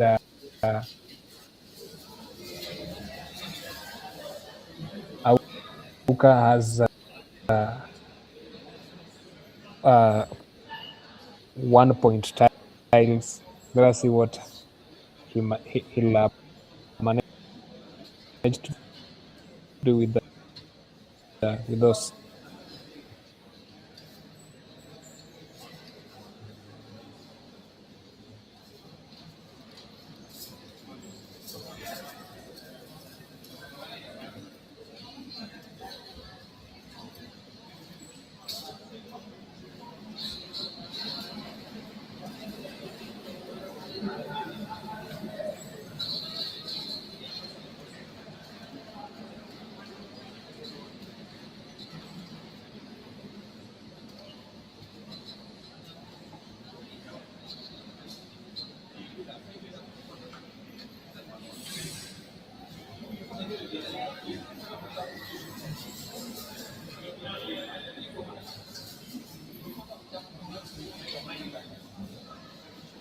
Okay, so both players just doing calculations.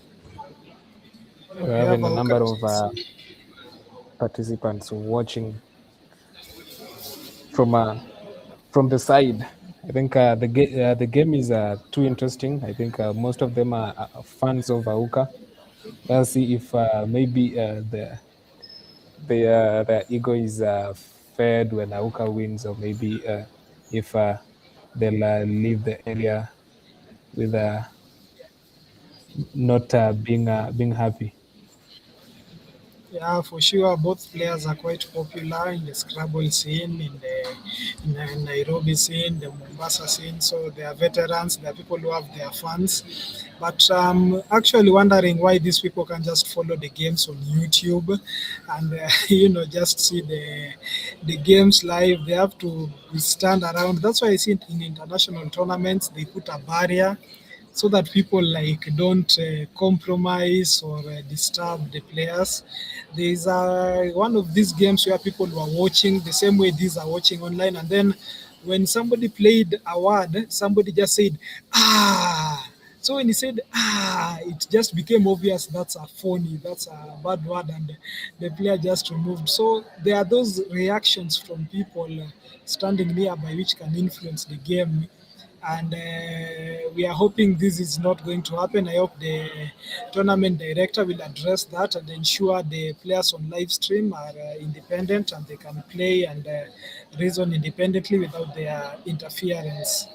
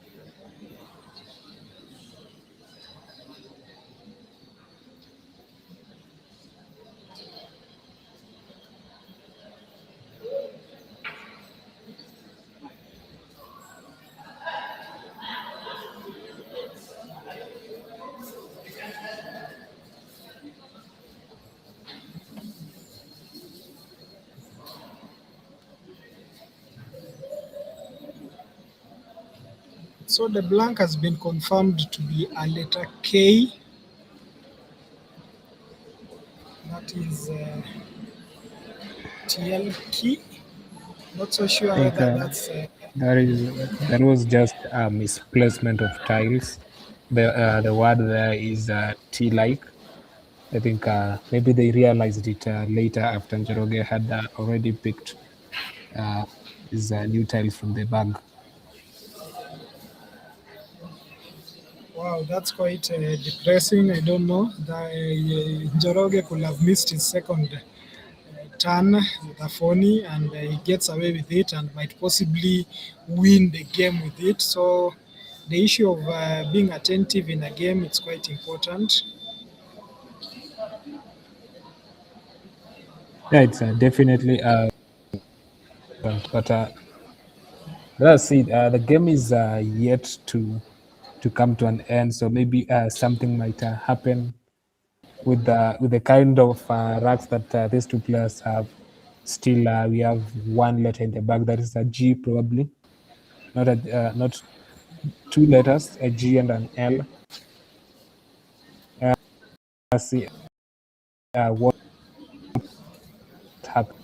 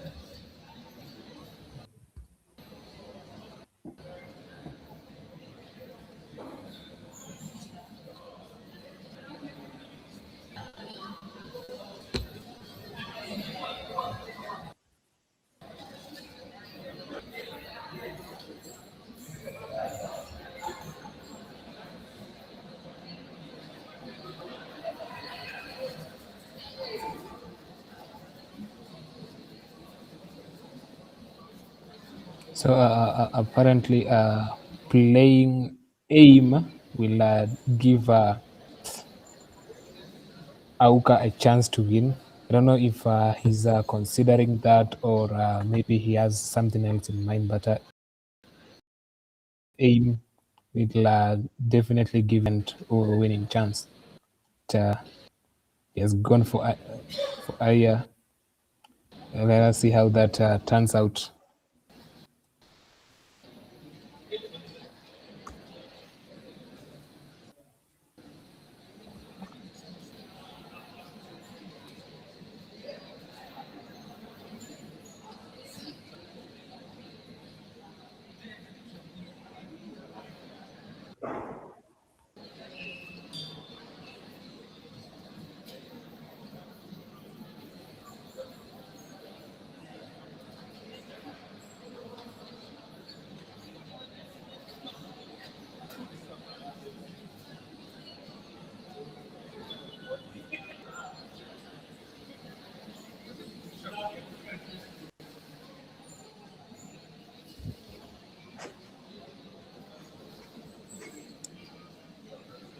And there goes Joroge's winning move, Zos. If at all Auka would have blocked that spot, then his chances of winning would have been very high.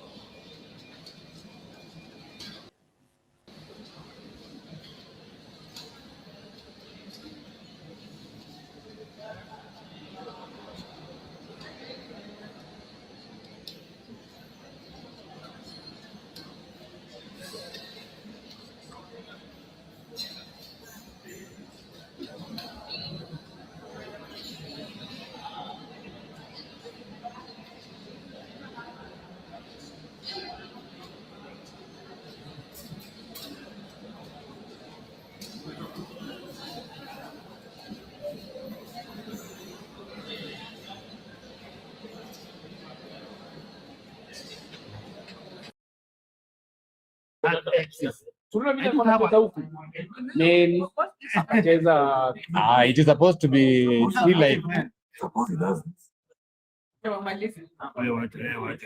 Then I am not finishing. Raya, I'm actually.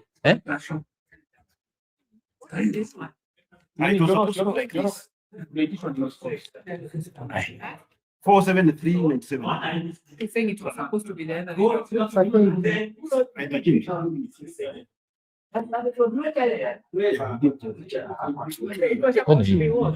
K was supposed to be like this.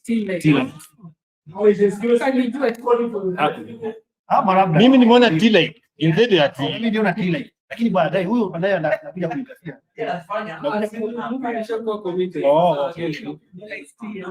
Na umeokota S zote, blank zote, kila kitu zote huyu jamaa wale jamaa.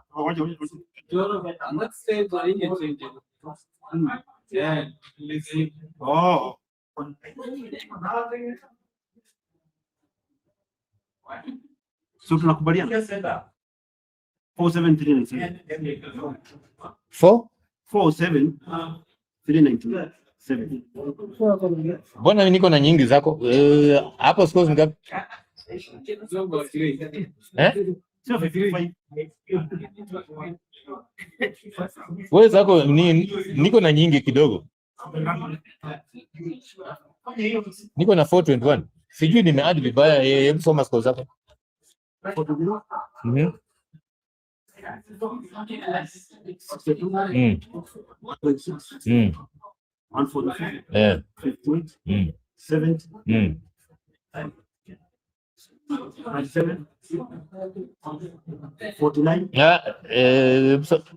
Oh, 170.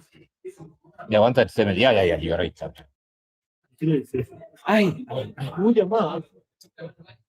Wewe Joro. Bahati nimejaribu sana. This day picked all the SS, all the.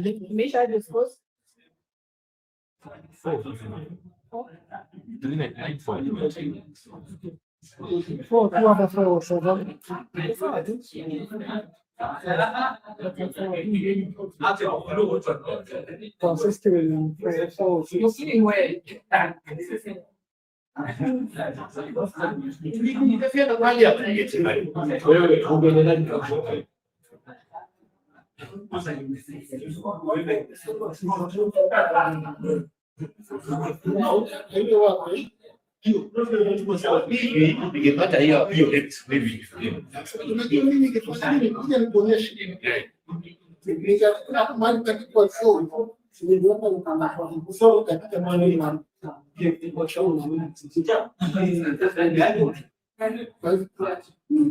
Nilikuwa naona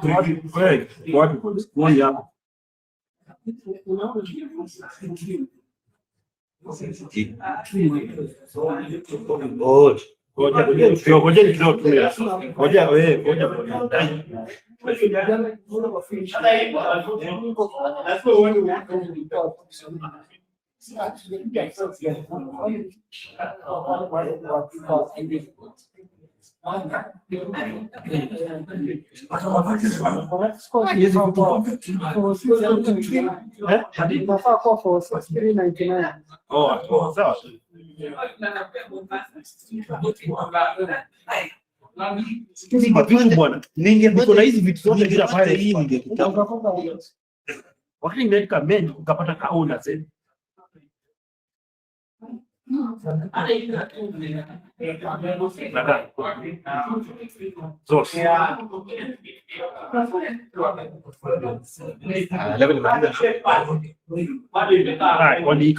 Kuna ambaye unatoa wapi?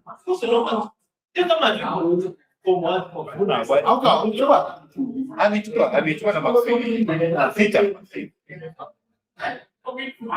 Tatu ama ngapi? 399. Wewe umeweka scores gani? Simekuambia nimekuuliza kama niweke hizo 399. Ama hiyo zako. Simekuuliza kama tuweke hiyo. Lakini hapo unacheza ukifanya hivi utapita na wewe. Jamaa kama ukota zote ndio zote bwana. Ilikuwa nikicheza pale. Na kumi.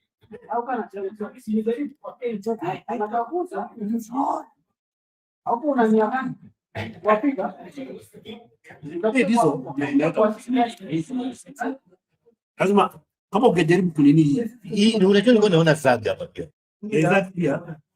Alafu baki na OX na OX na ikuje kule.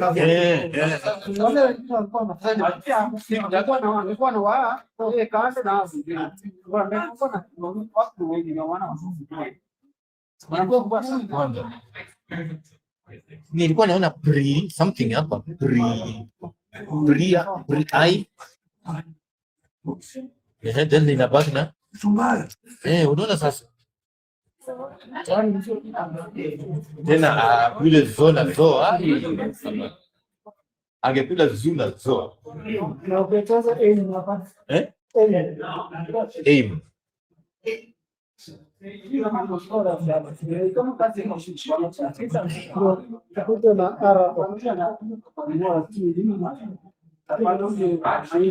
ona hiyo Tutakuja kucheza utamaliza. si nataka nimalize nimkune na sasa nimecheza aia ile kaacha hapa toa Haupo na option za kushinda.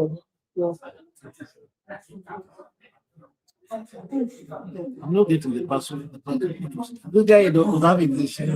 yeah and me I have that but it's my turn and the body is ahead. We were together And 363 so is ahead. 356 yeye na mimi 353 then now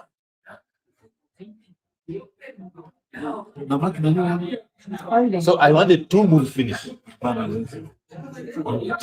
sasa hapa but si kuona ati atakula hapo ningeinterfere kidogo na si mimi nilicheza kuzuia TZ hapa zake cheza aia hapo nimefunga hiyo nini first then nikawa nimebaki na hizi so nikacalculate hizi nitamalizia hapa sasa he can't do anything here nitamalizia hapa hii nimezuia Z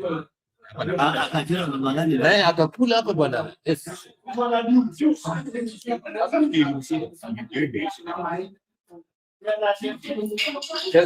he came here with sauce so I had nothing to do kama ingeitafia na hapa na nimalize this a lot. So you had to play here. You had to play here by all means. So I think I have played here maybe. No, you had to play here, but now you can't finish. That's yeah.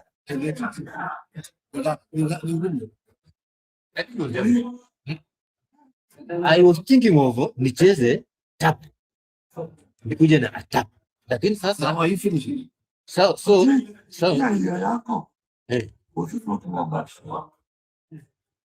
no, I am interfering with that here.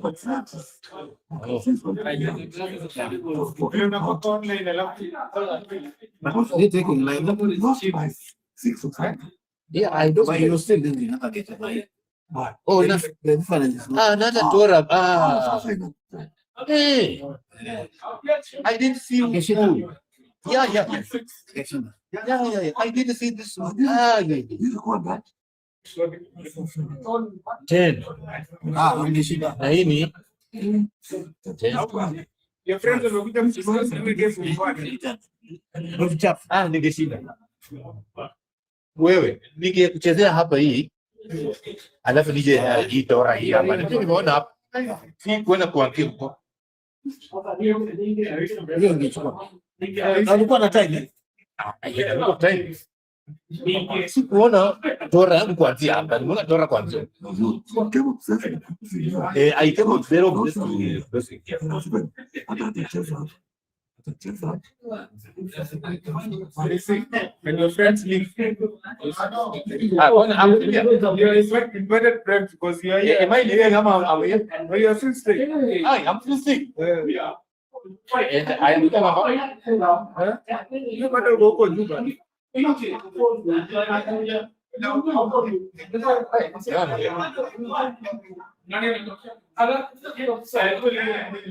Mimi ndo naanza.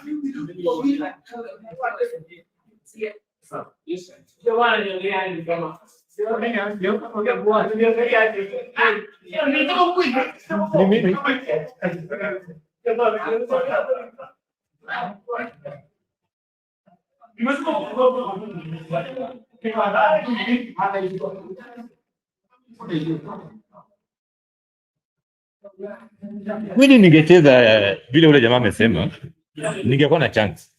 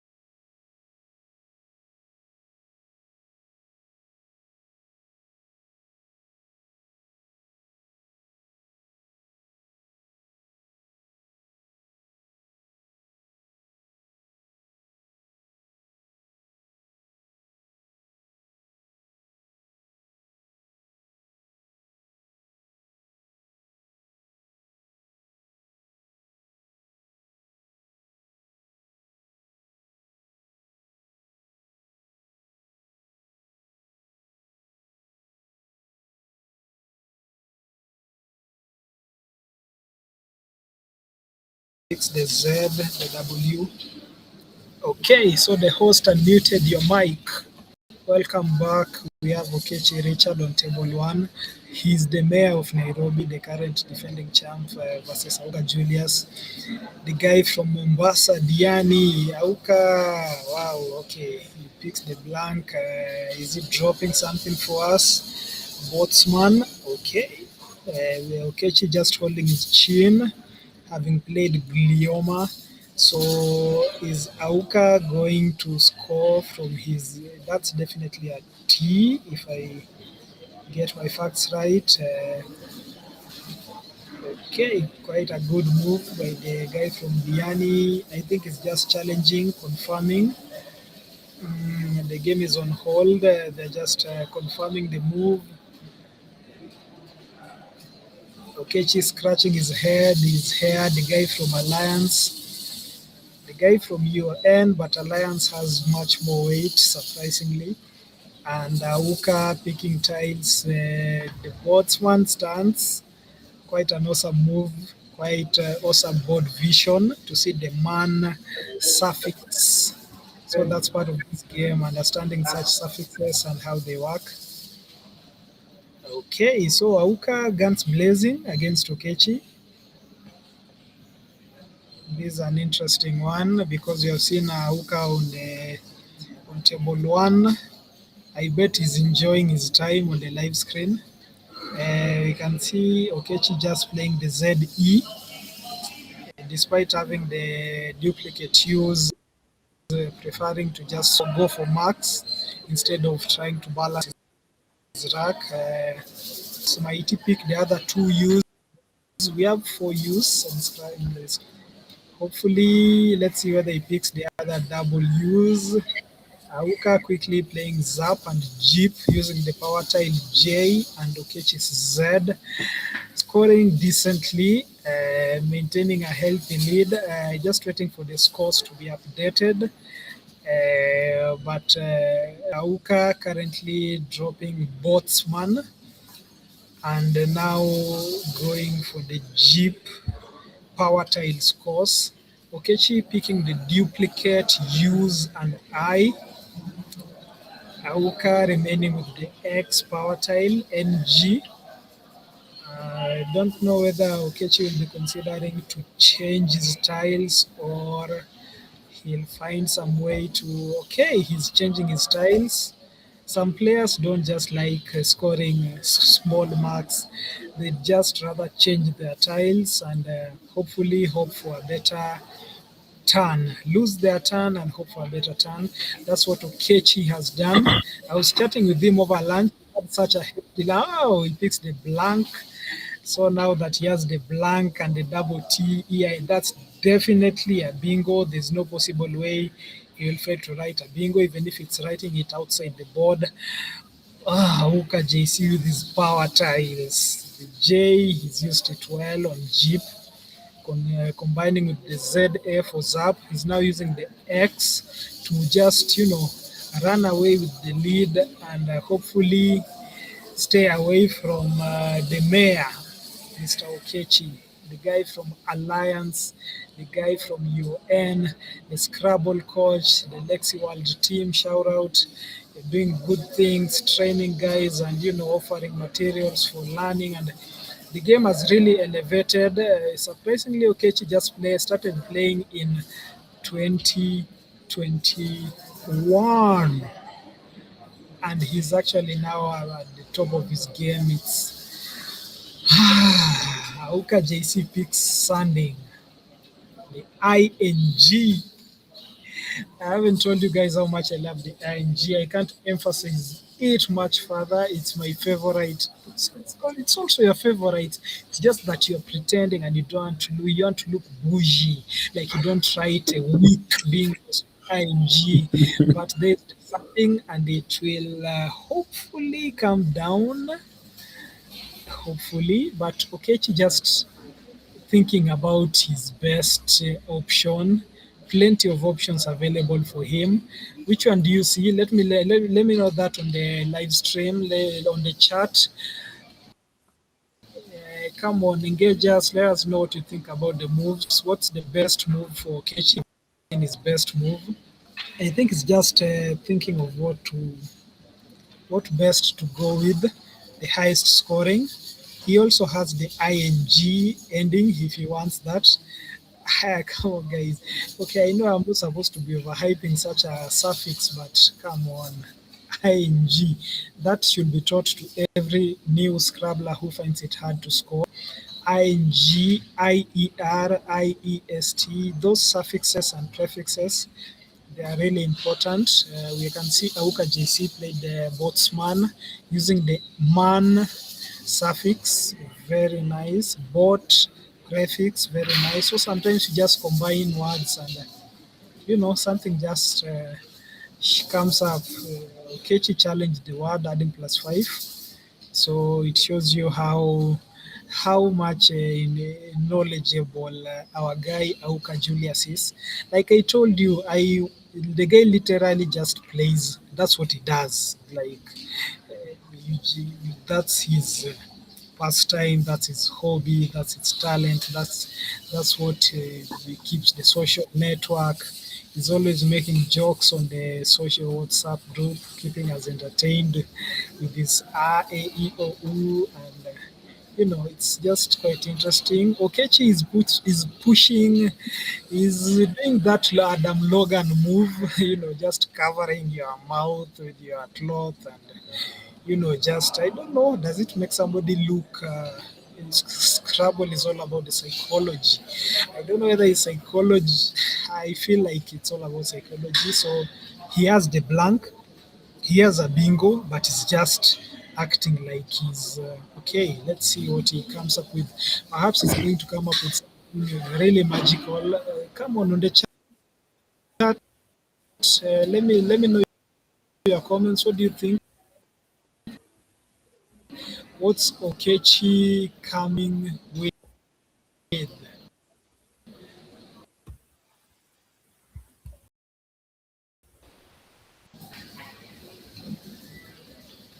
So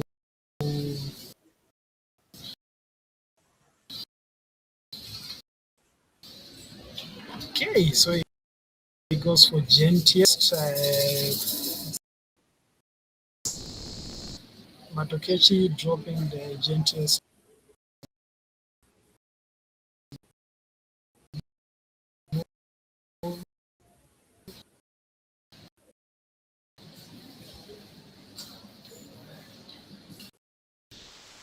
Okay, I think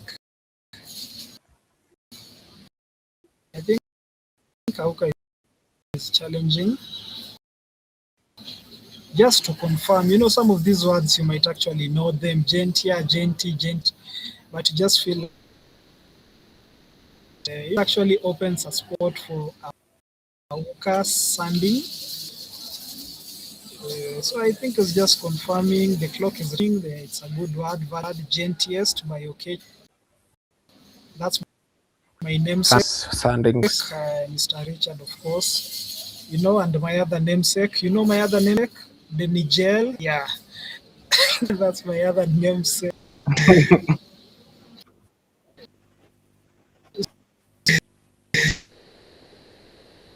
So Richard guys do. If I was there, table one, beating somebody, but here.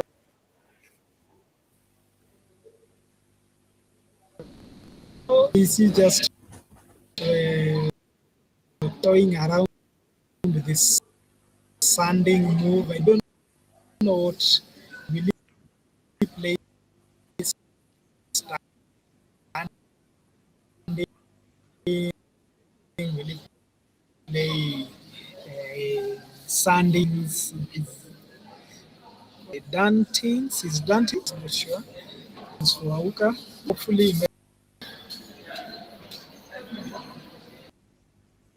Okechi is known for catching once, and he was behind, and the guy just has this poker face where he doesn't even show his moves, he doesn't even show his emotion, like you don't even know what the guy has. You're just chilling, and then he just bang, you just get banged. So okay, so I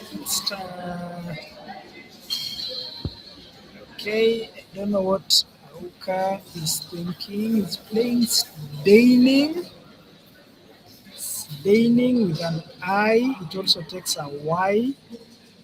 It's a brilliant move. Staining. Sdaining, the ing ending. Stain takes both an I and a Y. Quite a good move. I don't think Okechi will be challenging these two. He surely must know it. He's a coach. Surely, Okechi is not supposed to be challenging. But let's see what he does. Auka just counting. Not sure whether he's hesitating. He must be sure because he can't leave options such as standing, which are much more easier bingos. Okay, he has not yet committed the move.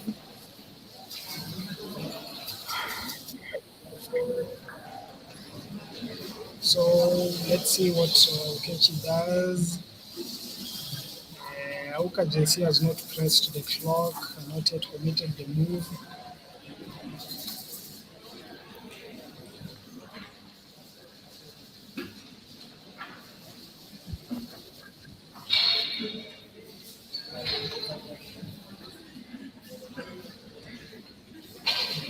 Okay, so he's committed his move and is Okechi challenging the move? No, I'm sure he knows the word. Certainly.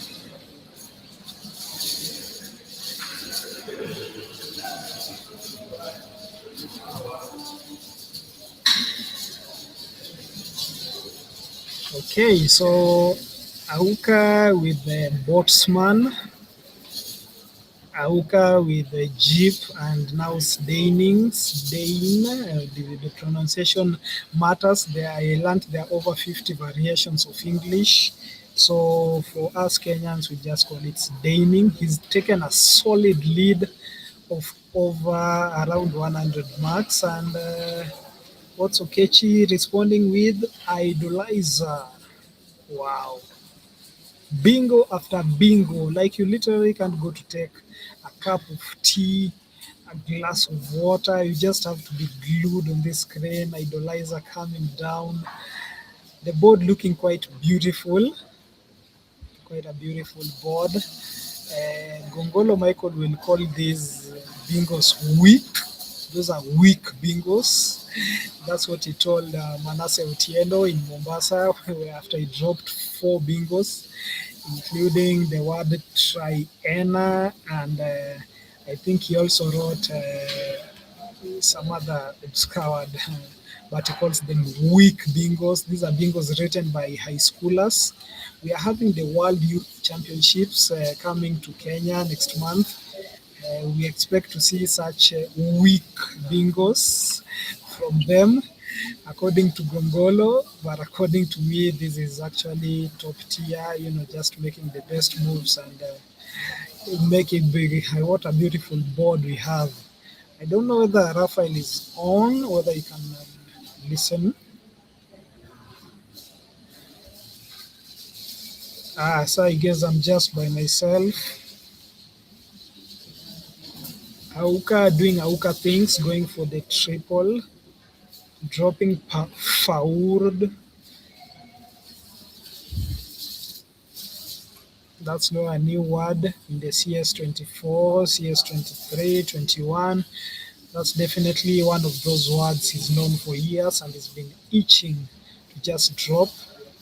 He's ahead, but what he has done is a classic blunder. Might not be a blunder right now, but it's that classic blunder of being 50 points ahead and keeping opening the board. It's a blunder I've made so many times. You never open the board to some people, even if they don't punish you immediately. It's better to just, just keep the board tight. Yes, the I offers an opening for a bingo, but floating the F, the A, the U, I feel like that's just really opening up the board. Perhaps Faur could have been a better move uh,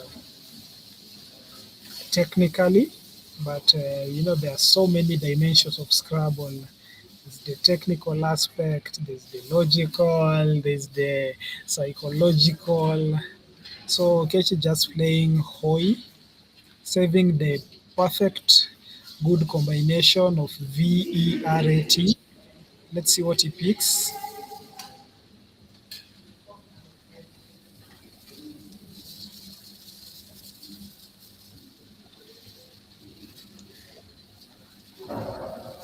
So Kechi picks the E and N, which forms veteran and Narvet.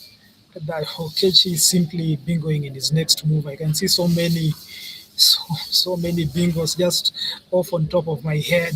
Yeah, I'm that good. I'm that good. Yeah, I can see veteran. I can see Navet. I can see. Okay, Kechi. Wow, Auka is in trouble. Does he know that? Does he know? I don't think so. Here, Kechi has a number of options: adventure, veteran, antevat. I'm sure he's going to spot any of that. He's just there looking unbothered.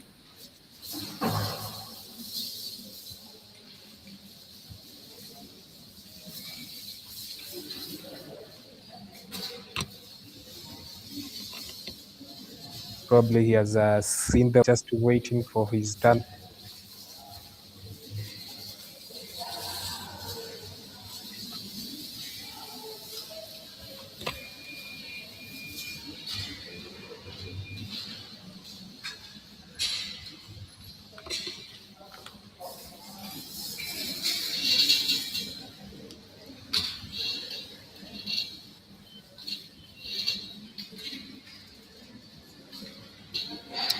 Okay, so Auka JC playing VE with the J. The V doesn't have a two-letter for those who are uninitiated to the game. There is only letter V doesn't have a two-letter word. So Okechi now has time. Okay, he's going for Narvet. I told you. I thought I told you he'll be playing Navet, and he plays Navet. And that's an option. I think that's the highest scoring move. Rafa, is that the best move? Well, he had adventure, which would have been better for him instead of Navet. Okay, adventure through the Adventure through the U on the board. it scores more than Navet. Well, Navet is not.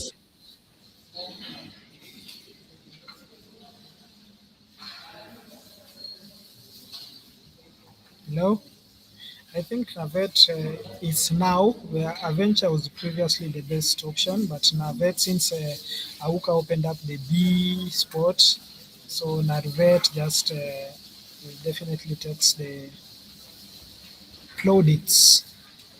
Yeah, it's definitely the best now.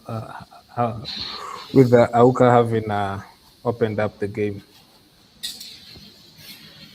Okay, so Auka has the double duplicate I, the Y, the U, the M. Not very pleasant tiles, but Yam can score decently with the N hack hook. We have the Yam, which I told you doesn't take an S.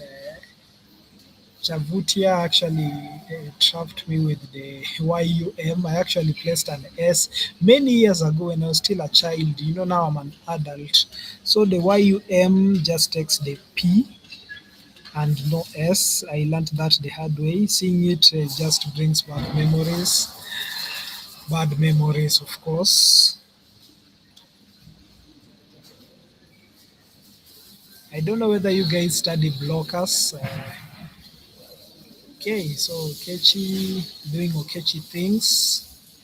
with his idolizer coming up with chugs. I think chugs means to gulp beer, like when you are chugging a beer, when you are competing, who can swallow, like you're taking shots, you're chugging. I think that's the best meaning of the word. It definitely puts him way much ahead, and he's definitely gone ahead.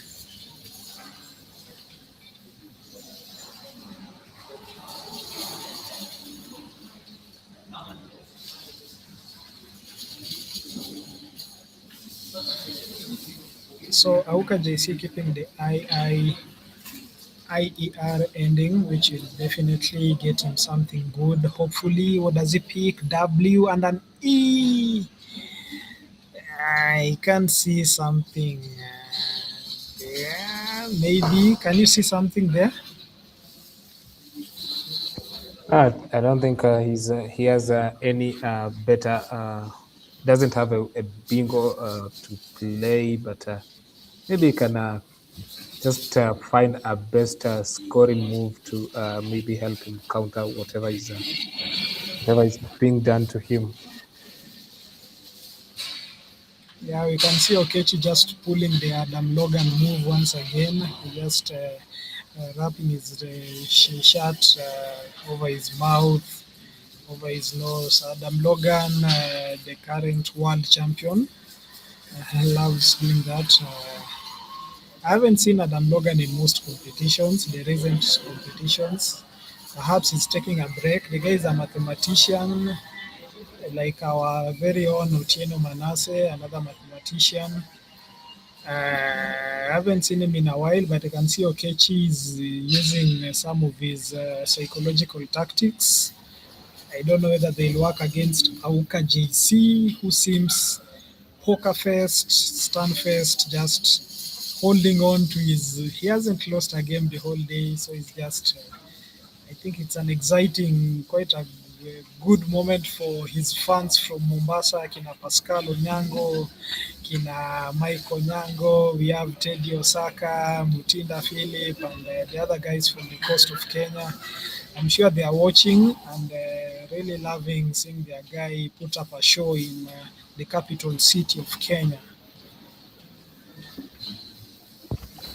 And I think we're going to see Okechi dropping another bing. I don't know if he's going to spot the word through the 8-letter word through the A, or maybe the 7-letter word that the playable 7-letter word that is Bartlett. Or maybe Okay. he's going for a plate. I think he didn't see it, or maybe he didn't consider it. He'll realize it later. And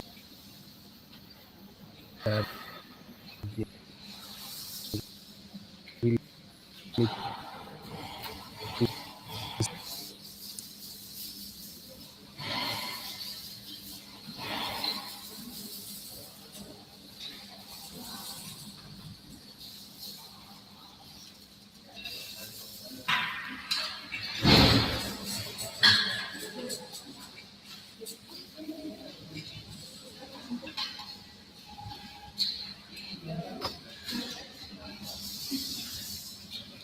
Okay, so Okechi missing a bingo, playing upright.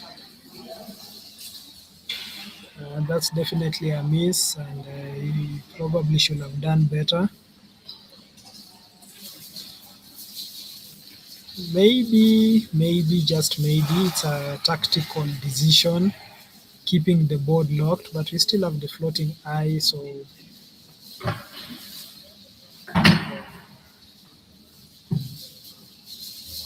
okay, so you can see Uka Julius just playing the W.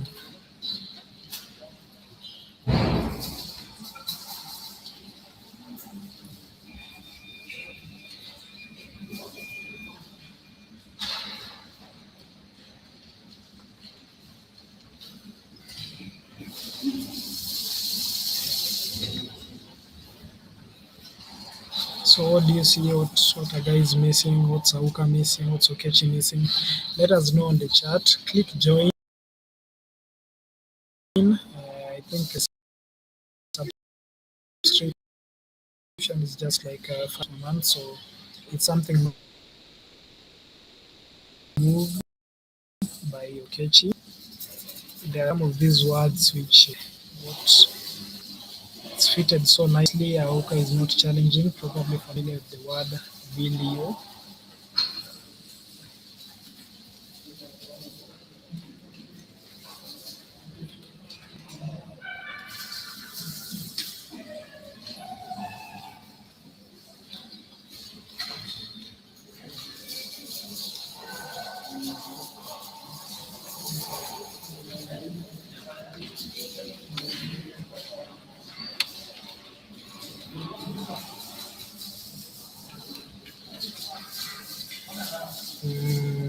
Auka JC just balancing his rack, checking the air, TIED, playing around the IED ending, the duplicate eyes, just trying to see whether something passes through the B, the F. Ratified, is he going to drop ratified through the F? Definitely, he's already lined it up, and 1, 2, boom, there he goes. Auka JC in himself, just dropping ratified. Of course, there'll be no challenges to that. Otherwise, we'll have to ratify the constitution. Just counting the marks, receiving a phone call. Of course, a very important phone call. Auka is a businessman, so seeing him receive a phone call on a live stream, it's definitely signifies he's doing it. It's a very important phone call. Of course, that's not allowed in national competitions, in international competitions. At no point should you use your phone. You might be receiving a phone call, a message telling you, yes, write that word, ratified, or change this and this. So it's definitely not advisable to have such a gadget while playing, but I feel like we are still local. Let me just say we are still local. We are still in Kenya, so such kind of things actually pass. But take nothing away from your move. Ratified. Sure, Auka Julius, a very honest player, a very quick player, one of the veterans in the game. Though he has been hit with the Navet move for the veteran anagram, but he's definitely caught up. Not only caught up, but he's actually taken the lead. Is Auka JC going to finish this day undefeated? I don't know which word to use for whatever we are seeing on the screen, but awesome work from JC, as we call him.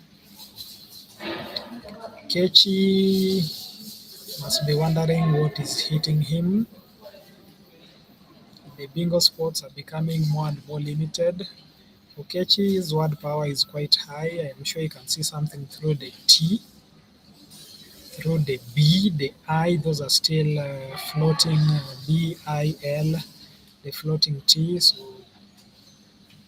it's definitely going to be hitting something. I can hear the microphone sound from Rafa's side. I don't know whether you have joined us. Yeah, I'm back. I'm back on. We welcome back. You know we need you here because think, you're offering.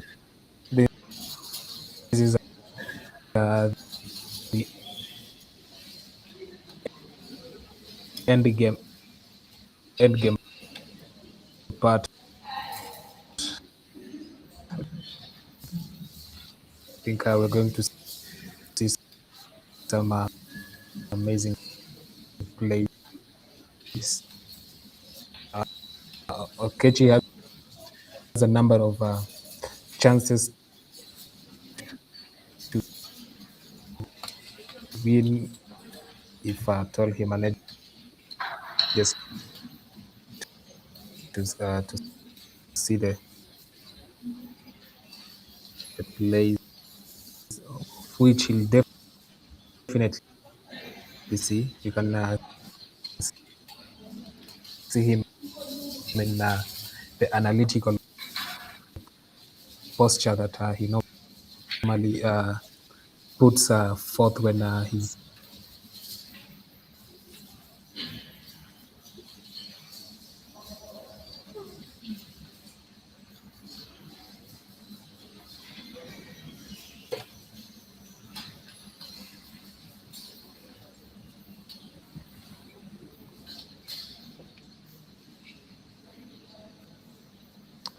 in this particular turn. Auka doesn't have a winning move or a winning chance with the kind of tiles that it's really tough for him to win. But for Kechi, he has a number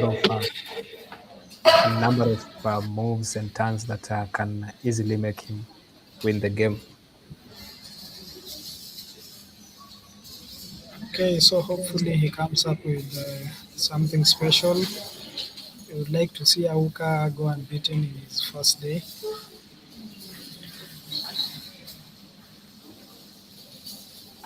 Well, I think he already has one loss. The previous one lost to Njoroge Stanley. So this will probably be his second loss. We still have Njoroge Stanley being unbeaten, the only one in the field who hasn't lost the game since the first round. Awesome. I think there's a delay in the updating of the standings. I hope they'll be updated soon. There's been a challenge since early morning. We have the best TDs in Kenya around today. We have Moema in the house. We have Obinda. So we have all the good TDs in the house. We have Kiplagat Powell. So there are so many good TDs in the house. We shouldn't be having any challenges with our TD jobs and anything concerning the scores and the reporting of the results. So hopefully everything will be fixed. I've been receiving messages asking me what's wrong with the website today, and hopefully they'll be sorted out soon. I think it's just a lag from the administrator, and the issue with the website will be sorted out. Okay, so let's focus now on this end game with both players having plenty of time, both players getting to the 450 mark, which is actually a high scoring game. Okechi, I think, is dropped cold, COLED. Not sure whether that's his best move. Is it his best move?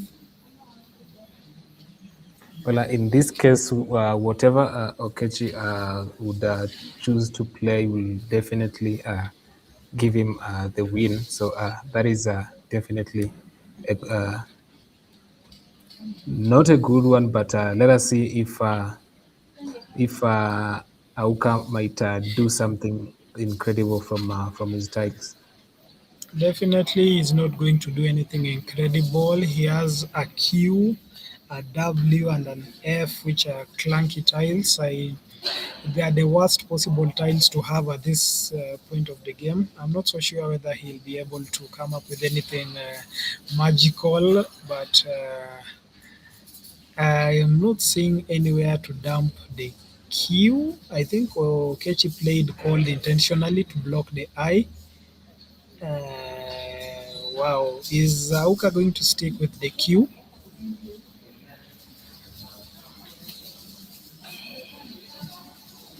I think Auka will certainly perhaps go home with the Q. So he just has to go for Max playing Wand. What a misfortune for Aukas.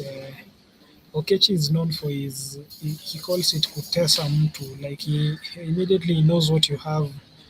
He will definitely just play a very mild, very bad mind game for you. He's definitely sure Auka is not playing the Q anywhere, so that's why he seems so relaxed. So Wand coming down for 24, giving Auka a short-lived happiness.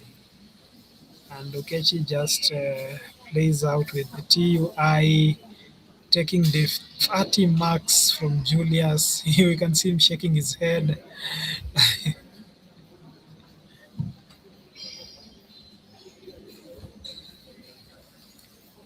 Well, let's go to the overhead mic and perhaps listen in to what they're saying.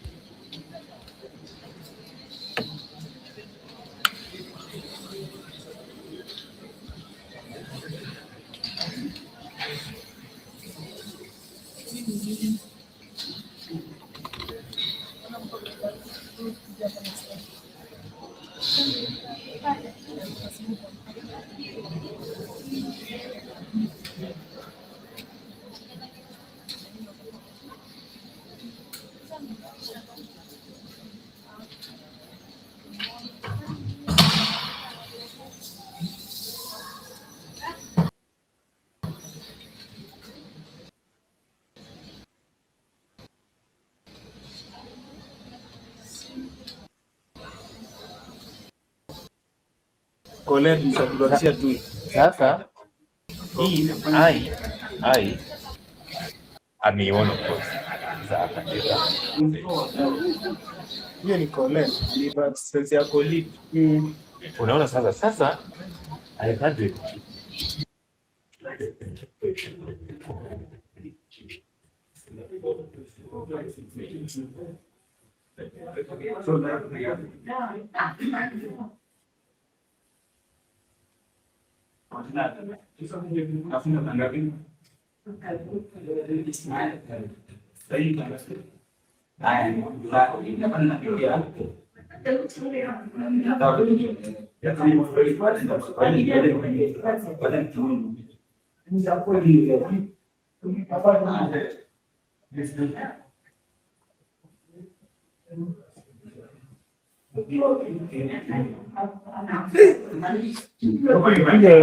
Brilliant, 329.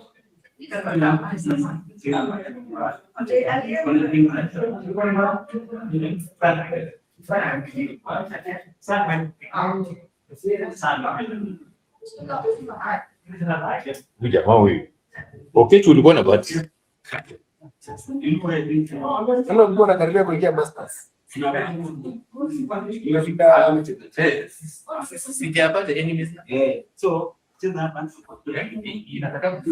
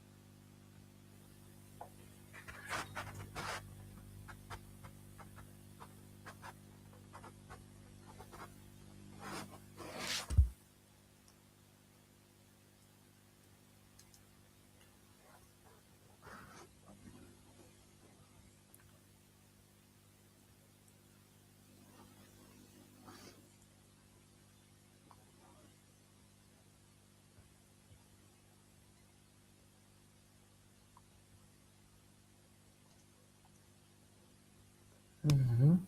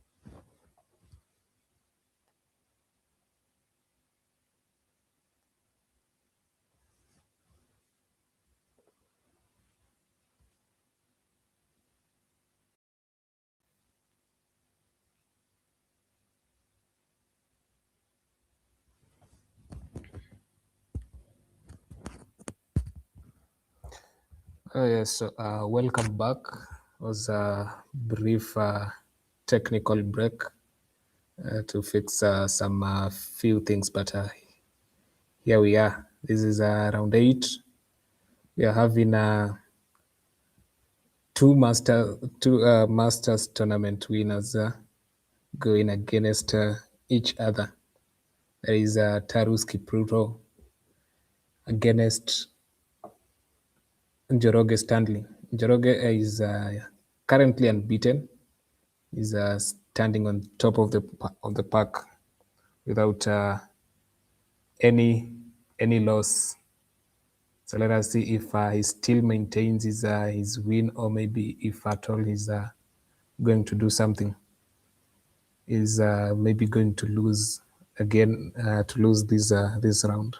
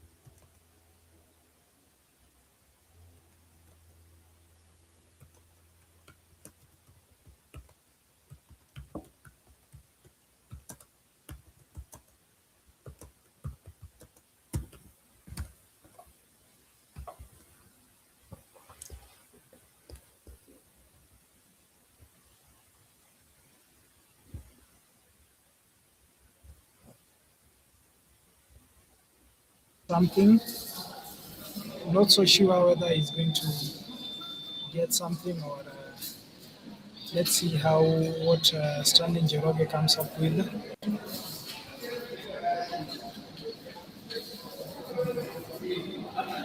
So at this point of time, Stano is just hoping Tarus just opens up floats an N for Cineaste, M for Imikets, Hikatis, and H, maybe the P for Speciate, and I don't see him doing that. He's just writing DAP, DAP.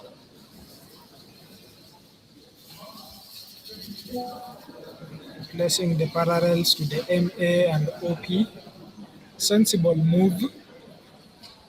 Some players could have dumped the Q. The QU, wow, Tarus fixed the U equal as the R and the L's. So definitely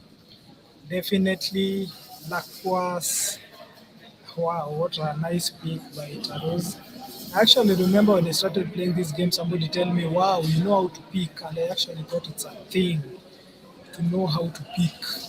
It's all about balancing your rack, and you see Tarus Kipruto doing that awesomely well. Njoroge Stanley dropping sight.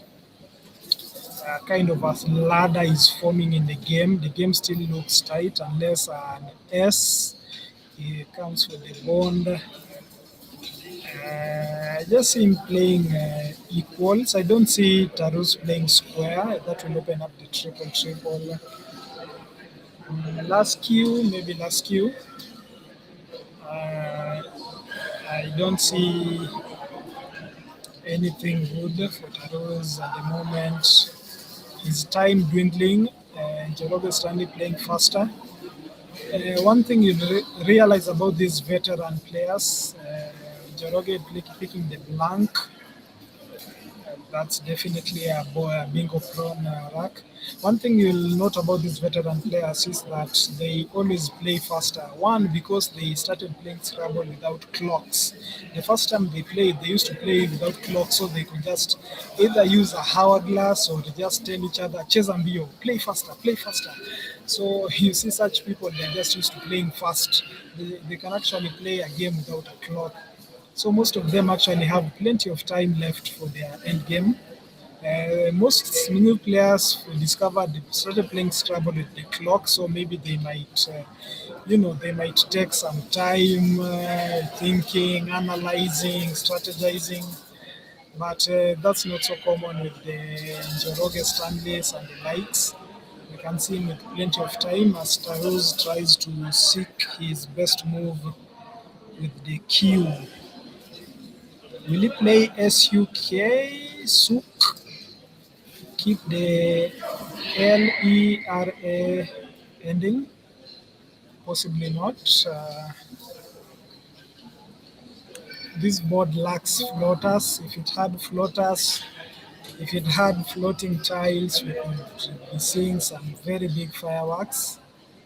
But at the moment, there are no floaters, so it's just a tight game. There are so many 8-letter words, potential 8-letter words, which are not being played.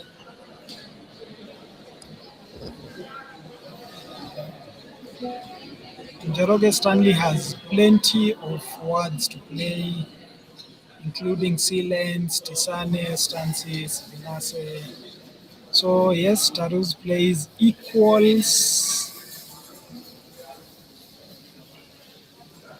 which is arguably his best move. I don't know, I feel like I could have attempted Lakwas, which is an 8 letter with a C. I feel like I think those kind of experimentations are what challenges me. You get a 0 and you are beaten. So equals quite a sensible move by Taros Kipruto. It allows him to take the lead, but definitely it will be a short-lived lead because Stanley Njoroge is definitely been going in his next move. Plenty of options.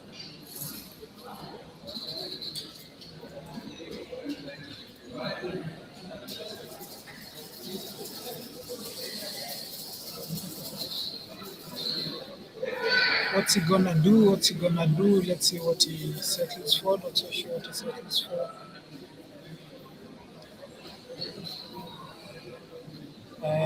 Tarus has also picked the blank, just toying around with Oneta and the likes.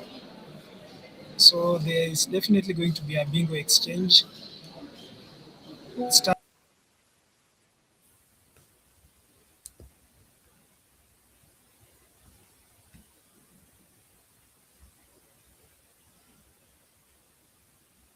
Stano placing his eye on the cue. Gram Kassain. He's pressed the clock. He's committed his move. So I think Tarus, they are checking. They have just stopped the clock. They are checking. They are confirming the word Kassains. Its anagram is Kassain with the double S. So definitely a good word. Stano taking the lead with an excellent play of Kassains. Let me not preempt, perhaps the blank is something else, the way Nigel did in his last game, and decided to use the blank as something misquoted. They just said the blank is another tile and lost his turn, just like that. So there's need for absolute concentration in this game so that it doesn't pull a Nigel kind of move. Okay, so we have Tarus with plenty of options. He has several 7-letter words, including errand, sonata, partner. I think he can play partner on the ASP. Not so sure whether he has seen partner. Okay, he has seen it. I think that's what he'll settle for. He can play narrate on the open, OPE, play narrate. I don't know whether he's considering something through the A. He has aberrant through the A, narrated, narrator, narrates. But that will definitely open up the triple lane, which is among the most dangerous things to do. Stano's track, it's not that bad. I think he's thinking about virtue, virtua. Not quite a bad track for him.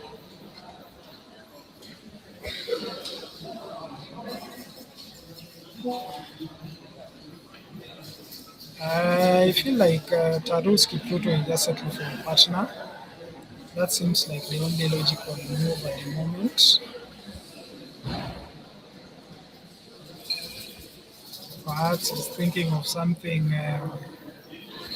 much more higher scoring than that. Okay, he places partner down, placing all his 7 tiles on the board at once. It's one of those domineering tactics. Some players will place 1 tile at a go, some will place the blank last, some will place the last letter last. People like Magu, they can play a bingo and just count and play the 6 letters and then they just count the marks and then they add the seventh letter, which is quite annoying. Yeah, it's quite annoying. So partner dropping, there's no S for Stanley to take advantage of the triple, which I'm sure is one of the things which Taruz was fearing. He picks an W and an F, and Y. Not bad for the Y ending, R and Y, early T. Stano just playing fast as he normally does. Possibly blocking the place, assuming his opponent has an S, while at the same time just scoring with a roof. Quite a good play. Just reclaiming his need. So it's kind of a seesaw. This game is kind of a seesaw. We're having a win here. Stano taking the lead, Tarus taking the lead, both players taking the lead here and there. So it's definitely one of those games which will definitely possibly have a tight end game.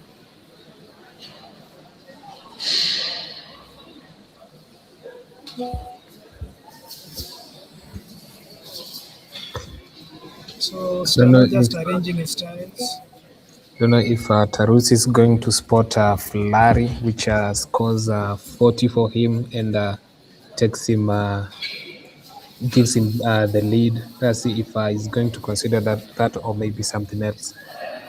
Yeah, for sure. Flurry seems like a good move with the F on the triple and the Y opening up the triple lane. So Flurry quite a good move. I think is that the best move, or is there any other better move? It's definitely the best, or maybe he can consider playing Flowey. That is FLAWY with the help from Casains. I think that might be better in that he'll be left with the IRT, but in that his Scrabble is a game that you try to outscore your opponent. Larry is definitely better, but we can see he's going for Flowy. I think maybe it's either he doubted Flurry or didn't consider it. Yeah, so it's either he doubted, didn't consider, or he actually just knew it and he felt like he'll be opening up the board too much for his opponent. Just settling for Flurry. Flurry it's much safer, not opening much, just providing the F for any bingo that will be dropping by. He's picking the duplicate T and the duplicate I, which is always not something likable by most people, most players. Stano doesn't have really much going on for him. The double and the duplicate R not giving him much options. The single vowel I. I think he's now blocking his rack. Okay, we can now see it. Just the single vowel I can't see whole. Well, this is where the knowledge of 5-letter words will really come in handy. Was for the upcoming Scrabblers or anyone watching, knowing these short words is something that will really help you in handling such kind of racks, because here Njoroge can easily score 36 points. That is playing Pyric with the Y, that is PYRIC for 36 points, and leaving himself with quite a good combination of letters, that is TRN, which is a very good combination that are mostly liked by many. Yeah, for sure. That's your word power is quite okay. Stano is not playing the crypt. He wanted to play crypt, CRYPT, but he's settling for just CRY, remaining with the P and RINT, which is not quite a bad leave. But Pyric would have suddenly offered more marks, but without the H, you can't really enjoy the C. He's picked another I. I'm sure he's not happy about that. And another N, so that's a duplicate I and a duplicate N. which just complicates his next move. He'll just maybe hope for a G for printing, and we have Tarus with the G. I don't know if he's going to hang it in a better place for Njoro to play printing, or is just going to go defensive. That's why you pray to the Scrabble gods and just hope for your opponent to provide something. We watched in the recent North American Championships whereby somebody just needed a letter E to he had to write everting. He didn't have a good tiles, but he just so the opponent just provided the much needed tile, which Taruski Pluto fails to provide at the moment. Just playing Tig, keeping the board tightly neat, and I don't see anything nice for Stano in his next move. Okay, he quickly places win, dumping the I. He had duplicate I's and dumping the double N, taking advantage of the QIN. Remaining with the PRIT, which is actually a good leave.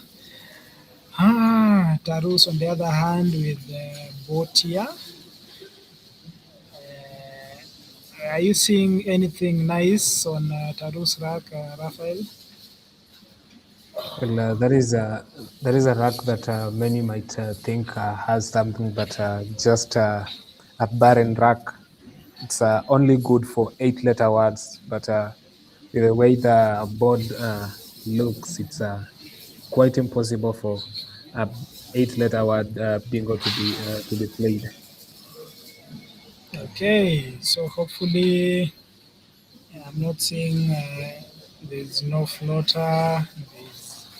The board is tightly knit with a C on the upper quartile. These are the F, doesn't provide much on the other quadrant, and the lower sections of the board are just literally written off.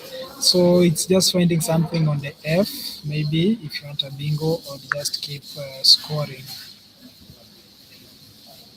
Let's see if maybe he'll consider just playing BO, hooking op with a D for opt, and maybe hope for a better pick in his next turn, or maybe he has something else in mind. Let us see what he ends up doing. Okay, so Tarus Kipruto is deep in thought, his hands on his chin, just trying to play around with his tiles, hoping for that floater. I've been talking about floaters the whole game. This is a game where if it was an open game, there could have been so many 8-letter words on the board. But at the moment, it's all about these 7 letters, just needing one extra tile, a floater to, have a bingo. But in this case, it's still tightly knit, and we just see the player scoring marks and not really bingoing and giving us the wonder show that we have been hoping for. Maybe the fireworks will come later. Maybe they have saved the best for the last. The scores 212, 221, evenly poised. So let's wait and see what happens next.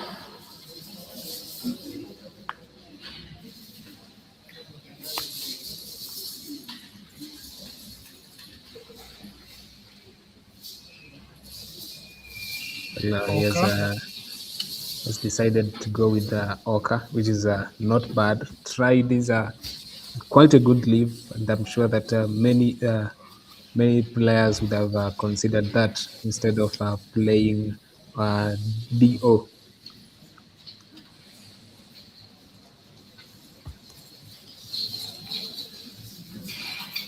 Okay, so Tarus with a great pick, but once again, it seems like he will need a floating letter.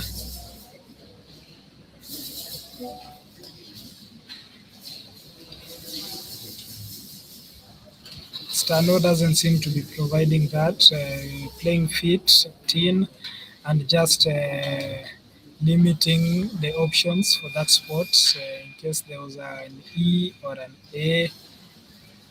I don't see anything for our boy Taruski Pluto. This is a situation whereby you are certain that your opponent is trying to cook something. If you look at the way Njoro is playing, he's just dumping 2 letters, 3 letters, and on the other hand, Tarus is also doing the same. So that there is something coming that, and they're definitely trying to avoid that. So that is why you can see Njoro trying to block the A and AY and an E hook for F, giving Tarus a very hard time. But the GED is a powerful move for Tarus, still keeping his SIRST, which is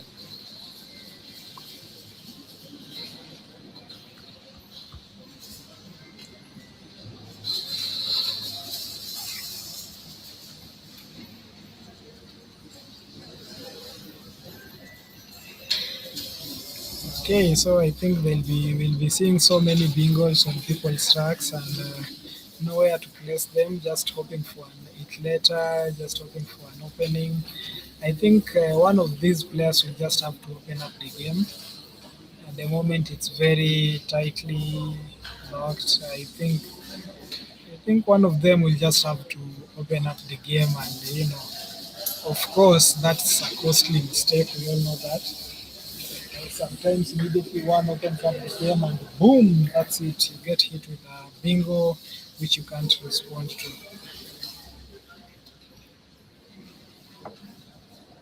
at this point.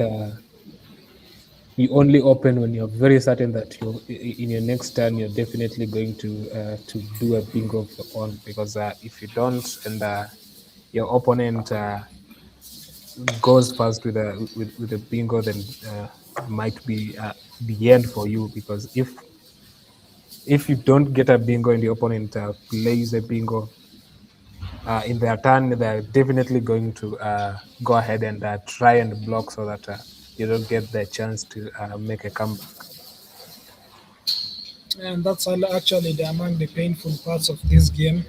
Sometimes you don't know when to make your move, so that's what differentiates the top players from the average players, from the amateur players. Like there's that player who just knows when to do this and this, when knows when not to do this, who knows when to exchange, when to play here, when to block, when to score.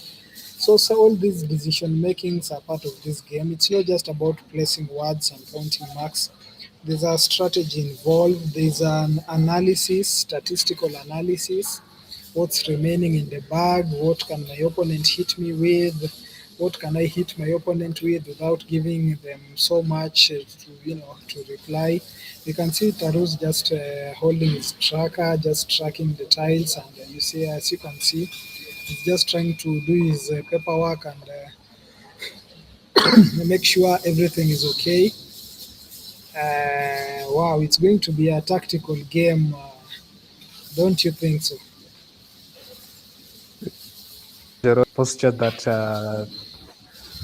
talks about that exemplifies frustration, probably. The way he's seated is just most likely tired of how the game is. Let's see if maybe he decides to open up. You can see it's just as you can see, he's not doing that. I don't think he's one to go ahead and open the board with the way he's picking. He's just going to play whichever spots he's going to find inside the already played ones. Yeah, he's playing in characteristic faction. We all know Njoroge Stanley as somebody who loves bingoing and just playing an open game. But in this case, I think he's being quite cautious. You can see what Tarus Kipruto is also doing. Just these guys are just trying to be cautious with whatever they're doing. playing sized, that's scoring highly. Why is he scratching his forehead? Is he unsure of opeds?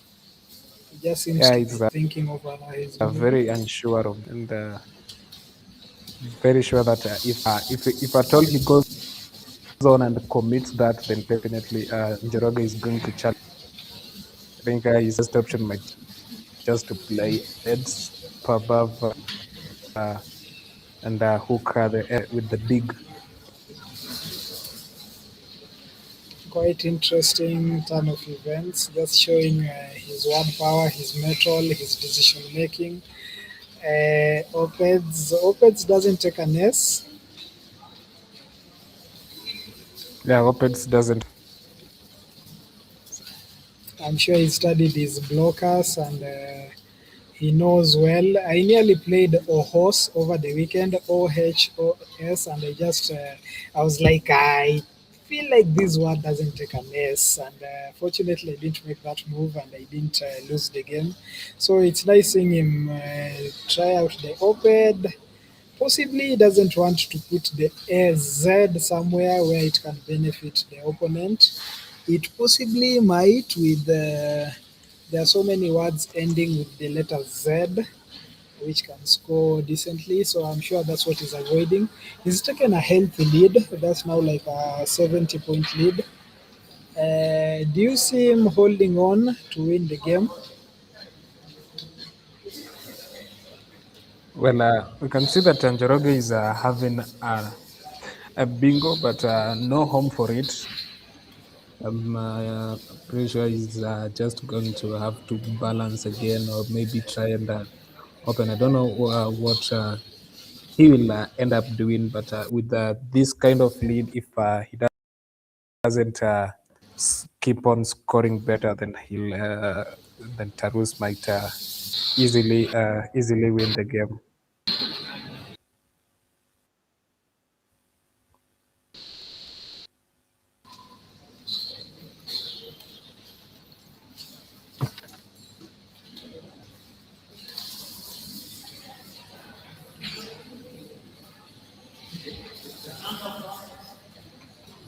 Okay, so Duke Micheka was fortunate enough to play in the first game of the live stream. Had he not played, we could not have known whether he attended the tournament. It's quite nice being on the live stream on the earlier games, because the more we go to the other games, the later games, we now start seeing the beasts, the ones who are topping. So sometimes it's a blessing being on the live screen. On the first game or maybe the second game, I'm not so sure how many games he's won. I think he had won 2 games. Him and his compatriot Nick Okioma. We can't talk about Machanje. I think you haven't seen how many games Machanje has won, considering you are Well, Machanje was representing Machanja was focusing on giving us the venue for the tournament. So definitely his mind has been rotating up and about around that, and not in the tournament. So that is will definitely be his excuse. But he has at least tried to manage 1.5 points. I don't know where he got the half, but that is that is something. It's something. Getting a win in the championship division is quite not easy sometimes.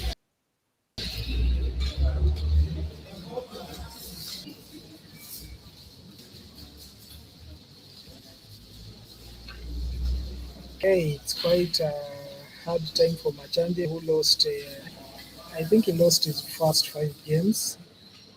Quite tough opposition, but he also lost. He lost his first game to. Okay, this is Oyende Alan. Oyende Alan is currently at 4. Oyende had an abai. No, Machanje Daniel. Machanje actually got his first point from an abai, and actually scored 386.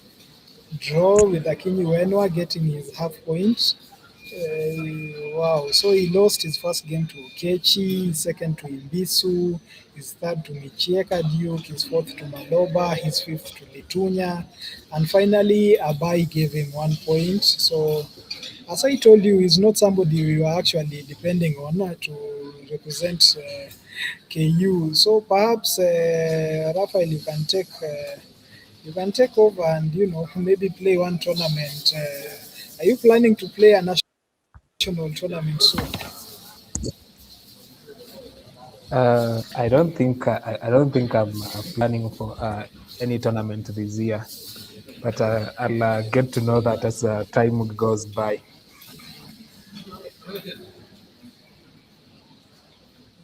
Okay, so the Well, game we is can see that. opening up with Impi. Yeah, we can see that Njoroge decided to go offensive and open the game, but unfortunately, it found Tarus were not very much equipped. Is having the VW combination and a B, which are not so good. So I don't know what he's considering of playing in this case to try and cleanse his rack.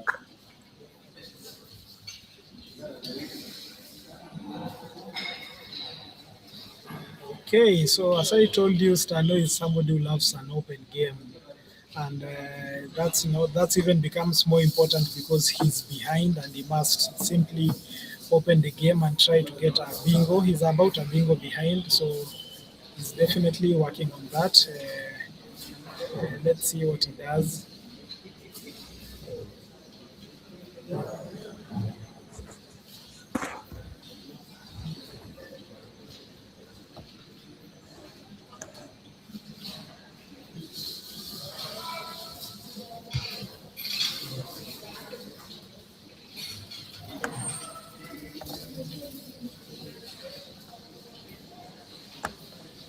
Okay, Taru's just playing Brain, floating the R, allowing the I to have a bingo spot. So he's definitely opened up another bingo spot.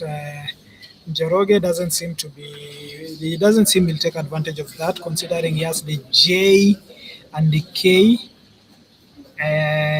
Possibly we'll just settle for Max.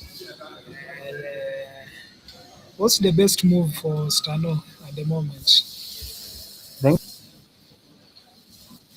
he just drop in the J and the K. That would be very much better for him and gives him for a better play in his next turn.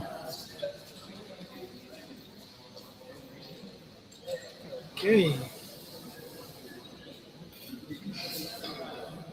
So I'm sure he doesn't want to block any spot at the moment. The floating B, the floating R. He doesn't want to block the I. Perhaps play something that will possibly open up the board more. That's the pain of being behind. You have to keep opening and you don't know what your opponent has. We can see him just dropping Jack, which was much expected. Scoring well, but limiting his options still. Taru's just squeezing some tiles. Tarus actually has a minute to play. Wow, this time pressure thing is really. So he plays wedged and scores decently, but he has the time pressure at the moment. I don't think he'll be able to execute such an excellent end game. We can just see Mili Kikechi passing through with the live stream. Mili Kikechi is one of those women is a woman who represented Kenya in an Indian championships recently and actually won. So she really flew our flag high, and that was quite commendable. Guys were quite excited about her win. I think she came back hoping to shine, maybe replicate the same victory, but as we all know, Kenya, Nairobi, it's just Shamba la Mawe, which literally translates to the land of stones. And talking about the land of stones, Taruski Pluto has the double U and the duplicate O, but he has a healthy lead, and Stano doesn't have such good tiles. Yentia, no. What's the way out for Stano?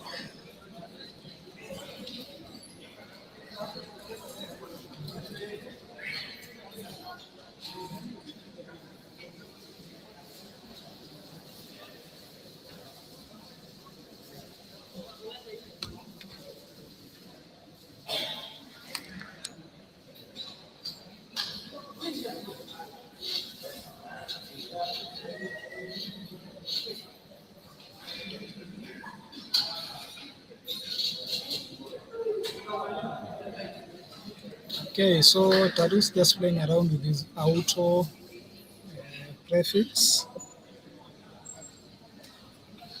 Nothing much going on with his duplicates U, the duplicate O. It's just checking his notes, checking the bag, checking how many tiles are remaining, which is quite a very important skill for any Scrabbler. You have to know what's remaining in the bag, what tiles are there. It's part of the analysis, part of the strategy.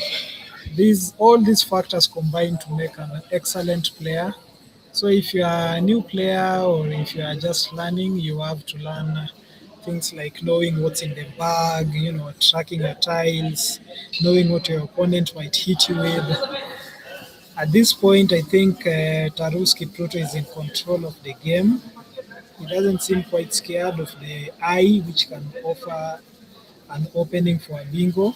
Stano is just a bingo away, so it's definitely something to worry about. But based on whatever he has tracked, we can look at the tiles remaining in the bag.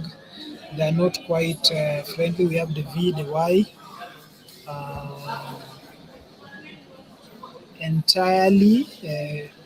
Stano just wishing for an L, which is not forthcoming. I told us, I have spoken from the beginning of this game. This game could have had so many 8-letter words had it been open, because there are so many possible 8-letter words. Stano just checking his notes and seeing it's safe to play Yi, opening up the spot for the triple, which I'm sure Taruz is certainly going to take. He's certainly not going to leave that space open. Just behind him is Gongolo Michael, just watching over, itching to get back on the live stream, of course. That's his normal seat. He's used to being at position 1. So he's definitely just checking what's going on there. He's first, no comment, but he certainly has a lot to say.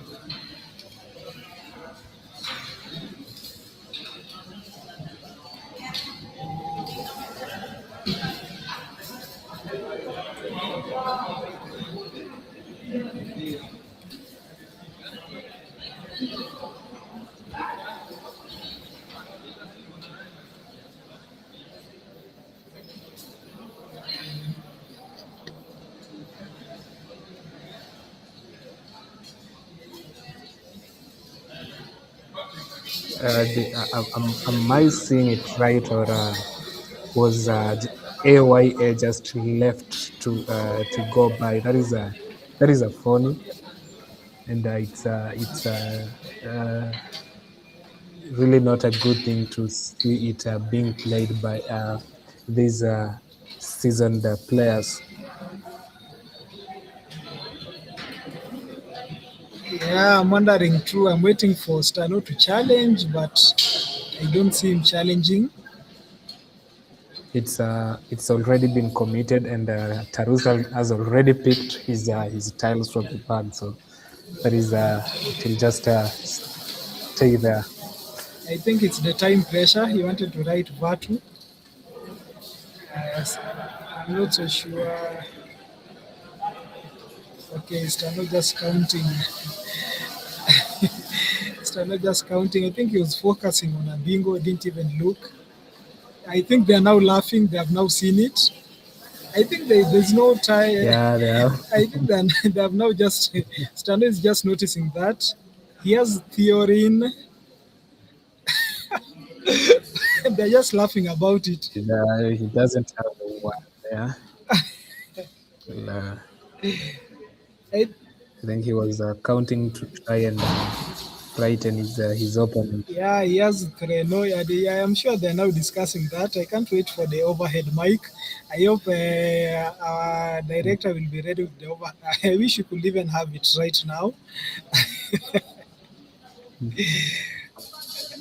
If at all he challenged that off, then definitely he would have found a home for Treno. Oh my God, that was just a. I'm sure that's what they're talking about. Look at his mouth. He's just amazed, like he just left that. And oh my God, Stano can't believe it. I think this is the moment, a very defining moment in this game, in this tournament. Just look, they're still talking about it. Could we have the overhead mic, please?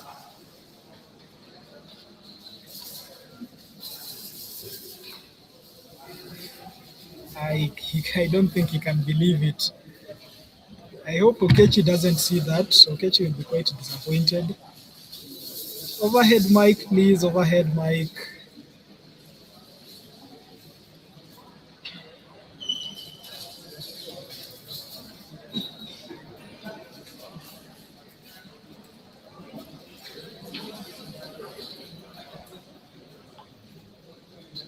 Quite a defining moment of the game. Oh my God, Stano can't believe it. Look at this. Can we have the overhead mic, please? I really want to hear. I feel like going to the venue and watching and listening to them. Like your opponent playing a phony, a three-letter phony. He's already pressed the clock. Okay, I'm not sure, and his time is at negative. I'm not sure. There are no more tiles in the bag. In this case, can you still challenge? No, you cannot challenge because Tarus had already picked the remaining tiles in the bag, so challenging is not an option there. Oh my God.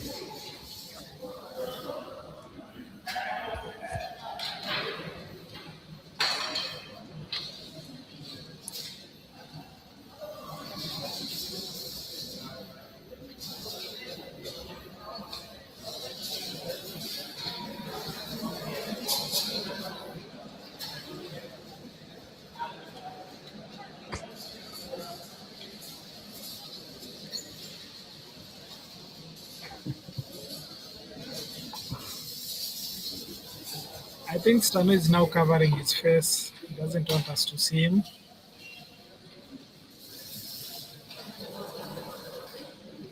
Definitely no place to place. Just plays Theo. Taruz has negative time. He'll have 10 marks deducted from him. Just plays Hoa. He has negative time. He knows his time will be deleted. He'll have a negative 10 deduction. So for any player who goes overboard beyond his time, he has 10 marks deleted. Wow, this is an interesting game whereby a phony, to make it worse, a three-letter phony allows somebody to win the game and deny somebody an opportunity to play. I really want to hear this. Over the discussion. Maybe you can switch to the overhead mic.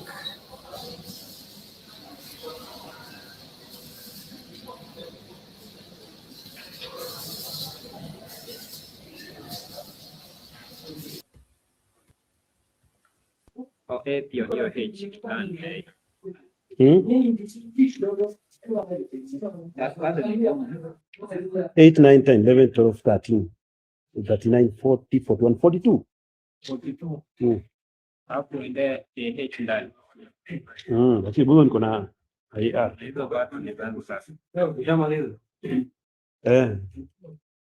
Huyu jamaa Unaona hata kicheka. Mimi nimerealize sasa. mimi sikuona.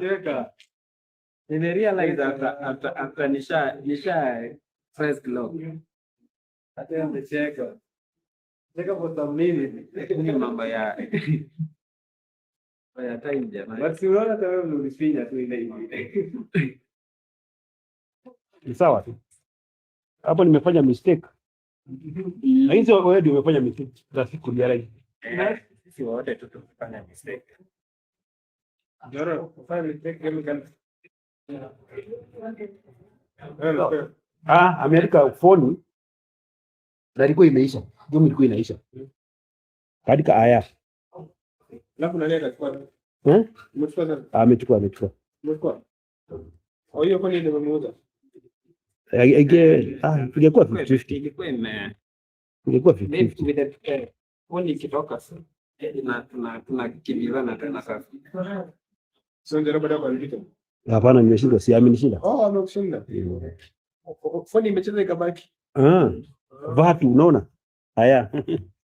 Mimi sijui sikuangalia huko. Hata mimi niona umeweka yu hapo. Ulikuwa umeweka yu. Hivi.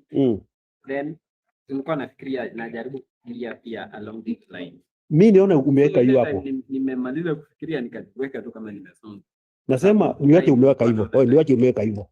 So mimi sikuweka mara mbili, niliweka tu once. Sikuweka twice. Nilizifupa tu once. Si ati niliweka nikatoa. But I think hiyo ulikuwa nini, ilikuwa concentration yako ilikuwa baraka yako. Hiyo ndio ime. Sawa.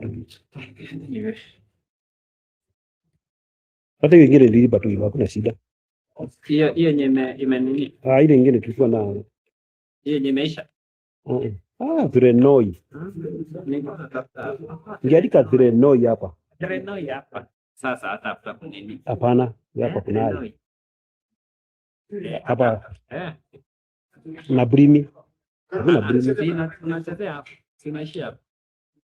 Si hakuna yai. I thought imeisha na. Sorry. I thought imeisha. Sasa hiyo drenoi ingekula hii pesa kabisa. Drenoi nayo data. Drenoi kijingo.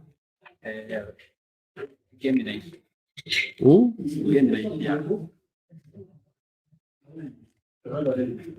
Alafu sasa unajua ugeda overboard.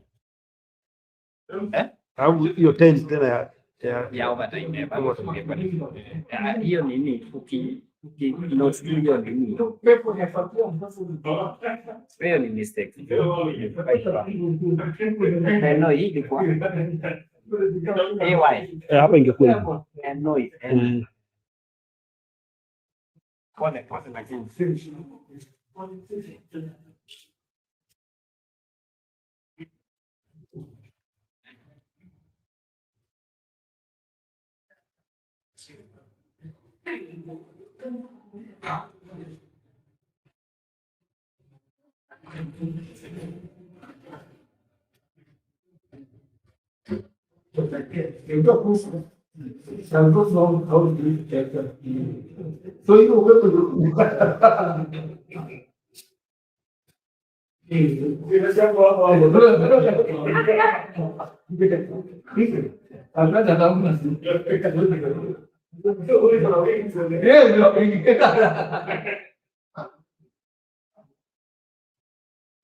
Pole lakini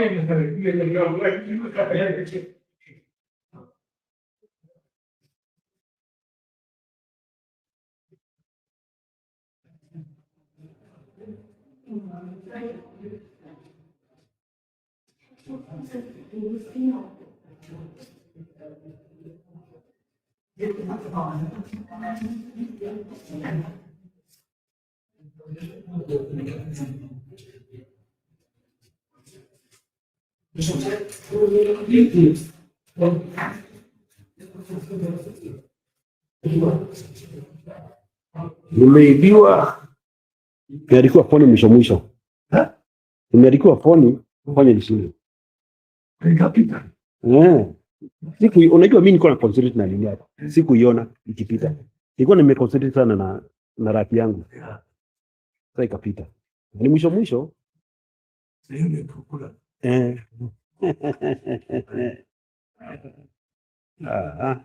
Ni sawa tu. Sawa, wewe unaanza.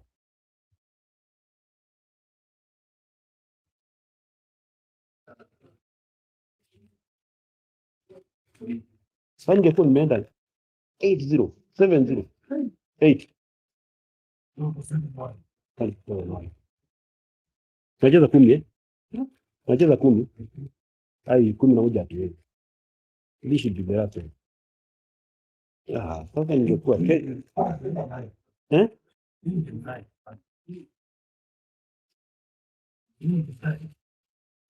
9. So niwe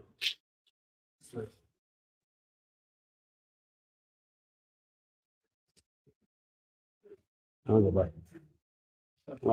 Hiyo kaluzi bwana. Nikosa concentration, kuna pale imeenda ikaisha. Concentration ikaisha. Aliandika vatu. Baada ya hiyo hapa. Na kulikuwa hapo ningeandika kabona sap. Angelia. Hapo ilikuwa bela kama 7. Au niandike bonus ya 90.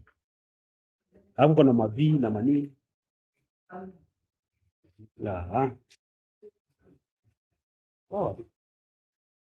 Kama ni hivyo. Ni sana.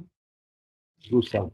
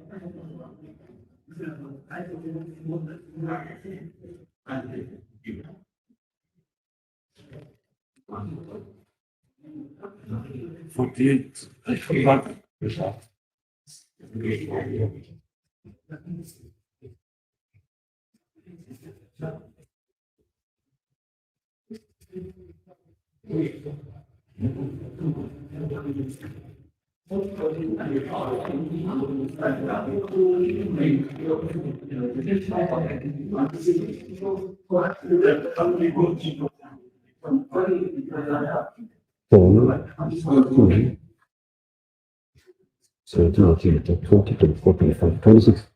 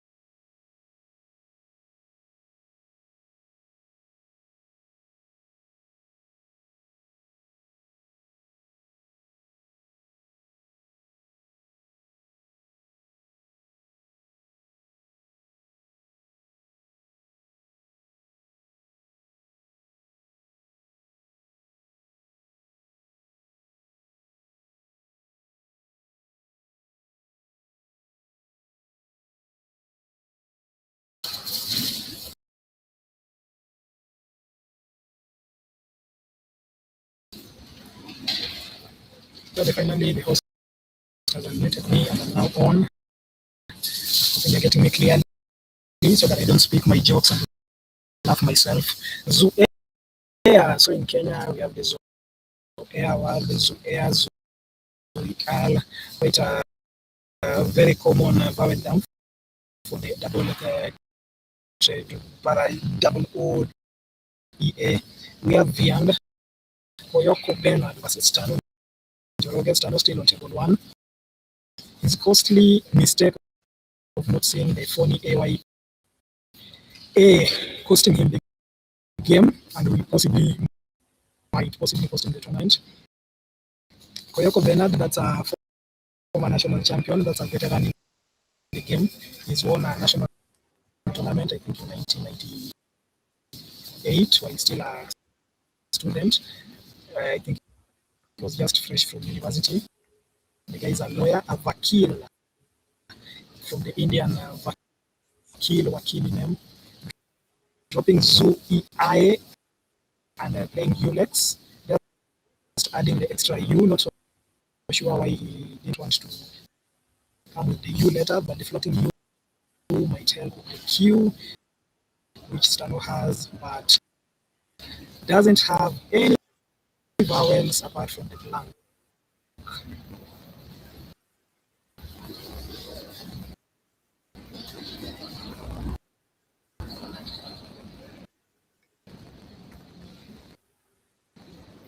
So we can see Koyoko, perhaps he thought he knew pick another U, picking a U, and then duplicate G and E. Stano just playing decently, NY, just keeping it, just keeping scoring. Attempt to just score those 20 marks as you keep going, and hopefully waiting for that big opportunity. I see some players actually just look for that big opportunity instead of this one small opportunities. But wow, okay, let's see how things goes. What does he pick? What does he pick? Stano, what have you picked?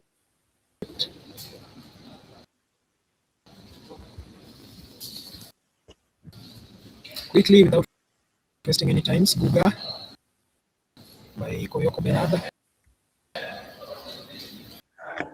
Just the dumping off the duplicate G's and is at times some players still find it weird to remain with the E's, even pray for this. Koyoko just dumping off playing Guga and keeping the ENE. Wow, and Njoroge Stanley has actually picked 2 U's to go with the Q. Kind of a double blessing, but of course nobody loves the 2 U's. But so long as you have the Q, anytime you see the U, it's just it's a moment to smile. Let's see what he does with the U and the Q. Does he get a chance to dump it right now? Later.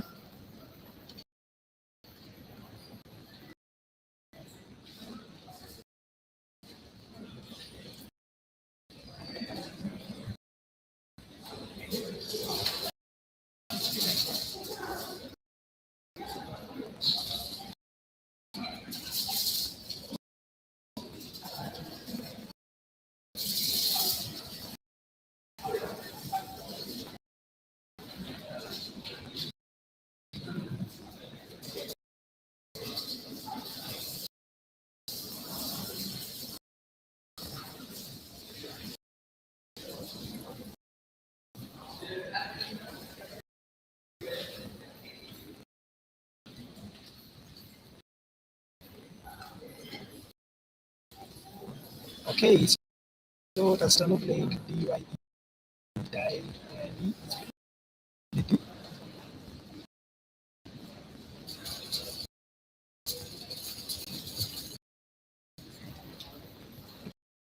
Keeping the QU, of course.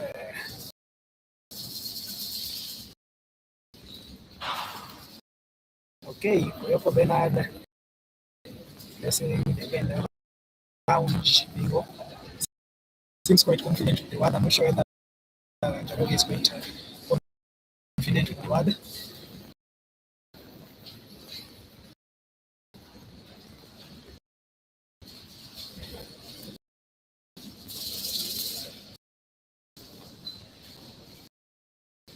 Okay, so they have stopped the clock, and Stano is challenging in rounds, which is a good word. We're just adding 5 marks, 5 extra marks. But it's always good to just challenge, confirm, sure. But whichever ways we are using as Scrabble Kenya to just challenge, somebody just playing around with the phone, and, just which is not acceptable in international tournaments, but we get away with it. Why? Because we are Kenyans. Okay, it's a good word, confirmed. Put the phone away, pick the bag.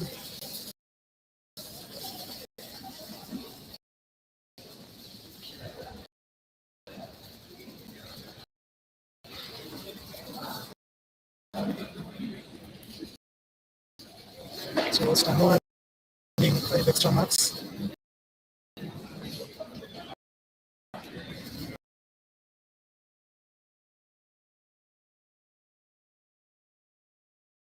He has a bingo on his jack. Screens. Help me in the chat. If you see okay, just quickly playing in rounds and screens, taking advantage of the S, which he challenged, but that's the beauty of challenging. When you're not playing a word, you feel like, okay, that word exists. So he could have written a squint. No space for inquest, squinter, squints, squinty. Is it the blank an S, or is it a Y? It's an S. So it goes down as an S, which is okay. Both squinty, of course, could have not yielded any much more marks. Koyoko just playing fast in the usual fashion, playing correct, shading off his consonants, not a good balance of tiles, not a good balance of marks. So the players are now even placed second place versus first place. They're just like 20 points adrift. Hopefully, we'll see Stano catching up. Or will it be Koyoko taking the victory? Not so sure how it goes, but let's hope for the best. Stano, former post-bank employee, the former Kenya representative. I don't know why Koyoko hasn't gone for another international tournaments. I think it's just not his thing. I haven't seen him or heard about him in any international tournament. I think maybe it's just not his thing. Just focusing on the local. Personally, I don't know much about him. I've tried interviewing him. I was writing my book, The Rise of Scrabble in Kenya. I've tried interviewing him. He doesn't respond. He just ignores. Just for maybe with a lift.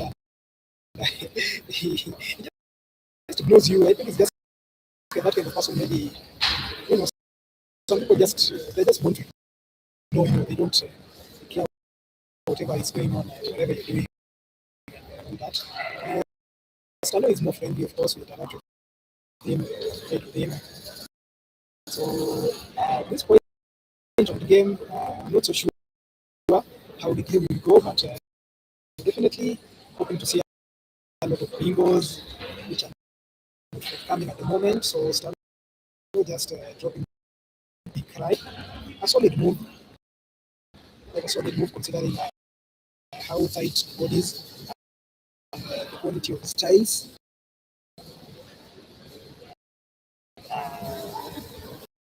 think it takes the lead of the move. It will be a seesaw of leads at this point, considering the end of time is the air serve. I don't know whether the blank will help Koyoko at this moment. I'm not seeing something solid, upload.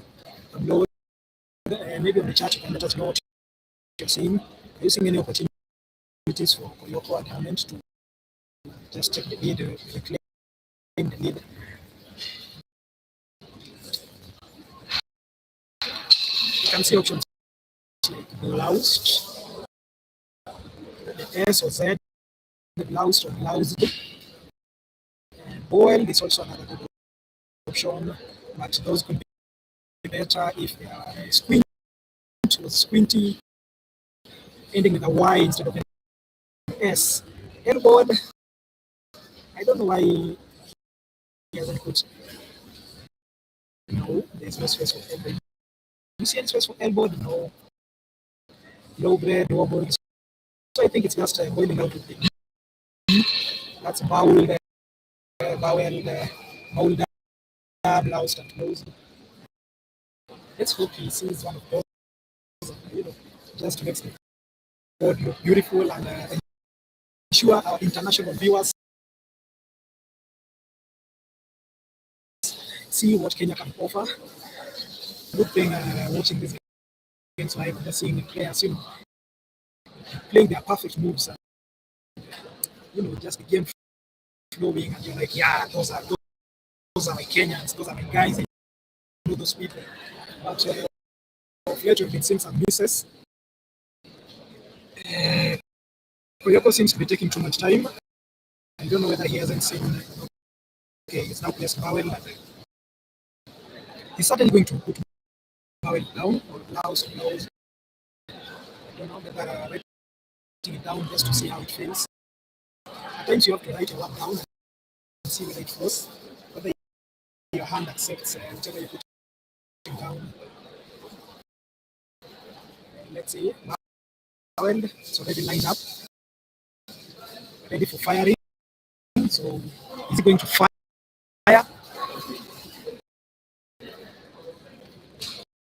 Okay, so the board is much clearer right now.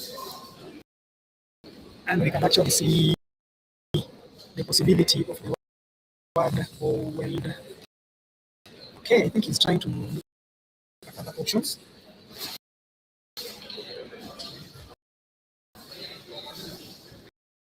I'm not so sure what other options he has.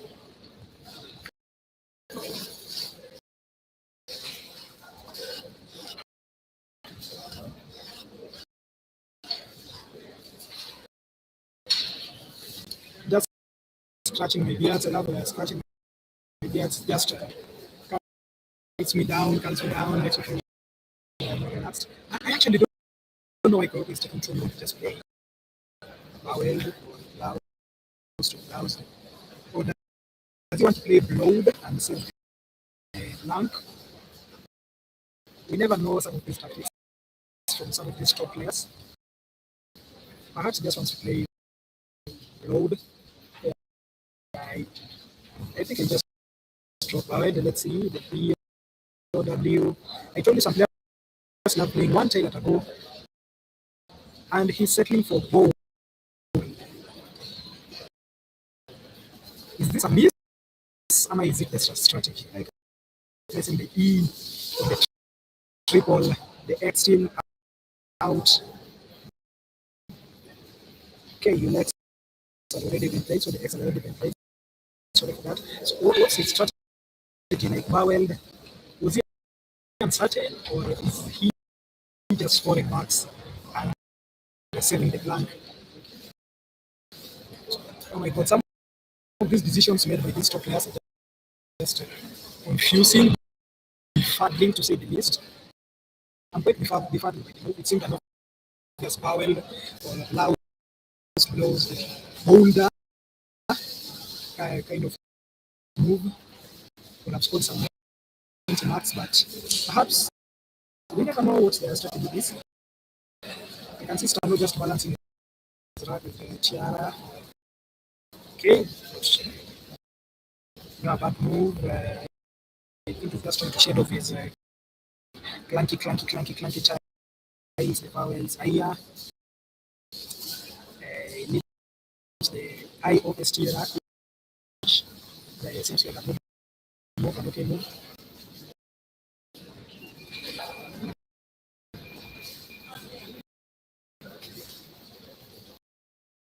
Okay, so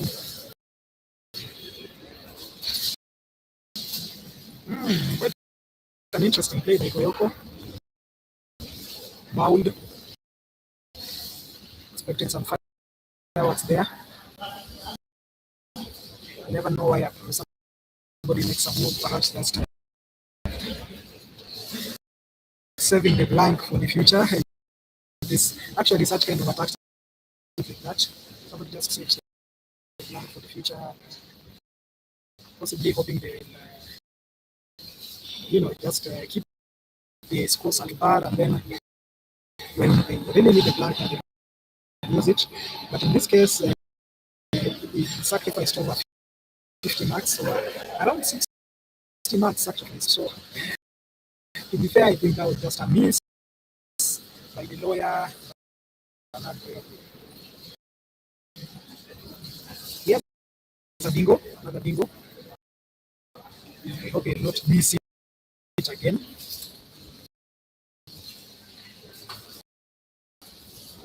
Let's see what it does at the moment.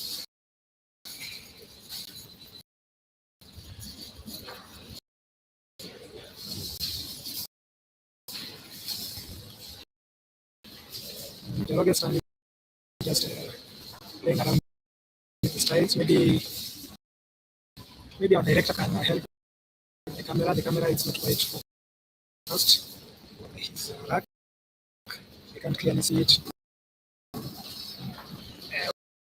Okay, now it's a example BOISTT. Quickly playing BOP and the OBPO. That's body positivity. That's what BOPO means. Remaining with the ISTT.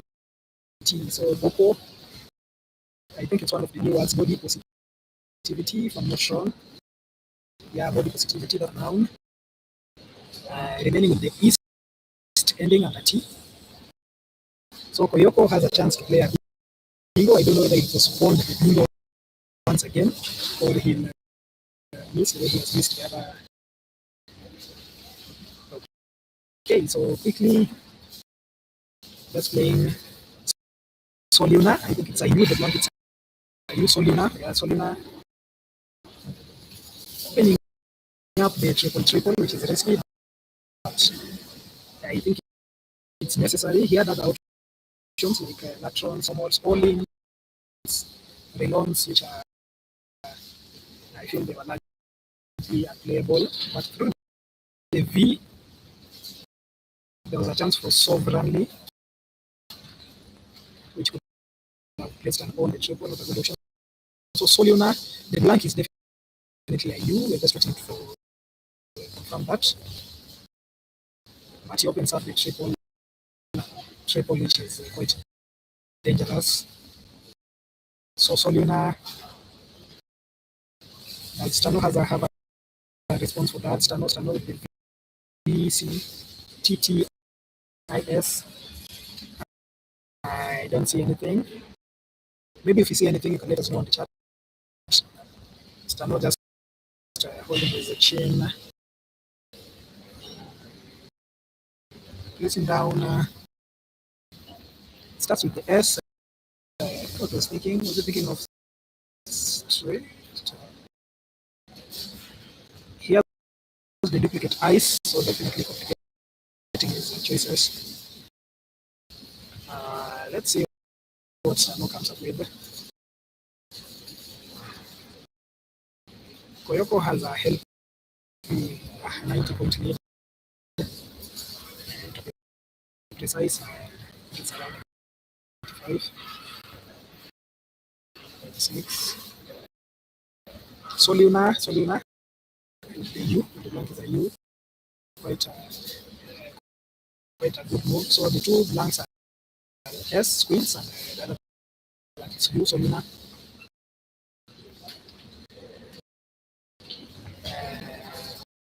What's Stano going to do? So Koyoko with the duplicate F, HAOTE, and Stano with not so good tiles. Let's see what he will do through the Soluna R.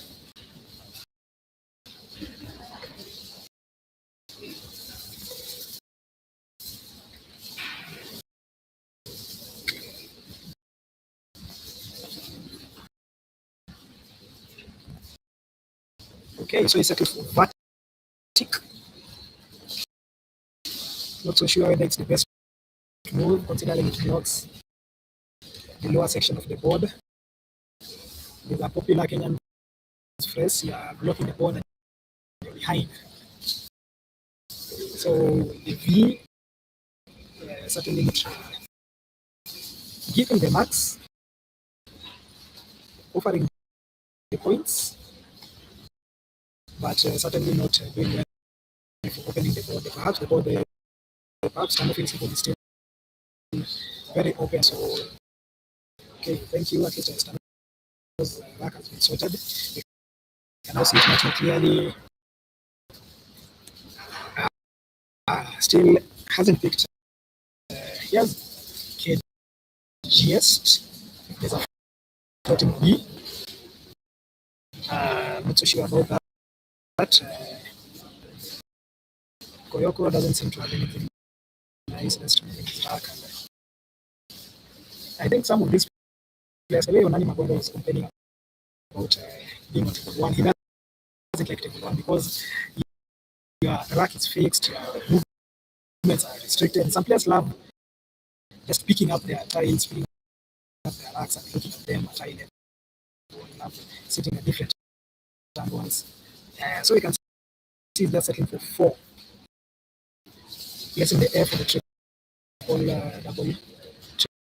triple letter word, so that's 4 to 32, that's 32 marks. It counters the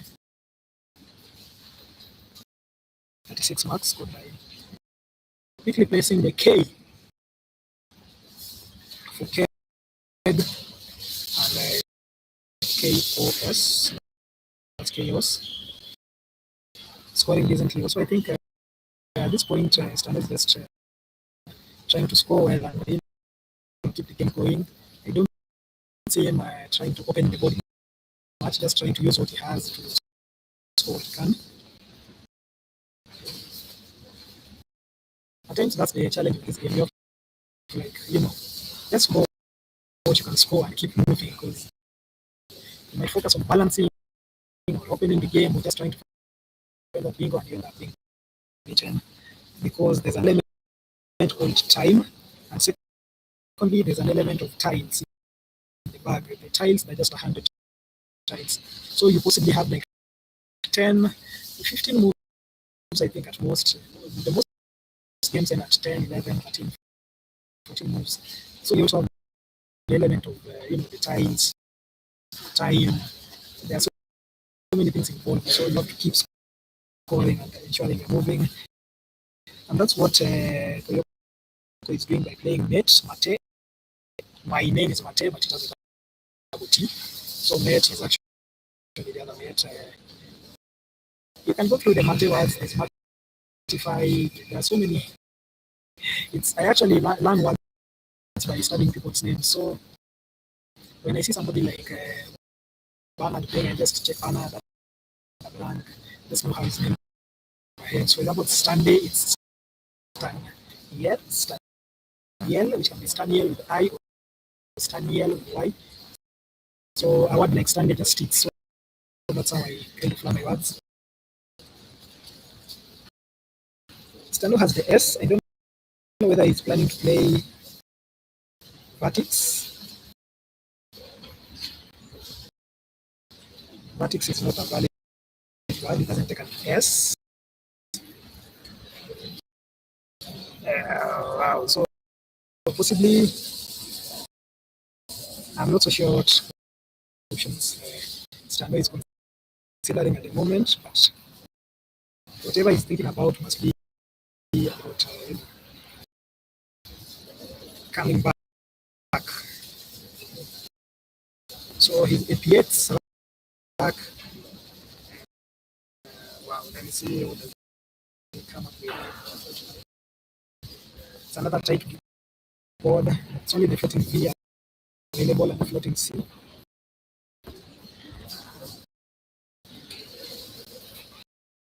Just checking his notes, checking what's left in the bag. How can he avoid a second consecutive defeat? We have just watched him being beaten in the previous game with the Paruski Pluto, and it was quite about the beating, but bad one in terms of not challenging a phony.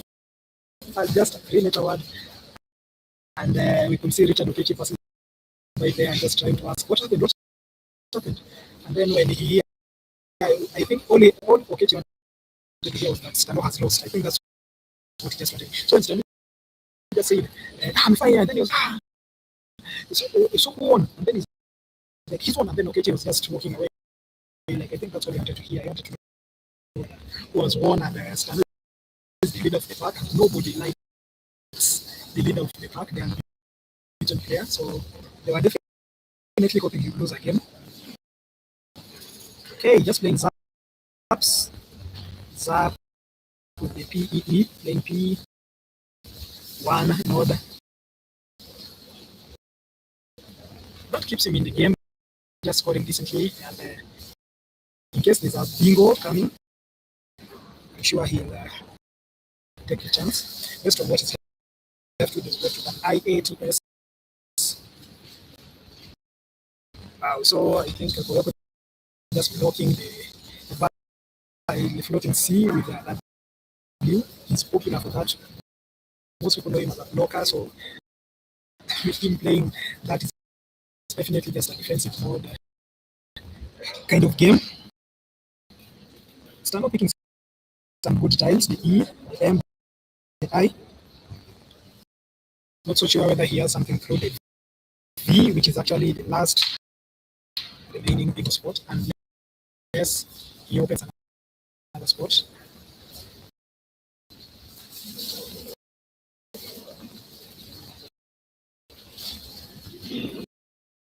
Amities and Artemis available for Stano,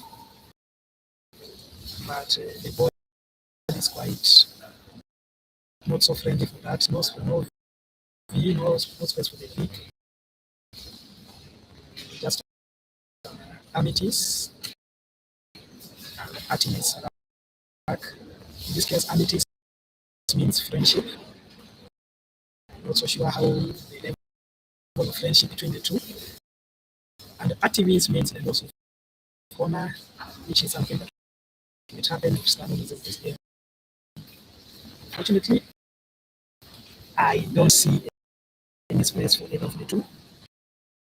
Stano will definitely have to jump on his tiles and possibly open up a new spot.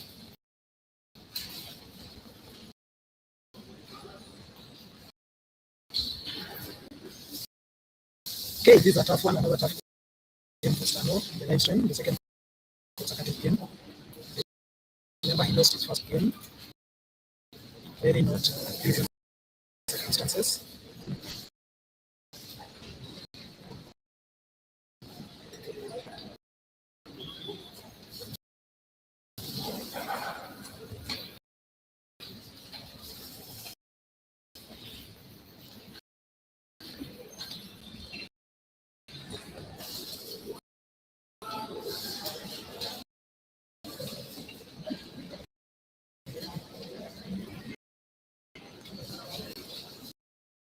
Okay.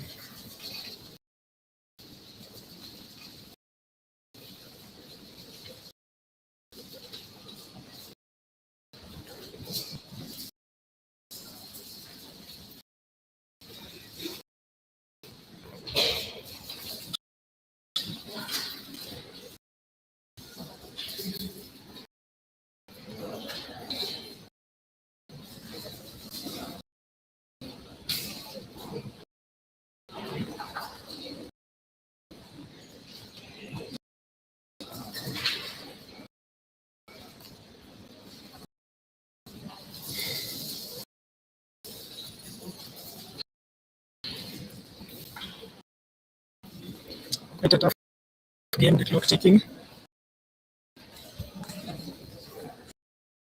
We can see Auka JC, and I think that's GK on the screen. Just I think they're trying to explain, they're talking about something. Auka is always talking about something. Quite a jovial guy, quite a friendly person. I'm sure he's planning how the night is going to be.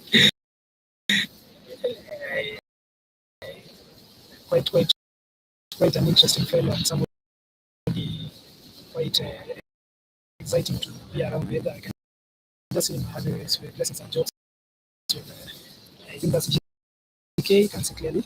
But what I can see is Koyoko Bernard being in front and just trying to retain his lead. Stano looks very stressed at this point. It's really hard for him.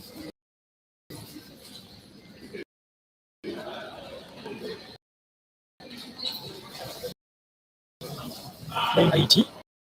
Sensible, just opening up the game. He has the S, and the UT takes the A and the E. Uta, Ute.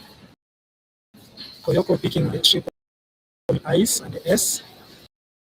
He's definitely going to play fits just to put the S to block the spot. That's a sensible move for any player. Hits, fits, and that's exactly what he's doing. I've just told you what he's going to do, and here he's doing it. A sensible move, best move, fits, just blocks the spot. And the only spot remaining is now the V. Stano has picked the R and the E. White good tiles, bingo friendly tiles. But Koyoko's game plan doesn't involve giving the ball off there.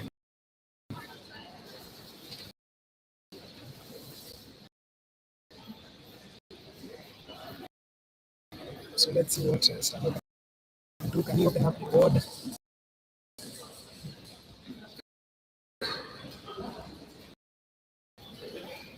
But again, his rack likes to bingo.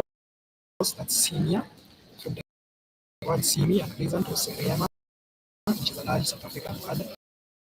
So Seriama can also be region as Kariama. So with both bingos, they are homeless, they don't have a home on the board. They don't play with the V, which is the only floating tile.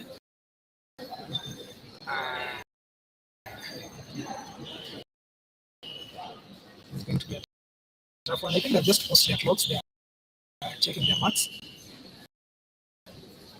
I think both players have posted their clocks. They're just going through their scores and they're confirming their marks. I don't know whether it's a tactic by some players. Some players just accept whatever marks you tell them, even if they're counted and they're sure it's not correct. And then later they start telling you, let's check the marks. It is, I think it's a tactic I've seen mostly being played by Nigerians, for those who watch Nigerian games. It's very common for them to counter check marks, and sometimes some players do so intentionally.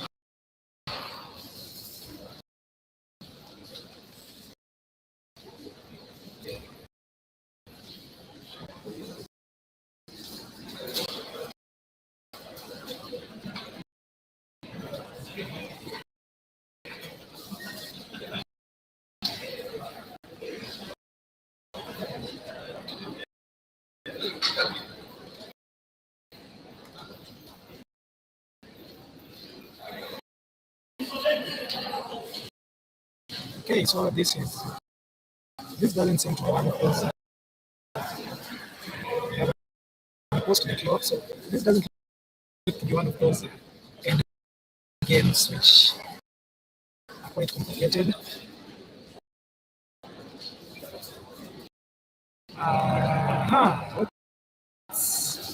Koyoko is shifting his move. He hadn't committed to it.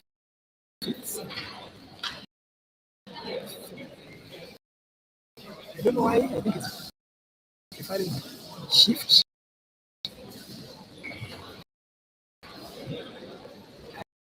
I'm not so sure what's happening. It seems to be conversing. Okay. So such conversations are things which are not seen in international tournaments. We normally watch the live streams. Shout out to Win Anderson, Robin, McCartney, we have Josh. Shout out what those top streamers and commentators.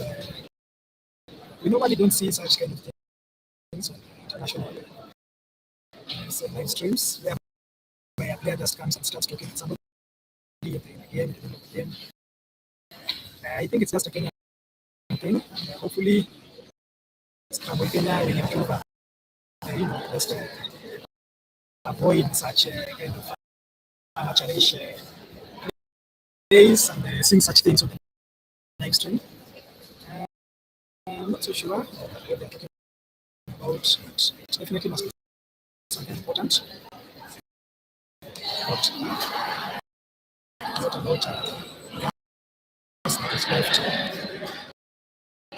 Okay. So Oyoko settles for shift as his final. I think that's his final move, just considering he wants to finish the game. I feel like he knows Stano can bingo. Motherize, that's definitely funny. I feel like he just wanted to play something that will take him so ahead in case Stano bingos. So Stano is pressing a funny, it's a desperate move. And you can see somebody laughing and just leaving, which is not okay. It's not okay. I feel like the table one should just have its boundaries. I don't like the way you guys just walking about.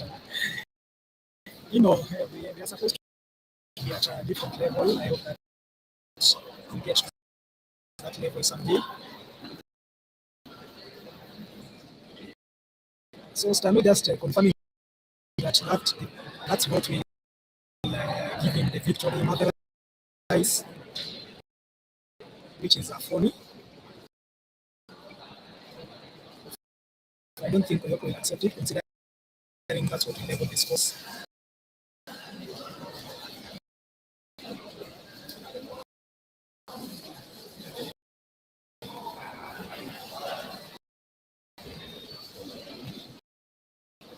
You can see Mr. Gitonga just moving close and keeping his distance, just watching from afar, trying to see what's going on. We haven't seen Mr. Gitonga. We haven't seen Gitonga in the live stream. Come on. That's our GM. That's our grandma. Yeah, I'd like to shout out Mr. Gitonga has been very supportive with my book, the book of the writing on Pen and Scrabble. He's been very supportive. I was at his place for like some 4 days. Ate a lot of good rabbit meat and food. I think Oyoko has a move on hold. Okay, they're checking. So Stano is the one checking using his phone, which is not professional, but that's what we do here in Kenya. That's not professional. He's just confirming his phone, and that's an X and a big disappointment for him. Gitonga just watching on, perhaps sure there's such one. I don't know what's he's counting on the board, but I think he's thinking about what he could have done. You can see Oyoko just playing LI, just in case Stano has another phony to place on the board. Stano just going for Max. I think he's writing Sima is a possible option, but he doesn't have any space on the board. So Sima will just score Max. I think it's just taking care of his spread, reducing his Max. And, that's okay. After losing, playing at the desperate move, we have all done that at some point. If you have Scrabble, if you have played Scrabble, you have definitely done that at some point. I think they're checking Sima. Once again, checking the phone instead of going somewhere where they can check on a computer without compromising the game. Sima, it's a good one. It gives him the points. Gitonga just walking around, strolling around, talk about him, a big supporter of whatever is happening in Scrabble Kenya. He's seen it all. He's been there since 1980. when the first 1990 when the first message about Scrabble was posted in the newspapers. He's seen it all. He's been there. He's among those people who are, he's seen it all. So Koyoko just finishing with the real. Maybe we can go to the overhead mic and listen in to what's happening.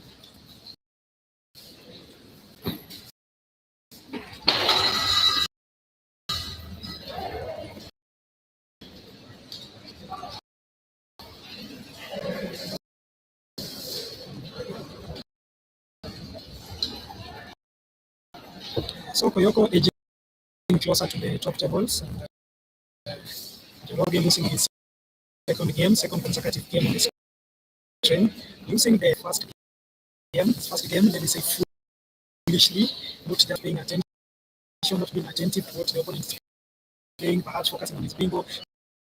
His opponent has no time remaining, actually went overboard, and over time, like it was like 30 minutes extra. So not so sure why he wasn't concentrating on that game, but definitely hoping for the best. See you soon.